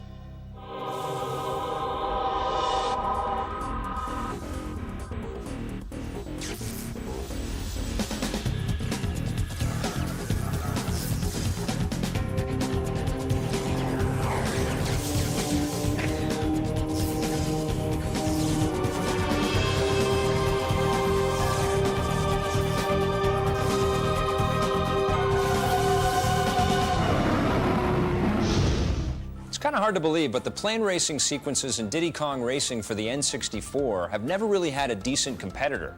Well, things look like they're about to change with Midway's Freaky Flyers. Check this out. Hey, I'm with Corey Jones from Midway, and we're talking about a game that interests me a lot. It's called Freaky Flyers. Now, Corey, I'm a huge fan of Diddy Kong Racing. I love Diddy Kong. Oh my god, it is a mascot. I wasn't sure if that was a statue or not. Then I saw its hand moving. Racing. Great. Is this what this game is kind of like? Well, what they've done is they've... You've never heard of this game before. Are you crazy? Didn't you know that it beat Diddy Kong Racing? That's why everyone knows about it today? It's so popular. The kart racing genre by bringing it into the air and making it into a adventure racing title. If you could imagine a Diddy Kong Racing with a fully explorable 3D world, ambient weapons. When you're comparing your game to other games, that is immediately a problem. Like, you can say what games inspired you, but when you're like, imagine Diddy Kong Racing, but imagine Dark Souls, except... And what you're doing in an adventure racing title is you're going around the track, triggering off different events that changes it the next time you go around. The humor in the game is top-notch. They had one of the writers from The Tick doing the script for the game, so it's really a kick in the pants. So what about the power-ups and characters and stuff like that? What are we talking in this game? Unlike a lot of the other kart racers, you have ambient weaponry, which means you have a machine gun at all times, so there's a lot of action when you're flying around, which makes it a lot of fun. Right. But there's also power-ups from parachute bombs, yeah, they don't. It's just your viewers that do that nowadays. It's great. How high can you fly? Because I played sort of flying type racing games. Can you go way high? Yes, absolutely. That's one of the great things about it is a real sense of vertigo. So as like you're in the Chicago level and there's all these buildings, you're flying up high, fighting against the blimps, and you'll zoom, power dive down into the city, and there's actually street traffic and guys firing up at you from their cars, gangsters. Wow. So it's gangsters. amazing. You have different levels of the way he says it, it sounds like he's like, oh, gangsters, you know them. Sorry, what are you again? Go. So as like you're in the Chicago level and there's all these buildings, you're flying up The high, Chicago level. fighting against the blimps, and you'll zoom power dive down into the city, and there's actually street traffic and guys firing up at you from their cars, gangsters. Gangsters. So it's amazing. You have different levels of play.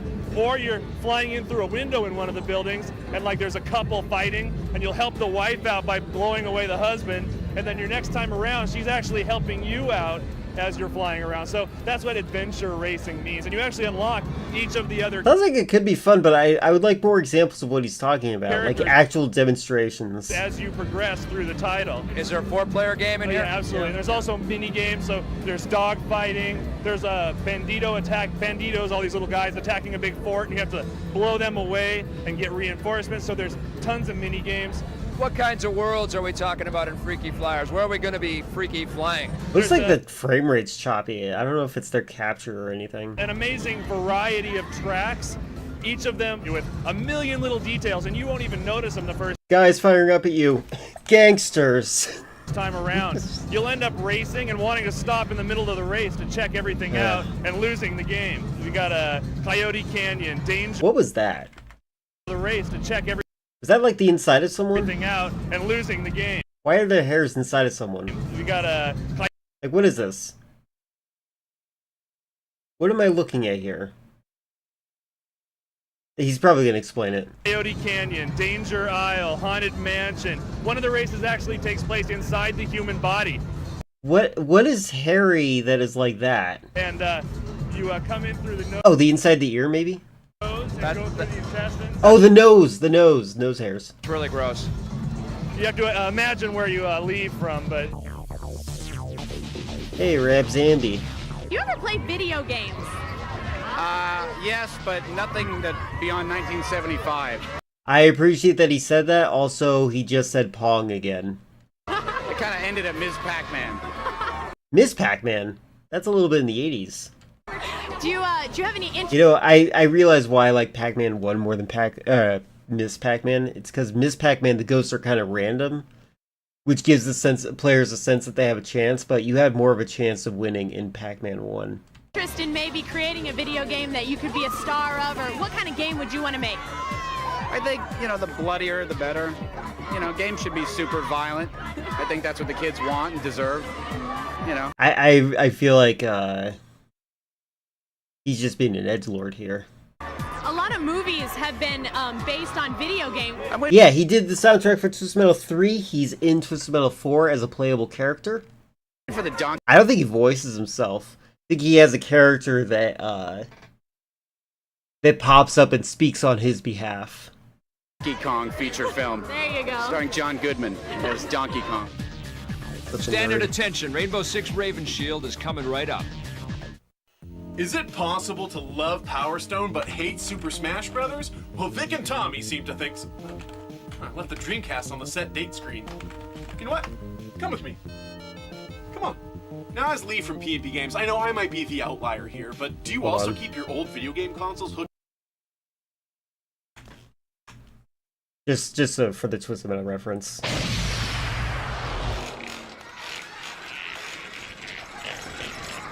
Mr. Zombie, you've just won the Twisted Metal Tournament. With skills unmatched by any contestants, with fiery power unparalleled by any other being, and with a fierce, calculating rage unseen by most mortals, our master, Mr. Zombie, has vanquished his enemies with pleasure and ease. Mr. Zombie will now get one wish by the sweet and gentle grace of your Master Sweet Tooth. What? So, like, I don't know what the joke is here. Like, this was very poorly choreographed to me. Is our wish. Our wish is to let this world hear the wails and war cries of a dead man's soul. So be it. And then it plays a music video for Dragula.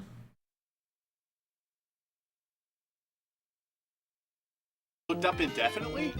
Whether you traded in your PlayStation 1 and N64 for a GameCube and PS2 or ditched your Sega Dreamcast for an Xbox or PC, won't you miss having access to those video game libraries? Be back. 10 out of 10 Game of the Year Sonic Adventure 2 already made its way to the GameCube in the form of Battle.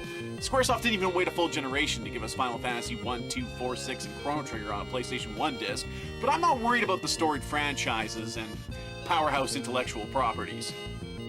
As the generations compound, we're going to have more and more games caught behind console-walled gardens or licensing nonsense.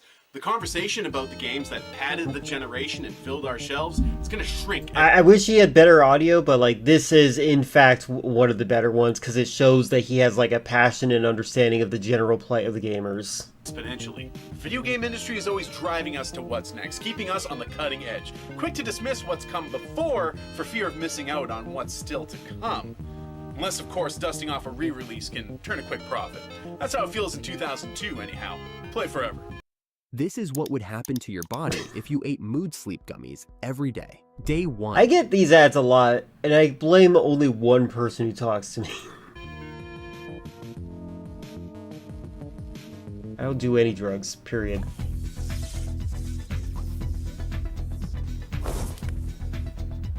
One of my favorite arcade games from the 80s was a game called Shinobi. Well, Shinobi's back, so you better watch yours. Man, where'd I put those throwing stars? That's it. No. No. Oh, here they are. Hey, I like Shinobi. This game's awesome. Hey, I'm with Bryce Bear from Sega of America, and we're talking about Shinobi. Now, Shinobi is back.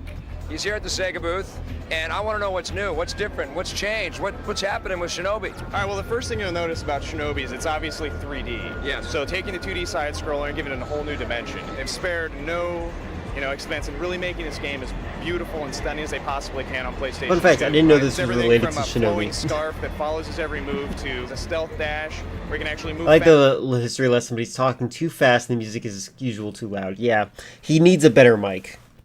Faster than his enemies can see him, leaves a ghost image. You'll see Shinobi running on walls, using ninja magic, and just really, the game just oozes with style.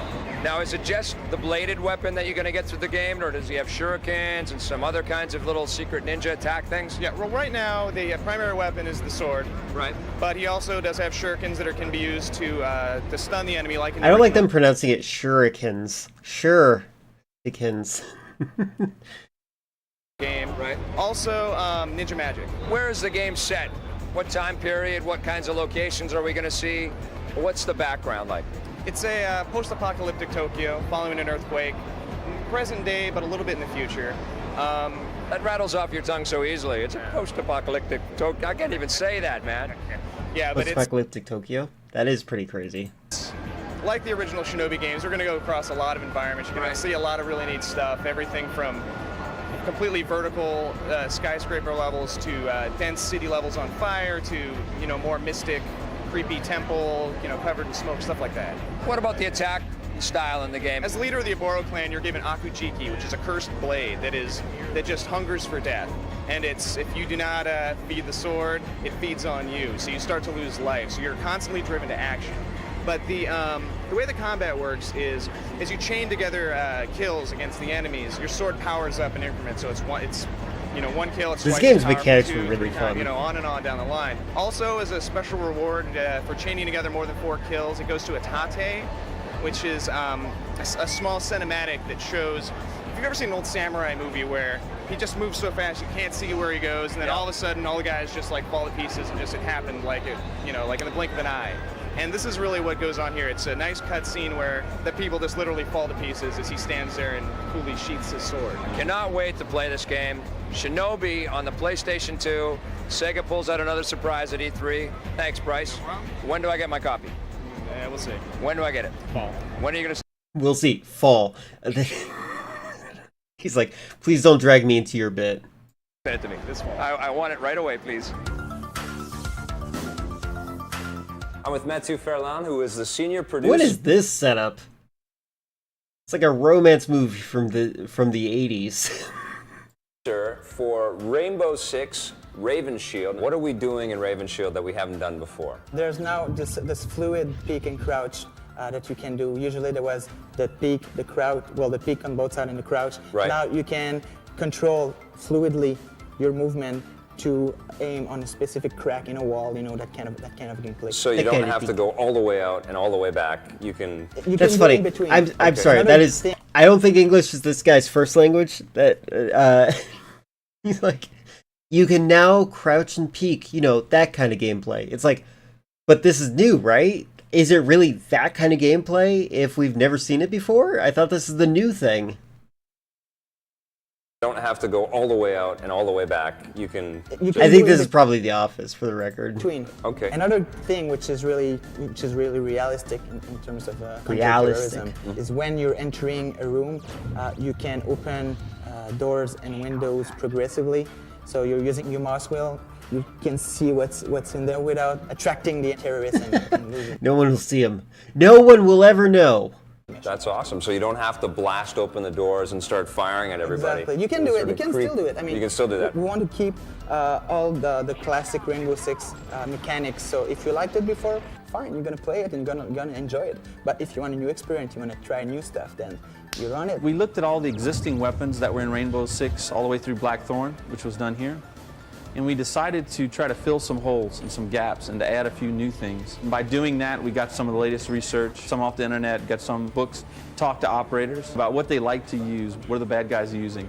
And then we go into tactics and things like that, formations, how people react, how do Rainbow and intervention teams move. We tried to add in all of that along with the terrorists and the rainbows and the hostages in our game now all want to live, so they don't come at you wide open with no chance of escape.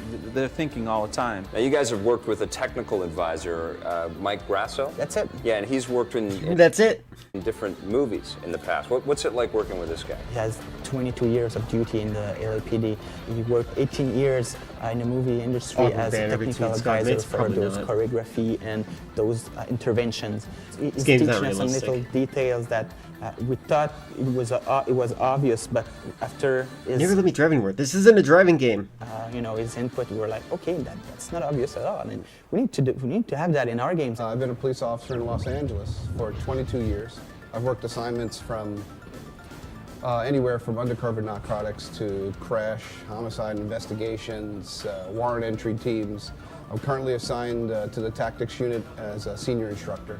One of the things that I always say is you gauge the danger you're in by the intelligence of your enemies. In the new game, you're in a lot of danger. So when people take a look at some of the gameplay of Rainbow Six, they're going to So think, proud well, of it's himself for coming up another with that. first-person shooter. But it really isn't, is it? What we're more tactic. So you gotta plan your mission before you get in, or otherwise there's no way you're gonna get out of there. You wouldn't Don't want go to put it anywhere. in two. Resident Evil 0 is coming up next. Discover new Kinder Joy collections. Hey, we were talking about 18 Kinder new Eggs. Racing-inspired surprises. If you come to Classic to watch more than once a month, you should try our unlimited monthly plan. All you have to do is come more than once a month.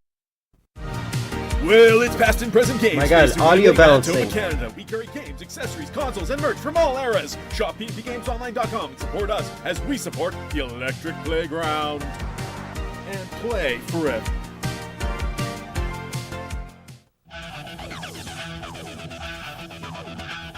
If you thought Resident Evil for the GameCube was a great-looking Yeah. game, why do you feast your eyes on Resident Evil 0? Maybe feast isn't the appropriate word. I'm going to be honest with you. I thought Resident Evil 0 came out before Resident Evil 1 Remake. I must have found out about them in reverse order. We're here with Matt from Capcom talking about Resident It does, Evil yeah. 0. Tell me what we're going to be expecting with the new game. In this game, you've got to control two characters simultaneously. Hey, I recognize this guy. Rebecca is known for her pharmaceutical work, and Billy's sort of the tough, rugged individual. Wait. Is Rebecca known for her pharmaceutical work in this game? Rebecca is known for her pharmaceutical work, and Billy's sort of the Oh, wait. Is she the only one that can mix herbs? tough, rugged individual. You're controlling them both simultaneously. Oh, they came in with You the can same year? switch Yeah. between the two of them on the fly by pressing a button. but if one of your characters dies, whether they're together or not, your game is over. Now this is another thing. How many people played this game by keeping them separated? You're going to find out a lot of why Resident Evil 1 took place. What it does is the basic story leads you up right to the events in Resident Evil 1. So you're going to find out sort of That how tracks. everything started. I bet I found out about Resident Evil 0 before Resident Evil 1, but it was, yeah, because of that, because of how close it By the time was. you're done with this, you're going to know a lot more about Resident Evil. Tell me about the weapons we can expect to see in Resident Evil 0. Well, Resident Evil 0's got a lot of the classic Resident Evil-esque weapons, but the difference is the focus is, again, far more on survival. Not only are you going to use your weapons, you're going to need to use your brain to escape. Running is always the key in Resident Evil, and it's no different. There's a lot of zombies. Now tell me a little bit about the controls, because I know one frustrating thing Nice. is when you Good have job. clumsy controls in the environment. Right. Are you guys how do you work on the controls this time? Well, it's one of the things we're showcasing here at E3 is a control scheme. Now, what we've done is you can switch characters on the fly, you can spin 180, you Look can at that guy with his cell phone in 2002. run and evade like you've always been able to. So what we've made is Oh wait, I had a cell phone in 2002. Never mind. the control is a lot more user-friendly. You can act quickly when you need to. So will this game look better than the last one?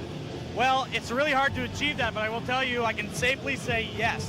Why it looks better is because now the game takes place a lot on a train, and every little piece of that scenery is moving like if you were on a train. So look at a tablecloth, look at a frying pan, you're going to see smoke rising and bubbles. There's so much going on in the environments that make this game such a richer, You know what? That is something to brag about. more solid experience. It's really adding to the Another overall Resident Evil game in this October. I think a lot of people would be like, "Hey, we can't afford that." feel of the world. And you'll have sound to match? Oh, And then some people will be Resident just Evil's spending it for always no known reason. For its sound, but be careful. The sounds just don't slowly come on. They'll jump out at you, just like everything in the game. It's like everything in this game. Everything in the Resident Evil. Scary.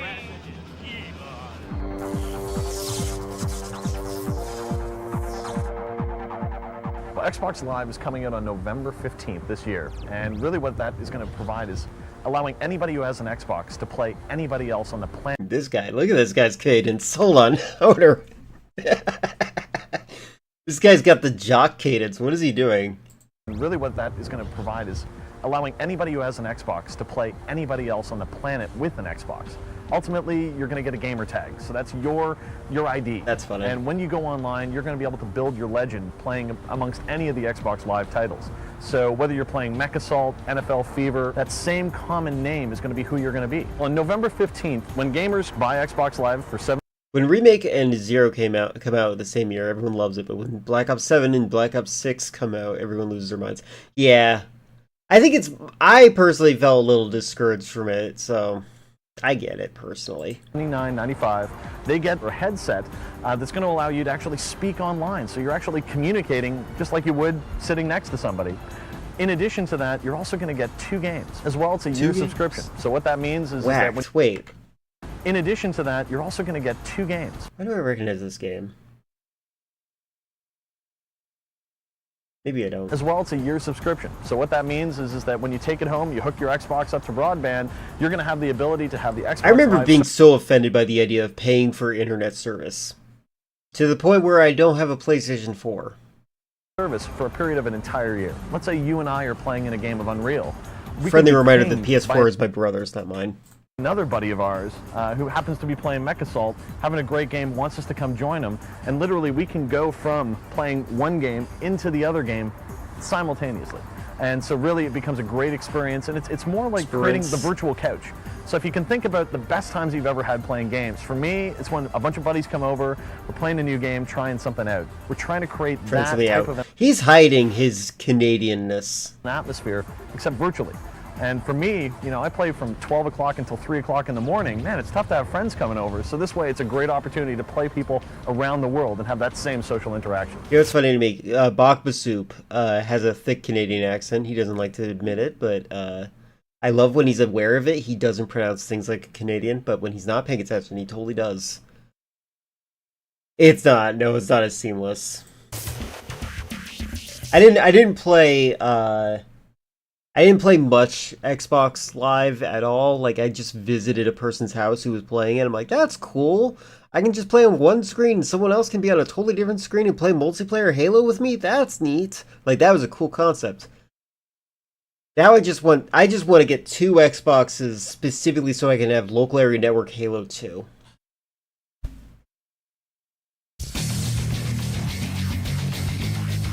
First game we're going to talk about is Star Fox Adventures for the GameCube from Rare and Nintendo. What'd you think? I'll be the first to say that, I didn't really like any of the other Star Fox games on the Super Nintendo and N64. Oh, man. I didn't like them. Those are awesome they're games. Flying games. Who cares, right? Even if you didn't like the other I don't understand Tommy. I don't think Tommy's a real gamer. games, Yeah, you're going to like... you're going to love this game. Well, it's probably because this game really doesn't share a lot of same design elements as the previous two. You're looking for the Queen Earthwalker.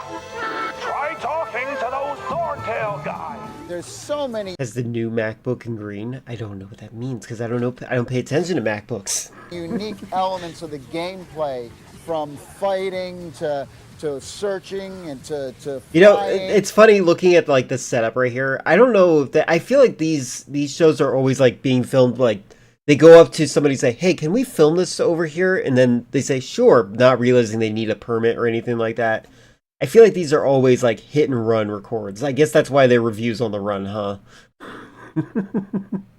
Oh, look, I do it. Okay, I got it. Okay. To different little puzzles. You've got all kinds of worlds to explore. Lots of cool characters.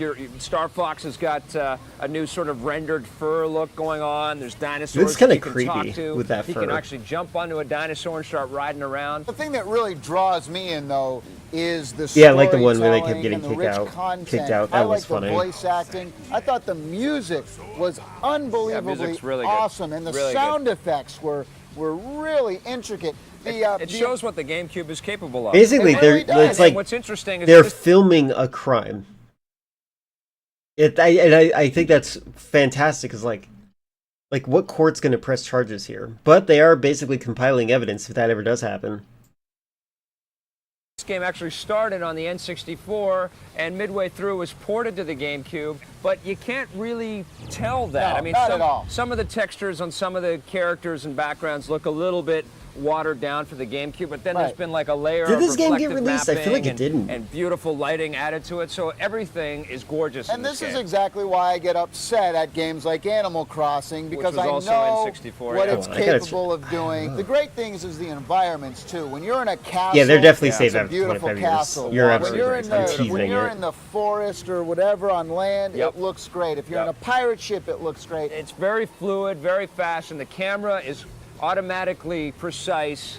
You know, you wish that you had a little bit more sort of manual control over the camera, but for the most part, I'd say this is like 90% there. I like how it assumes some of the control, similar to a game like Eco. Right. You go up to something, it kind of lifts you up. You don't have to climb and do all this stuff. It actually does it for you. I had a lot of fun playing this game. It was very, very good. I missed the multiplayer, though. Rare's great at giving you multiplayer games, and there's no multiplayer in this one. But I'm going to give this game an 8.5 out of 10. I'm giving it a 9. That's The interesting. Chase Sapphire Lounge by the club. Didn't expect that. The ambiance. The food. I think this did come First out. stop on The a N64 trip of version that got a canceled and leaked. Okay, thank you. Chase Sapphire. That's what it was. I think I might have gotten the leaked version somewhere. I'm Rick Culleton, CEO of Discount I should look Electronics. into We've been all the refurbishing off-lease leaked computer games equipment and since stuff like that. 1997. Those prototypes, and try to get an archive of those in my hard drive. That's good. Wow. Let's talk about Robot Alchemic Drive Yes! for the PlayStation 2. This is a very strange and unique take on the mech fighting genre. To me, this is one of my favorite mech games Yeah, it's cool. because you really get a sense Yes. of the mass destruction and the way the ground This shakes. game's awesome. The robot is controlled Yeah. as if you had like a remote. I played like up to level 80. This game is huge. control device in your hand. So One of the reasons I stopped is because like there's only so many times you can play the same levels over and over again, and for me 80 was my limit. both of the thumbsticks are actually the robot's arms. That was one of my favorite parts of this game. And you press down on the thumbsticks and the hands will change, and all of a sudden you'll have like a flamethrower and a drill. You move with the D-pad and you can fire rockets. Yes, it and is the missiles. same game. I love the story. I hope they talk about the dialogue. The voice acting is so bad. I've said this before. I didn't do this in the game, But, like, if you continually destroy her house, destroy her place of residence, kill her grandmother, keep ruining her life, it ends with her killing herself.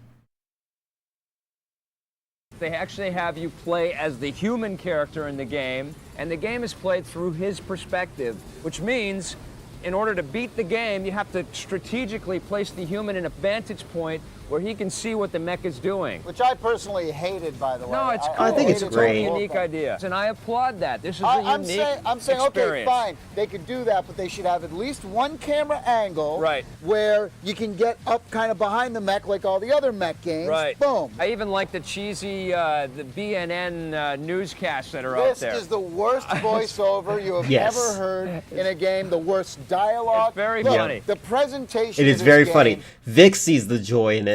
is horrible. It's not horrible. It's not horrible. You're telling it's not. Please, it's funny. Please It's play funny. a clip Yes, Vic is right. Vic is right. right now. Go ahead, play a clip. Go. It is in this battle that the Oh, true come on. effectiveness of the JSDF will be determined. Oh, a new vessel has arrived. It appears to be Koga, the Fudo-class cruiser. Was that horrible or That was not? funny. That was not funny. Okay, that listen. was bad. If you're going to play a clip from a Godzilla movie, that's going to look bad out of context. Yeah, as because well. Godzilla movies are horrible No, too. they're not. They're fun. That's their own style. They're fun. It's goofy, silly fun. That's what this. Wow. Okay. Vic is genuinely actually getting upset with Tommy's take on this because he's misrepresenting the product. I agree with Vic here entirely. Like he's got the right attitude on this one. They're fun. That's their own style. They're fun. It's goofy, Yeah, that was a good frame. I like that too. That was like almost thumbnail frame. silly fun. That's what this game is. No, It's good. the cinematics were not intended to be goofy. Yeah. It was like a Renaissance painting. They were serious and they're pathetic. They weren't serious with those. Pathetic. There's no way they What were do you give serious. this pile of crap? I'm going to give it a 7.5 out of 10. I'm giving it a 7 as well. You call That's not bad. I actually think that's a fair score for it. it a pile of crap. No, I didn't. You just did. No. What do you? You just did. How can you say the game's horrible? You're going to give it No, a 7. I didn't say the game's horrible. I said the presentation and voiceovers are horrible. Right. And the fact that you always have to Yeah, Tommy, you're in the wrong entirely on this. control the mech from the boy. I'm surprised you is didn't bad. give it a 9. No, it's a 7. There's a lot more reviews in the run coming up right after this. Yeah, this is kind of. I've decided that there's like a feel for 6s when it comes to video games. Like they're games that I'm like, all right, that was fun, but I don't think I'm ever gonna play this again.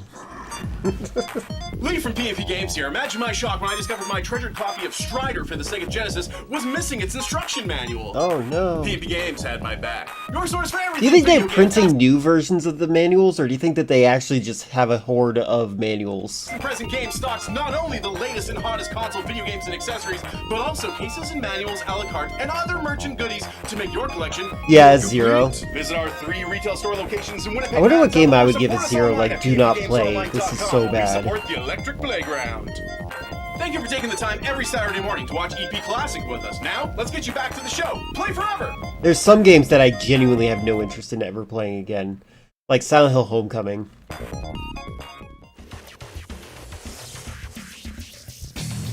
We're switching gears now. We're going to talk about NASCAR Thunder 2003 for the Xbox. The amount of detail and the amount of extras in this game is so I never tried to throw my manuals away. My problem was that first of all, I moved a lot. Second of all, I would take the manuals out to read them and I wouldn't put them back because that was my mistake. phenomenal. NASCAR freaks are going to, well, freak out. The quick race is really just exactly that. You jump in, you're having a good time right away. And they've added a whole kind of scenario mode where the drivers pop up and they give sort of their anecdote about what happened in the race. And then they say, okay, we challenge you to beat the game the way that I beat the real life race. Got this thing called Thunder License where they teach you how to drive a car on the track. Because these systems now are so powerful, you can actually have, you know, the 40 And someone else race could throw car it away 'cause they drivers think it's out on the junk. Yeah, track at the that same can happen times, too. And you really have to get into that pack racing mentality. And thankfully, the physics in the game are forgiving enough. That's that really you can cool hit looking. the wall or hit another racer, That's very and you're real. not totaled. But if you get that solid I think it's smack, the frame rate. then the flames pop out and the smoke goes and cars flip and fly. My favorite thing, of course, is turning around 180 degrees Of course. and heading straight for the traffic. I do think that there is something to be said about this play style right here. This is why I think that racing games need to be more than just racing. You can't make it so that somebody finds it unfun and like tries to make their own fun like this. Like making your own fun is fine, but like when it comes to the detriment of like just trying to break the game experience and you force yourself to lose, you're basically saying I'd rather commit suicide than play this game. Traffic's Complete cool. as much havoc as possible on the track. Right. I was really surprised to see all of the different licensed stuff that's in this game. Hats off to the legal department at EA, man. They got to go chase after 1 million logos. I love the sound effects, though, in this game. Sounds great. They're incredibly well done. You can hear the wind flapping. It's unbelievable sound effect. The visuals overall... I actually, one of my concepts of a video game, I want to make Twisted Metal, like my own version of it, and it's just like, it's a race, and you go state to state.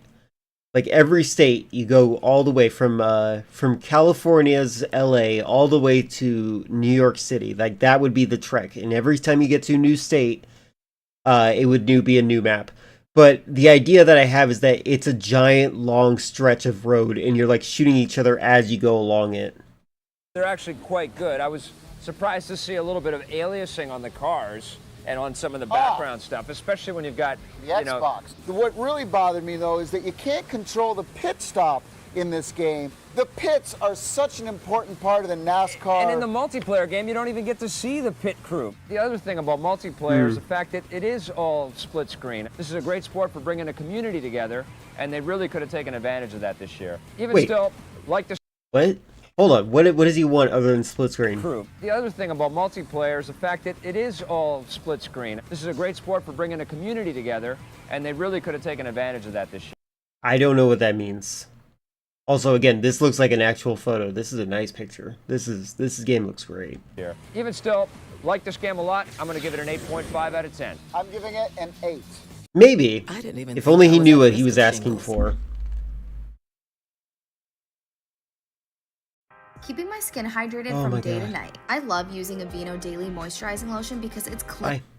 The last game we're going to talk about today is The Lord of the Rings, The Fellowship of the Rings. Ooh, I like from this one. Vivendi Also bad Universal. voice acting. This one follows the book, not the movie. That's right. EA is doing the movie one. This game's more of an action Oh, wait, maybe I adventure don't know in the this. vein of a Zelda, where you're cruising around, you've got all these little objectives to do, and Show actual things gameplay, to please. check off your little journal list there. I thought the music was done incredibly well. You really get a sense of being in Middle Earth. The voice acting's really good, and it follows the storyline in the novel perfectly. So all those little tiny characters that you read about suddenly spring to life, and they give There's you Bombadil. objectives and things that follow Okay, yeah, along this in is the the one. story quite well. You can play 3 of the 9 characters from the Fellowship. That's you right. You can play Aragon, who's Right. my Yeah, this game's favorite guy, awesome. the fighter. Right. And you can actually use a sword or a bow and arrow. You have Gandalf the magician, of course, and he does all these cool magic, awesome effects. Yes. And then you can also play Frodo. You can put the ring on and Right. become invisible like the thing. But you don't want to put the ring on too much, because that will corrupt you and turn you over to the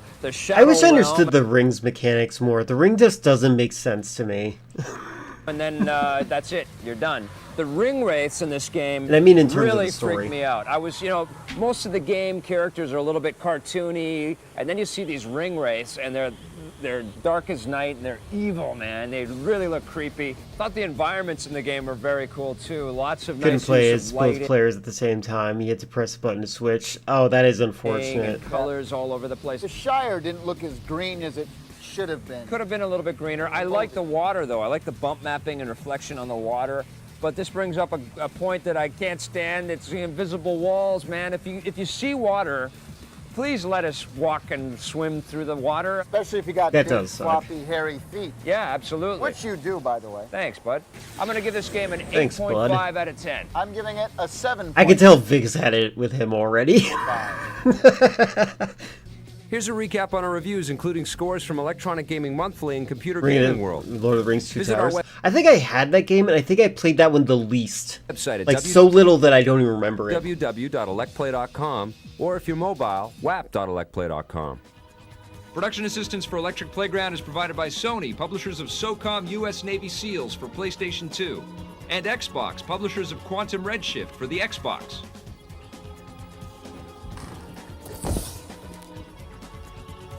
One of my, what's that doing? One of my favorite games of the 80s. It's called. That was a good one.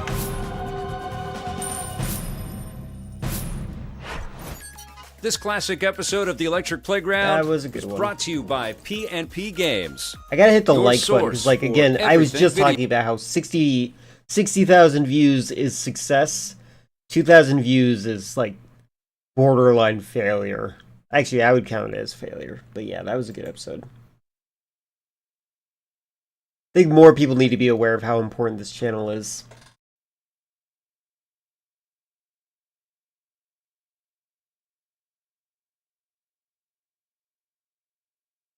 They always seem to land around 2,000 views, and they deserve more. Yeah, exactly. They definitely deserve more. What's their most popular video? 1.8 million. Behind the scenes of Frozen. Behind the scenes of The Walk. Behind the scenes of Catching Fire. That's interesting. It's usually the behind the scenes that are really popular.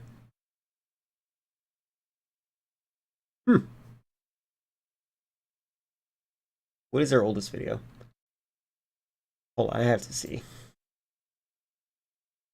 I would definitely I recommend don't TurboTax. care what you My think tax about expert, taxes. she was You shouldn't pay your amazing. She taxes to answered the all- pedophile elites.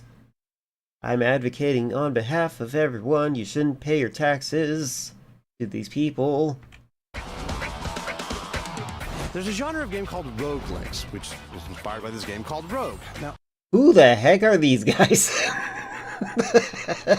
I think there should be a genre called Portal legs, which are, of course, inspired by Portal and Portal 2. That should be in someone's genre. Today, we're looking at a game called Mag Runner Dark Pulse. It's like...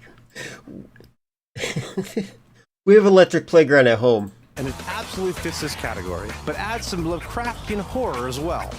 Your fate to die here. It's what he wants. Well, I love Portal, and I love the work of H.P. Lovecraft, so this seemed like kind of a match made in heaven. This is like the two tastes that taste great together for me, except I didn't really like the way these two things tasted together, you know? Now, Mag Runner is really does have kind of a Portal-esque mechanic, except instead of shooting teleportation, doorway type things, you're shooting magnetic charges, and the whole game is designed around this mechanic of charging things either with a red magnetic field or a green magnetic field. The light colors attract. Red and green is not a good idea. Optic colors repulse, and then there's this whole sequence of puzzles built around that with blocks and platforms and all kinds of moving parts. Okay, that's... Okay, no, I don't like that. So, mechanically, they shouldn't... it makes sense visually to make it intuitive to people, but what they should have done is made it so that if it's green and the other one is red, then it attracts. I get that they probably were like, well, that's confusing, because if you have two green next to each other... Like, I feel like they could have done this. And it's got an interesting enough premise. It takes place in the future. It's a whole sci-fi thing where you're a mag runner, and I don't know, some backstory of a Well, you're kind of a mutant, energy. and then there's this guy named, like, Gamachi. Yeah, and 6 arms. And you're a subject in, like, this testing chamber. Ah, that sounds original. You're in a testing chamber. Well, it sort of gets off it once you get a little What bit the heck are you guys talking about? Focus. into it, and it gets a little bit darker, and that's when I started liking the game a little bit more. Once you lost a little bit of the Yeah, that polish looked really and got bad. to sort of the grimy, and the monsters started showing up. Like, it's an interesting idea, but it's like... And it has... It feels like it's not executed properly. Some really good atmospheric moments, but, you know, the problem when you do, like, a Lovecraftian horror thing is I kind of want to be scared. Again, I like the Lovecraft stuff. There's a moment early in the game where you see a monster devouring one of your fellow mag runners. That's when things kind of go off the rails. You go behind the scenes. Yeah, you can't just do that. The viewer has to be clearly communicated to in these kind of reviews. There's dimensional portals. There's monsters coming in, being frozen in the works. You see Cthulhu at one point. I'm a big fan of the Cthulhu, man. You see him at one point. You don't really interact with him, but you see him. I found once it was getting to the dark realm kind of portions, it was getting really hard. Like, you get this little toy dog that acts as its own magnetic field. You can throw them out there. And the solutions to some of the puzzles were just so baffling. I had to watch walkthroughs. I'm like, I never in a million years would have guessed you gotta crawl up that wall on top of the block, using the dog, use the magnetic field thing to light it the way around the corner. It was just so baffling that I found the payoff wasn't worth the effort I was putting into it. Well, I think this is another one of those things where since the story is kind of just sort of told at you, and again, I don't know if they really cared all that much about it. I think it was just another, a reason to sort of propel yourself into the next room. I mean, the game looks good, plays pretty well. If it was a horror thing, I think I wanted to be scared more. You ready for this? I'm nervous, Kamaji. It's pretty good for what it is. It's just, it is standing on the shoulder of giants. Yeah. And that's something that, you play this game, if you've played Portal, you will always sort of look at it and I don't think that's how you say that phrase. Yeah, and you and I have looked at a lot of these games. We've looked at Quantum Conundrum, we looked at Cube. I like to yeah, both the of those music's better a than little Mag Runner. bit If you're a fan of this off. genre, Mag Runner's worth a look, but I just don't think it measures up to the games that it's taking inspiration from. Based on that, I got to give Mag Runner Dark Pulse a 6.5. I'm right there with you. I think it's a 6. Yeah. That definitely wasn't very good. 1,000 views on that video, by the way. No, show me oldest. Top 100 games that live in infamy, for better or for worse. Wow, in 5 minutes? This is before they unlocked the ability to go higher than 5 minutes, I guess. Interesting.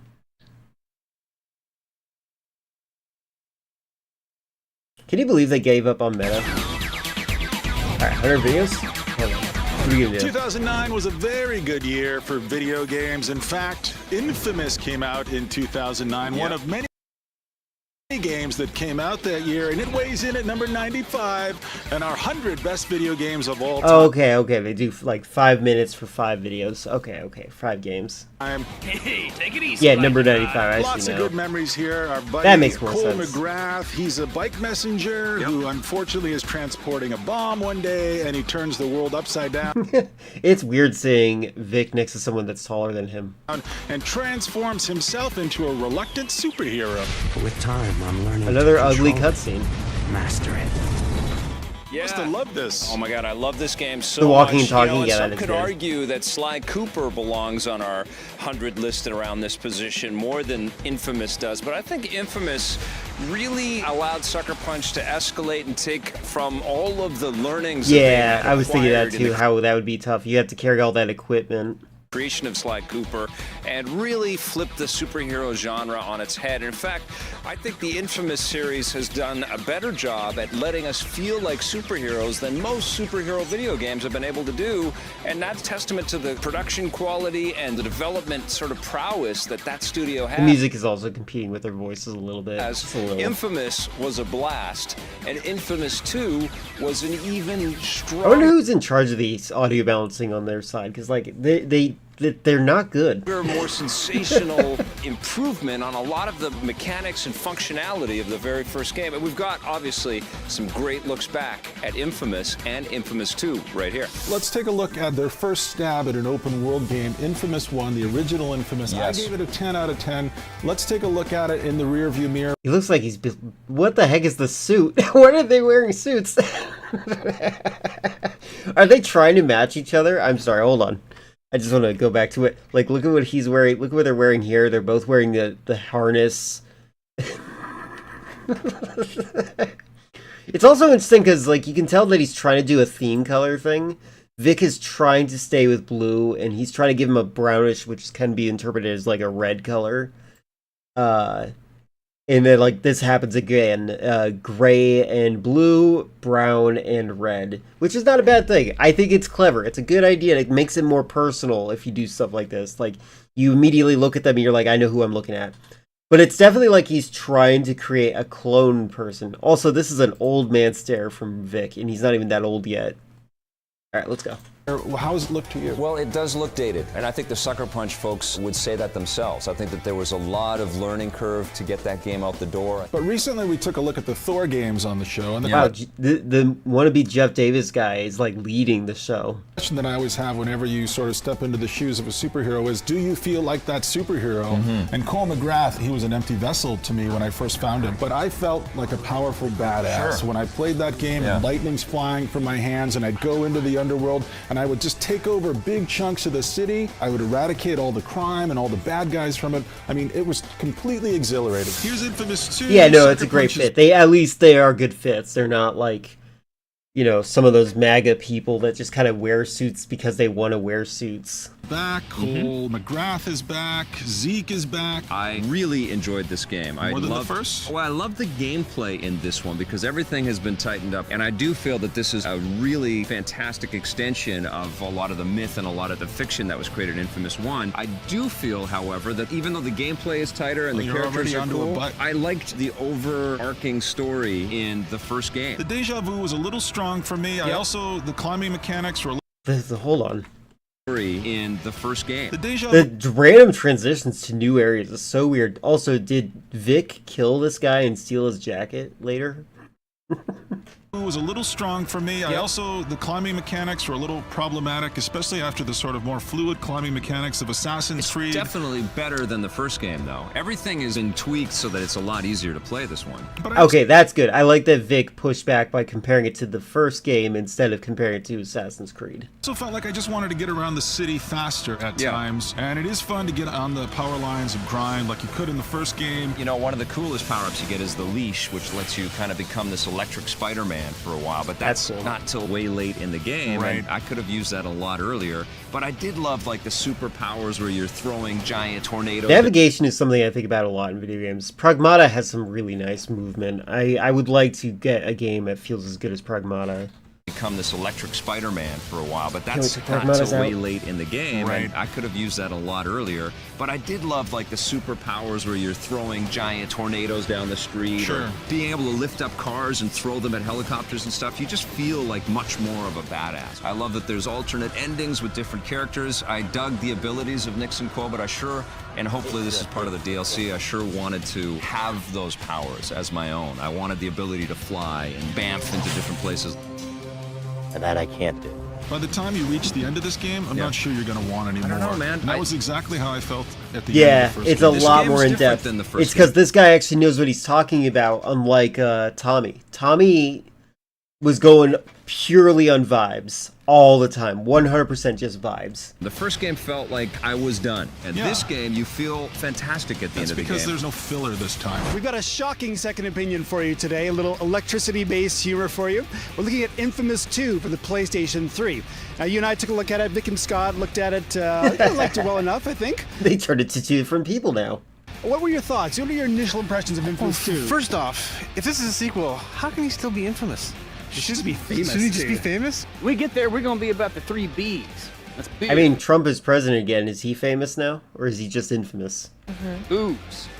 And mechanical bullets. I love the first one, and I think this shows you, you know, you don't need a comic book origin. This is a great new IP. One of the best things about the original game was the controls. They're really rock solid, and in this game, they've just kind of tweaked them a little bit, and it still works and plays pretty great. Wow, a totally fun look back there. And you know what? Still my favorite thing in all of these games is the fact that it lets you decide if you want to be good or bad. Not enough games let us be just openly good and perform acts of charity and heal people. Still my favorite thing in this game is just healing the people who are wounded on the sidewalk. Well, I was really impressed with Infamous 2's ability to have a mission generator, a mission creator there, and allow your other players in the Infamous universe to share all of that work. And of course, we are not done yet. Sucker Punch is hard at work on Infamous Second Son, and I can't wait to play that one. But for now, Infamous, the series, sits at number 95 on the top 100 That's best cool. games. The newer ones are pretty nice. Congratulations! I like that. I wonder if they erased any of these videos. I'm kind of suspicious that they did, because the first one we saw is just randomly this game. Or maybe they hosted it somewhere else, and then this is just them like getting used to the YouTube format.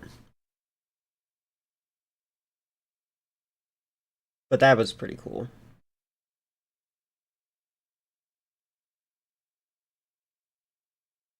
Let me see what the other top 100s are real quick.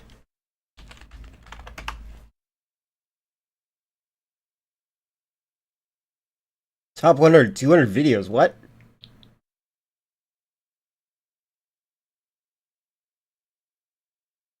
Grandma goes bowling. Just a flesh wound. Finish him. Oh, Mortal Kombat. Okay.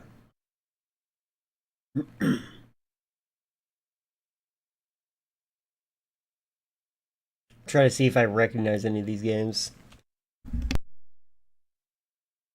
Mostly folks on TV in 2015. That makes sense.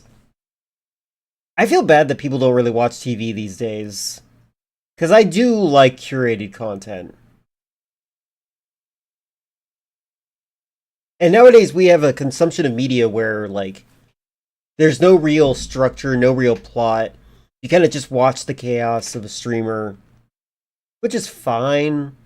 But I do think that having structure is kind of important for humans. Jamie Lee Curtis!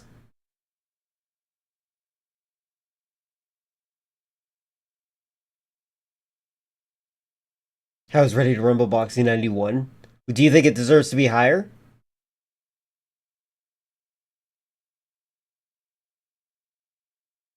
Actually, that's not even round 2. That is weird.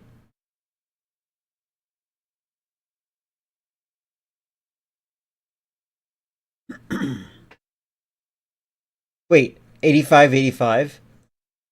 Best Star Wars movie isn't a movie at all? Is that about Knights of the Old Republic? 84. What the heck? They have 2 different lists going on, I guess.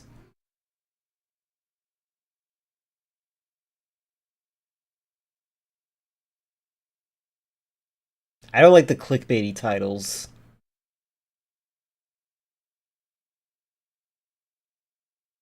There's no business beyond this list.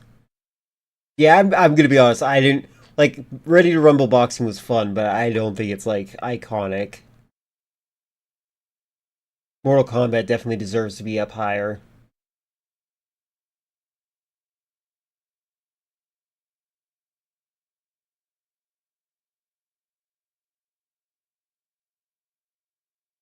Top 100 movies. I think they just looked for the word top 100 and just put it into this list. Lazy.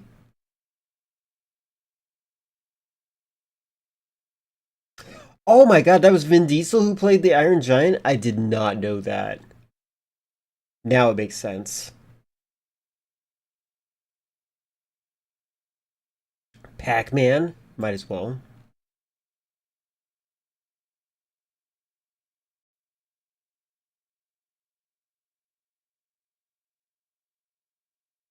I love the PlayStation Portable. This advanced version of PlayStation Portable is so nice.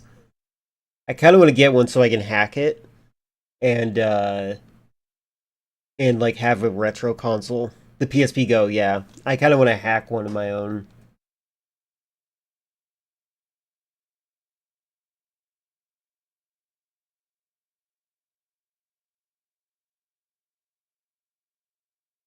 Yeah, they looked very nice. I agree. Like that's what I want in a portable device.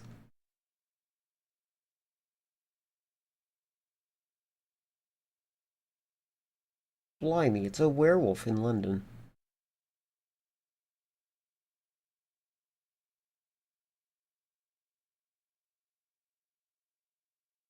Oh, there's Call of Duty. Where is it? Where is it? I'm gonna scroll just a little bit. There's Cake is a Lie. Alright, right about here.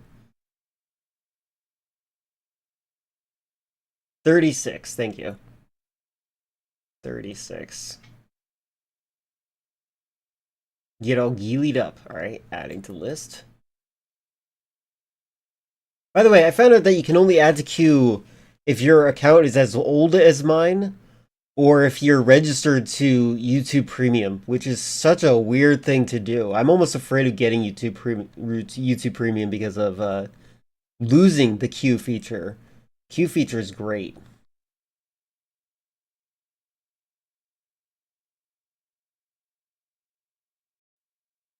There's Halo. I don't really care about it. I love Halo, but I don't care. I just don't care. Well, there's the Metal Gear Solid 2. I'll add that one. This list is almost over.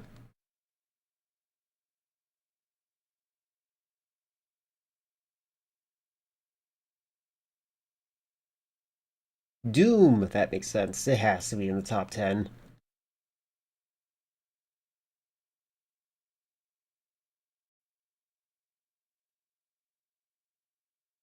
Which Zelda is this? I think that's just... It's only 4 minutes, so I'll add that. It's a me, Mario. So you put... What is this one? No, what is that one? Can I move this? There we go. The best game your mom didn't want you to play. What game is this? Well, I might as well just add it to the queue. Alright. It does look like Ocarina of Time. I was just looking for the time. I was looking for a mask or something. I did think it was that. I wasn't sure if it was going to be Majora's Mask. I personally liked Ocarina of Time more, but I totally understand why people loved it. Alright, let's see why this game's good.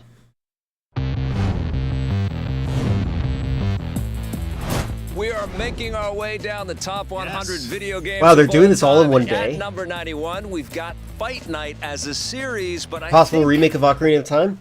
I did not. I have no idea if I'd be interested in it. I do like the original one enough. The Ship of Harkinian mod that I played, where you get a 360 camera, modernizes the game immediately. Like, you just need a 360 camera and the game's back to, like, playing like a normal game. So... What we're really talking about is Fight Night Round 3, aren't we? I think what you're talking about is one of my favorite game series. Solid shot, puts him on the floor. I want to talk about the whole series, going all the way back to Knockout Kings, which I was a huge fan of. The reason I bring it up is because so much of what made that game great eventually bled into the Fight Night series. It wouldn't exist without Knockout Kings. Now, the big turning point was when a game came out from Japan called Victorious Boxers. The control scheme in the game was unlike any. Well, that's what I mean. The quality of life, you can with the Ship of Harkinian, you can do that. So, what kind of quality of life are you asking for that isn't in the game? Seen before. Now, if you push the analog stick a little bit forward, your guy would bob and weave, and if you pushed it all the way forward, he would actually move around the ring. EA would eventually co-opt that control scheme and refine it in their Fight Night series, and with each iteration, it got better and better and better. With the most it really does look like he's just ready to rumble boxing. I had no idea. Recent installation being Fight Night champion in 2011. Blew our toupees off, as you like to say. That was an amazing game. But Fight Night Round 3, which was one of the first big Xbox 360 games, was so revolutionary because we had never seen graphics quite like this. Sweat and blood articulated, flying through the air. Goes a blood drop. Here's Tommy and my reaction to Fight Night Round 3. Fight Night Round 3. We took a look at it on the Xbox 360 because that's where the hotness is. Is this 2001? Is this 1998? What's going on? I think this is by far... It's Ben Shapiro and someone from NSYNC. The first true next-generation experience. You've got great blooming effects around the characters. Bloom. You've got cool sort of environmental lighting coming in from all kinds of sources. The skin and the face and the pain. That's I mean, all you can incredible see too. that. The facial animations are absolutely unbelievable. The graphics are the big sort of flashy story Red of this 2006? thing, Wow. but it really has They must be refined going and through a enhanced breakup. the gameplay since the last Fight Night game. When Ollie walks into that ring, Yeah. or Sugar Ray, or any of the great ones, you actually feel like they come alive and they're young My again. favorite part about this game is the ESPN classic matches where you Black go, and white. Oh my God, you have like Jake LaMotta fighting The Raging Bull. Sugar Ray Robinson. You never got me down, Ray. Incredible, the visuals on that with all of this sort of black and white kind of aesthetic, definitely right out of the Raging Bull film. There's all kinds of achievements to unlock. 9 out of 10 for me. I'm going to give it a 9 as well. Now, this was one of the first games that really showed us what a next-generation video game could look like. 100%. Remember the slow-motion knockout? Oh, and now the real test. Can he get up after going down a second time. It articulated spit and blood flying through the air. Well, That's next gen. I think it kind of ruined it for a lot of other game developers, and I could just imagine them watching that to the stuff drawing and going, board moment. "Oh my God, they made characters that look like that." How I know. are we going to top that? We've got a couple of really memorable I like that characters Vic straight out always of the game. thinks We got of from Andre the. Bishop, I who's the star of the always game. says He's an up-and-coming he always fighter. thinks from the Started off developer as an amateur standpoint. fighter. He's got a Yeah, that brother was who's not very also good a fighter, swear. Big baby Big Bishop. baby Bishop, who's got a big mouth, and you just know right from the start. I mean, this thing is. I think rife I with saw that cliche. game in a magazine, and I was like, "Huh, this game looks pretty cool." I would never play it though. You know I right prefer from the Mortal start where it's Kombat. going. It's Rocky 4. That's I not mean, Rocky the 4.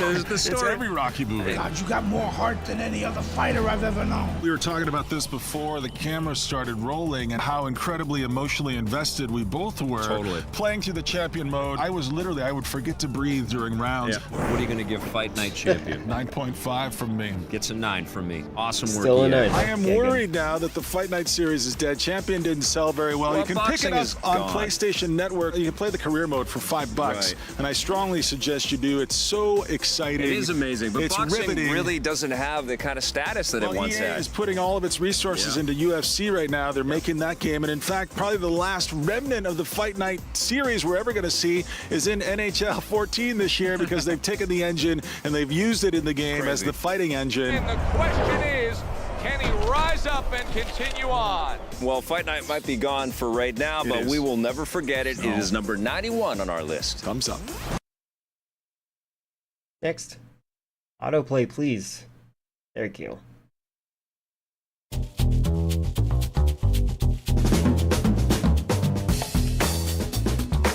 The place they're recording must look so drab. Must be winter. So that place, Tap place by the economy water. crime Yeah. is- We made a specific decision here on our top 100 list to not start including all kinds of classic arcade games. That might be for a list down the road, but one that's based on a classic arcade game that we still can't Dubstep stop is playing back. is Pac-Man. Do you think this? Well, when was this? Dubstep was like the disco of the millennial generation. Like disco, like existed for like a year, and then like it stopped being popular, and then people are embarrassed about it, just like dubstep. Man Championship Edition DX. This is number 57 on our list.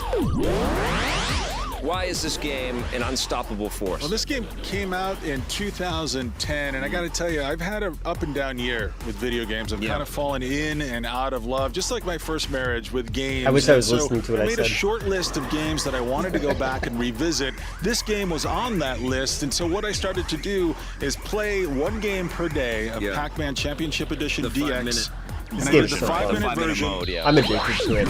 It combines I'd write like down my love of score Snake every with day, and I Pac-Man. would try to do just a little bit better. And some days I would be having a bad day, and I'd go home and I'd have just a rip-ass game of Pac-Man on the Championship Edition. Then some other days I'd have a great day, and I'd go home and I'd lose all 5 of my guys that wouldn't even clear the 5-minute mark. But this is the way that you reimagine a classic franchise. This is the way you up the ante, you raise the stakes. I hate to say it, it's Pac-Man on steroids. I mean, that's what it is. It's such a good This game. is not designed that we have to explain. You don't have to overthink any of this. This is just losing yourself in this interactive experience. It's a pure form of video game escapism, you know? And I think you're right. It's amplified from our memories, and it is the best distillation of a perfect video game experience. And you know, when you think about reboots, I mean, people have tried to reimagine Pac-Man a million times over the years, and what nobody really got right was TV screens had changed to a 16:9 format. They really decided to take up all of the real estate and exploit the real estate, and they also really did a lot when it came to what these machines can do, because we're I'm seeing a so lot mad of at him for graphical using that flourishes. You free see little boost. sparks fly off Pac-Man at different I points. would've played this And game you're now. right about not having to explain too much here. I mean, obviously, you're still getting the power pellets, you're still chasing the ghosts when you have to, but there are so many little strategies that you will discover that I will not you reveal idiot. to you, because I have played this game almost every day this year. Whoever's playing the game and makes me when you mad. discover those strategies, you will experience gaming nirvana. It's true, right?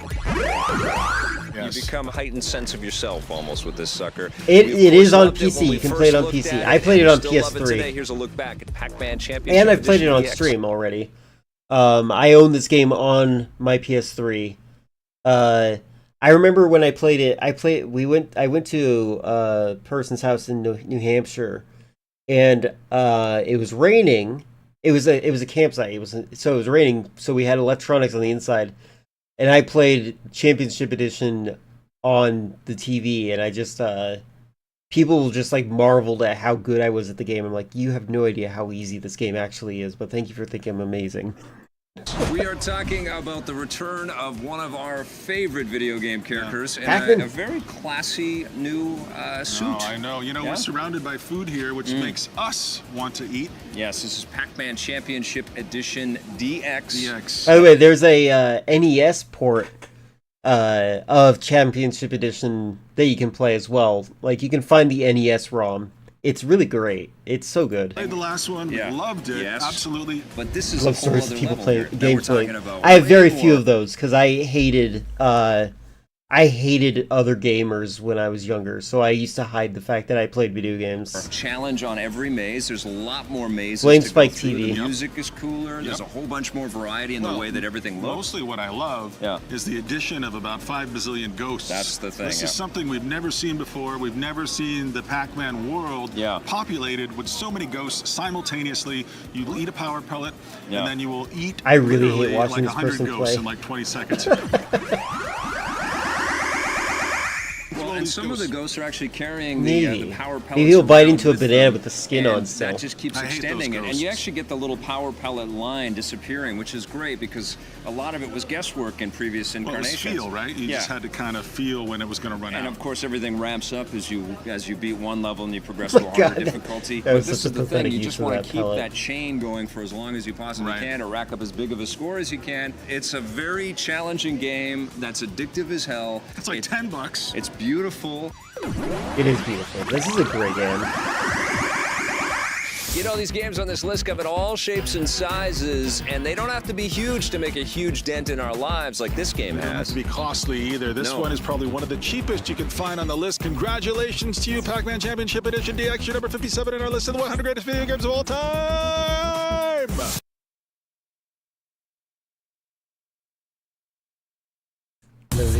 Loading. Number 36 on our top 100 video games of all time is probably not going to shock you. It's Call of Duty 4 Modern Warfare from 2007. This was Infinity Ward and Activision changing the world. Now, I've never been a big fan of the Call of Duty franchise until this game because I had never seen visuals that popped with this kind of realism before. I don't know what Infinity Ward does. I don't know what kind of deal they've made with the devil, but they get something out of these systems that nobody else seems to be capable of. Yeah, it was a pretty incredible photoreal engine that they built for this game specifically, and it really took first-person shooters to a whole new level Is it really the engine, or is it the textures they use? Fidelity that we hadn't ever seen before, especially on home consoles, especially on television sets. That's right. It was just this visceral, crazy, Michael Bay-esque action fury that was just coming at us for the entirety of the game experience.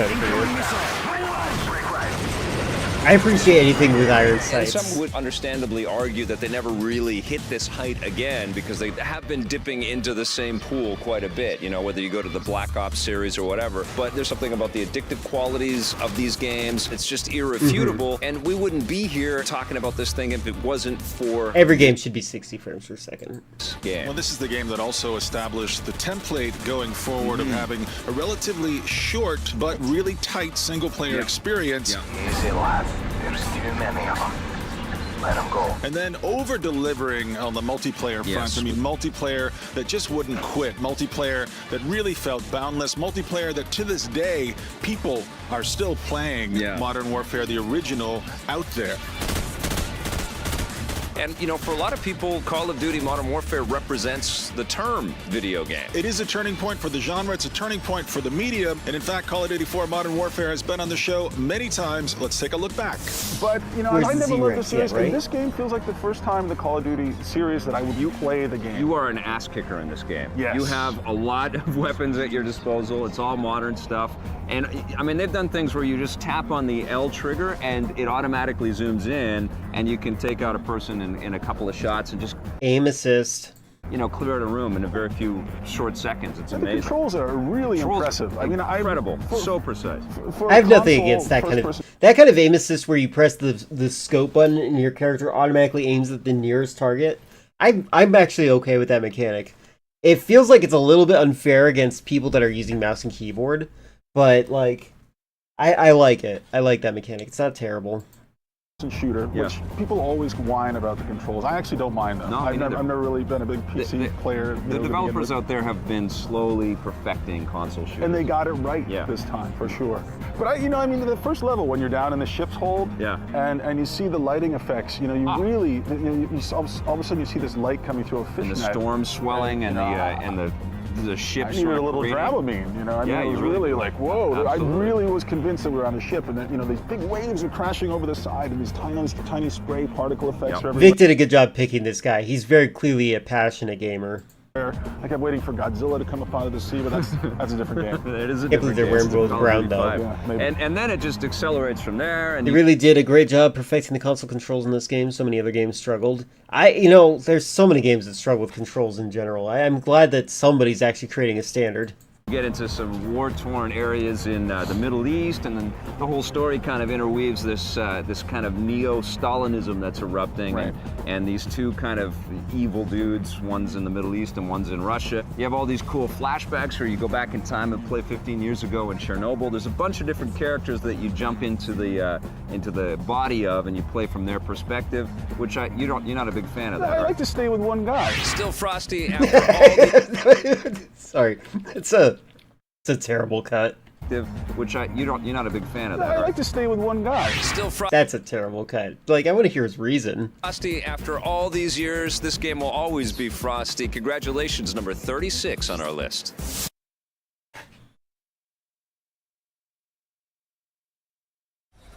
Don't worry, Shaq. The General gives you a break to keep you covered. Whether it's on You running out of money, insurance Shaq? Is or that a why you're break doing from your this? car acting up. Why are you here, Shaq?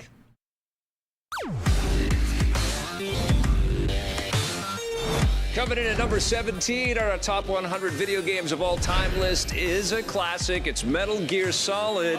We're going to talk about this as a franchise because almost all of these games are incredible, but the first one for the PlayStation 1, Metal Gear Solid, is the one that really knocked our socks off and put Solid Snake on the front line in all of our hearts and all of our imaginations. We are not talking about this as a franchise. We are talking Yeah, about the graphics have game improved. that matters. I remember seeing them on G4. Metal Gear Solid Metal 3 Gear Solid. is actually my favorite, Metal Gear and Metal Solid Gear 3, 4 is incredible. I will accept that one. But Metal Gear Solid 1 3 really I'll accept. is irrefutable. Please stop talking over each other. I want to ask you something. I need information about Metal Gear. One is incredible. One is an awesome experience. And hats off to visionary Hideo Kojima because he built something that was huge and ambitious and complex, and it had all of these underpinnings in the narrative of the Cold War, had all of this insidious spy intrigue, and all of these great characters that just would talk endlessly. I'd never seen a video game that let characters talk the way that this one. They certainly did and they talk. didn't bore me yet because it was so new. I just kind of sat there stunned. I think the way that the dialogue is written in Metal Gear Solid should be studied as a way to like transfer information to people, as a way to educate them, because it is very effective at that. Like, I better listen to all of this because they might say This is something where somebody in chat says effective. important. That's the sickest thing I ever heard. Still excited about where the Metal Gear Solid franchise is going to take us, but of course we've got a nice look back right now. Basically, this is the Metal Gear Solid 2 game. Right, the Sons of Liberty. Sons of Liberty, coming out a year later with some extras. That's sort of selling it short, though. I mean, there's so many extras in this game, it's almost like getting another game included with the original Metal Gear game. What they've added into these things is what they call the VR missions. 350 of them. Yeah. I wanted something new. I wanted a little tease of what we're going to get in Metal Gear Solid 3. Well, for the Xbox owners, though, this is the first time that they would ever have played this game. So it is a good game. It's still going to Yeah, he doesn't sound sober. I'll give you that. He sounds like he's out of it. a high score from me. Why don't we start with Metal Gear Honestly, Solid? Tommy is the kind of person that would probably do some sort of drugs before coming into work. And then he's like, I'll pass as sober. And then Vic is the person who's just like putting up with it. The Twin Snakes. This one's from Nintendo, Konami, Silicon Knights, and it's for the GameCube. I love Metal Gear Solid. I was the biggest Metal Gear Solid freak fan in the world. And when it came out initially, it was mind-blowing. It was one of the most amazing things I'd ever experienced in a game. The storytelling is cooler in this one. They've got a new director in there to direct all the CG scenes. Nice stuff there. Now you can have a lot of the Metal Gear Solid 2 sort of interface as well. You can go to first-person mode. There's all kinds of hidden Nintendo little tidbits as well. Now Solid Snake. Maybe that's why they cut it early. You know, an area where he'll see a bunch of Yoshi and Mario sort of plush dolls hidden in the corner. Can you believe this? It's Can some you nice believe stuff. what he just said? There's something really interesting about the fact that so many games, oh my god, this probably played into why so many people are upset about Wind Waker. Because, like, Resident Evil 1 Remake, Resident Evil 0, Metal Gear Solid Twin Snakes, even Smash Bros. Brawl, like, they all kind of had an adult, darker theme to them. And then you have Wind Waker. That again, because I don't think everyone out there believed. They thought you were joking. No, I'm serious. Excellent, Snake. Age hasn't slowed you down one bit. This game is, honestly, it is the reason why Sony created the PlayStation 3. Yeah. It's about the content within the game, which is an incredible mesh of story and gameplay. It is the use of Blu-ray technology. It's the first of the 50-gig Blu-ray games out there, and they packed it, and they take us so much they had to put the making of on its own. I thought that was Tommy. Based on the voice. That was actually really funny. Vic got someone with Tommy's voice. Gameplay. It is the use of Blu-ray technology. It's the first of the 50-gig Blu-ray games out there, and they packed it, and they take us so much they had to put the making of on its own. Big time. I know, it's crazy. But then they do things within the gameplay, within the context of telling the story and within the gameplay that have never been done before. Everybody always talks about Metal Gear is more of a movie than a game. It really is. This is the first time in the franchise's history where it feels like, who cares about movies? This is better than a movie. They have Metal Gear Online, which gives you... Oh my god, I miss Metal Gear Online. Yeah, maps. by the way, a whole other game. Which is just incredible. I like this one a lot. This one is the one that I played the most outside the Metal Gear Solid 5 Online. Metal Gear Solid 5 Online is actually my favorite. Like, I have nostalgia goggles for this, but like Metal Gear Solid 5 Online is my most favorite. This one right here is like really good though. You log on and you're going to be playing with thousands of people because this game is going to be probably the most popular PlayStation 3 title of the year. If not, it should be. So congratulations to Hideo Kojima and the Metal Gear Solid team. You are number 17 in our countdown of the 100 greatest video games of all time. And a special salute for David Hayter. Special salute for David Hayter on immediate cut. Hey, AT&T just gave me their best deal on the new Samsung Galaxy S26 Ultra. I'm telling everyone. Barber, dentist. I got a hardware guy. We're going to add him. Get the new Samsung Galaxy. Our countdown of the 100 greatest video games of all time continue. We are at number 3, Victor Lucas. That means there are only 2 more installments after today. Coming in at number 3. Big one. It's Zelda, but it's not the Zelda you probably think we're going to say. We are going to talk about the Zelda from 1992. This is the Legend Audio mixing, please. Oh! of Zelda, A Link to the I Past. actually didn't expect this. Which really is a game that I hold near and dear to my heart. I know it's near and dear to your heart as well. Why did we pick this instead of that other Zelda that everyone else picks? Ocarina of Time. I love that. Instead of that other Zelda. He was leaving it vague, but then Vic decided to say Ocarina of Time. Was like Super Mario 64 a fantastic way I think they didn't make any thumbnails. I think that the thumbnail was one of these scenes. It's an incredibly vaunted franchise into 3 dimensions, but I think it was really A Link to the Past on the Super Nintendo that set us on the career paths that we have been on. I need to play this one. It was so rich with awesome, fantastic Zelda concepts that were borrowed and extended upon and revisited and mimicked, not only in its own franchise, but by several other franchises out there. This kind of set the tone. I'll tell you why this game is number 3, and you've alluded to it already, but I'm going to go back to your point again, and that is it took something that was esoteric, the role-playing genre, the role-playing franchise, and it made it accessible to people like me. Now, I was never a D&D guy. I was never into that stuff. This took all of those conventions, all of those trappings, Don't buy the which tracks. weren't the most... Yeah, you shouldn't do this. Don't do this. I don't care if they're even abandoned. Accessible in the world and made them user-friendly. It explained them to me in a way When I lived in Arizona, I used to live by abandoned railroad tracks, and I collected a couple railroad spikes that I still have somewhere.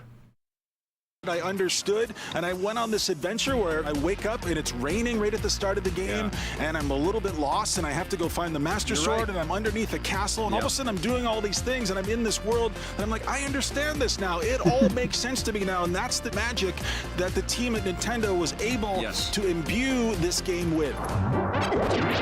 I love this thing. I've not played this to game, this day, this is the Zelda that occupies the largest amount of space in my heart.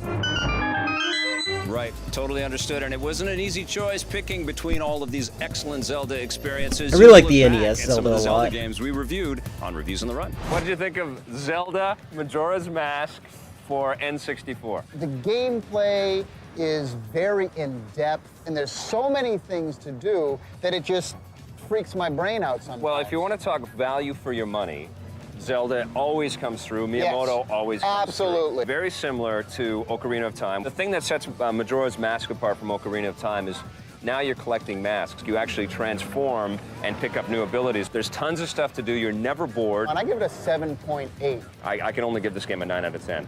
As opposed to only a 9 out of 10. Usually when I play a Zelda game, I'm expecting it to be a 10 out of 10. I think Zelda is the best looking video game that Nintendo has ever made. I think that's not saying much, but Okay, come on. We know Tommy is not taller than Vic. Stop lying. But I agree. When he's surfing on that spinning wheel thing, that looks awesome. And and the boomerangs and the bow and arrow from first-person perspective, all that stuff looks fantastic. Right off the top, I gotta say, 10 out of 10. First of all, it's massive. It's an enormous game. They say and 10 when out you of think 10 you're for this done, one. I you're don't- probably not even halfway Not there. even close. It really has Sitting on a gameplay milk crate, in yeah. every type of direction. Instead of There's a a lot shoebox. going on. It sinks its teeth into you, and it doesn't let go. Honestly, it's one of the best games I've ever played in my life. Ever Just so slightly much too fun. tall. Once you get into it and you let the fiction kind of wash over you and you get to explore a new dungeon and you just see the absolute genius of the level design. Absolute genius. Take away sort of all of the extra goodies about See, this Vic game. doesn't have to stand on a box. At its core, the gameplay, I mean, you could play this game just with a bunch of boxes and stick It'd be the figures same and it height, would be because incredible. Tommy would Such insist on amazing standing on a design, box. Nintendo. Envy everyone out there who hasn't played this. So there you be, Legend of Zelda fans. Your Super Nintendo game gets the #3 spot on our top 100 video games of all time. And then there were two.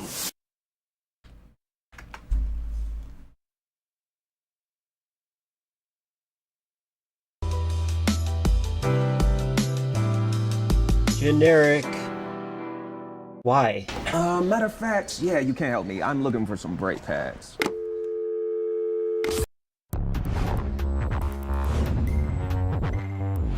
So yesterday we had our #2 of the top 100 video games of all time. It was Super Mario 64. Congratulations to you, Mario. And we saw through the Kinects that you guys all have set up in your houses that a lot of you were perplexed as to what could top Super Mario 64. Lots of people destroyed furniture, turned over chairs, couches. We have our eyes We're on you. watching you. But this is #1. This tops our list of the 100 greatest video games of all time. Victor Lucas, tell them what it is. It's Grand Theft Auto 3. Yeah, I was just looking up, I was just looking up Tommy Tallarico's height because I was curious about it at this point. Tommy used to have a famous people seen wearing a Tommy Tallarico t-shirt page on his website that contained all photoshopped images. That's kind of messed up. Like, what? Oh my god. Anyway. God. Let's teach these would-be tough guys what it means. Tommy is such a person, right? Like, I feel like we all know a Tommy. Be a tough guy. It's really about the freedom, is what it is. As soon as you load it up, you pair it with a PlayStation 2, this world starts to open. You could I think the go part that any- blows my mind is that he doesn't have to do that, right? He didn't have to do this.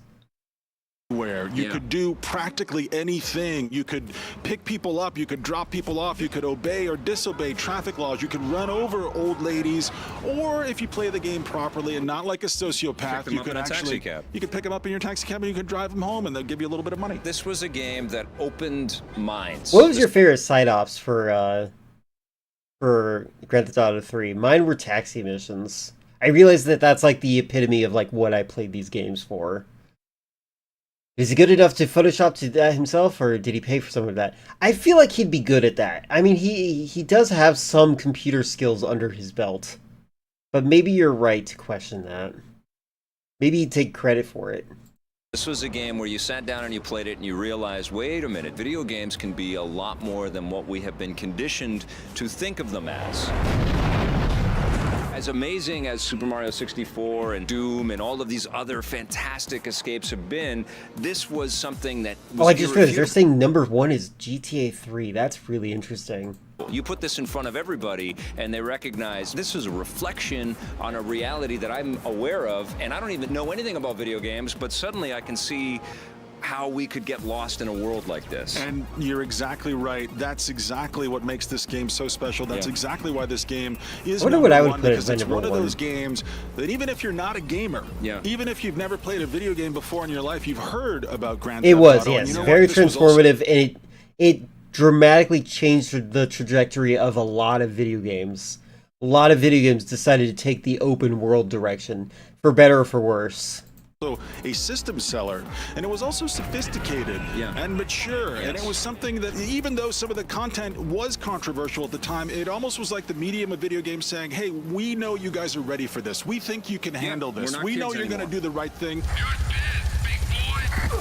We are not kids, you're right. We are not kids anymore, and this was not a game for kids. Honestly, it forced every game developer to I just got PTSD from all the people that implied that Claude did say words at some point, but you had to listen carefully with headphones. Think open world and the way that they created their environments and the way that they populated their environments, the way that they told their stories. But it also brought in the best of sort of these open world MMORPGs out there and a lot of the driving kinds of mechanics that we'd seen before, some platforming type stuff, some shooter type stuff.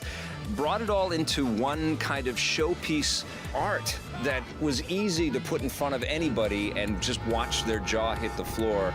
And obviously we had lots to say about Grand Theft Auto 3 and its subsequent sequels on Reviews on the Run. Take a look back. Grand Theft Auto 3 is my favorite game of all time. No, he said that.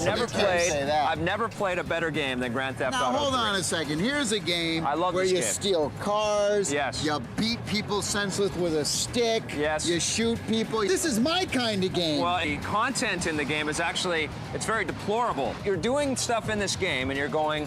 I don't understand why people made such a fuss about this game. How can I do this? Who thought of this? How come I can do all this stuff? You're looking around, you're surveying the whole landscape. You have a living, breathing city. Yes. Like all around us like this, right? So, yeah, if you wanted to, you could go on missions and collect money. But if you just wanted to drive around and wreak havoc on people like I do, you can do that also. And that's why I love this game. It isn't because I want to live vicariously as a gangster. It's the fact that you can do anything you want. I mean, you can play this game any way that you want to play. If you want to steal an ambulance, you can go and save people. It starts off in a huge city environment. There's lots to see, lots of places to go. You can hop on subways, you can go down by the dock, and then all of a sudden you realize, wait, they just opened the bridge. There's a whole new other part of the city to go explore. So congratulations, Grand Theft Auto 3. I can't believe what an incredible exercise this was. I think it's going to be another 15, 20 years before we can do it again. Can we take a vacation now? Yes. Are we done? Yeah, let's go. All right.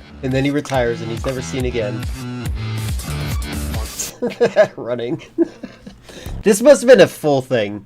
There must have been more to this, that they're like, these hard cuts are just so funny.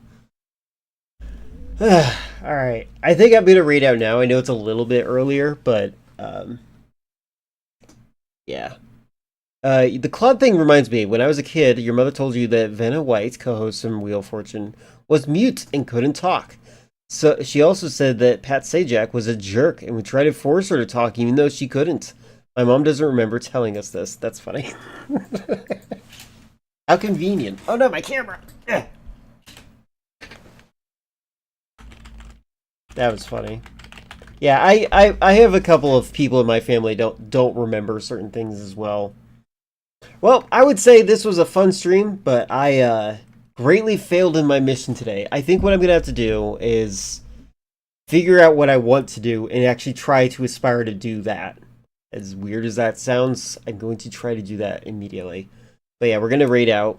That was fun. Thank you very much, everyone, for hanging out. Thank you, Chris, for waking up.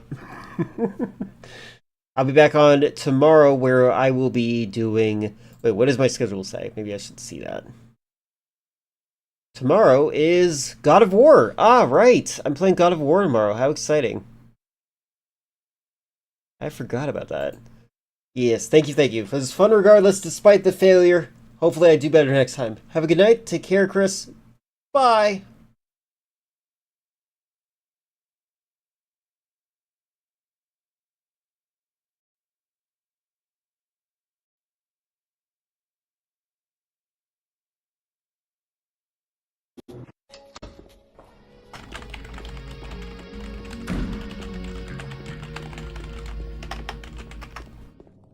Hello, Lynx. Bye. You can't believe Jumbo is cheating on you.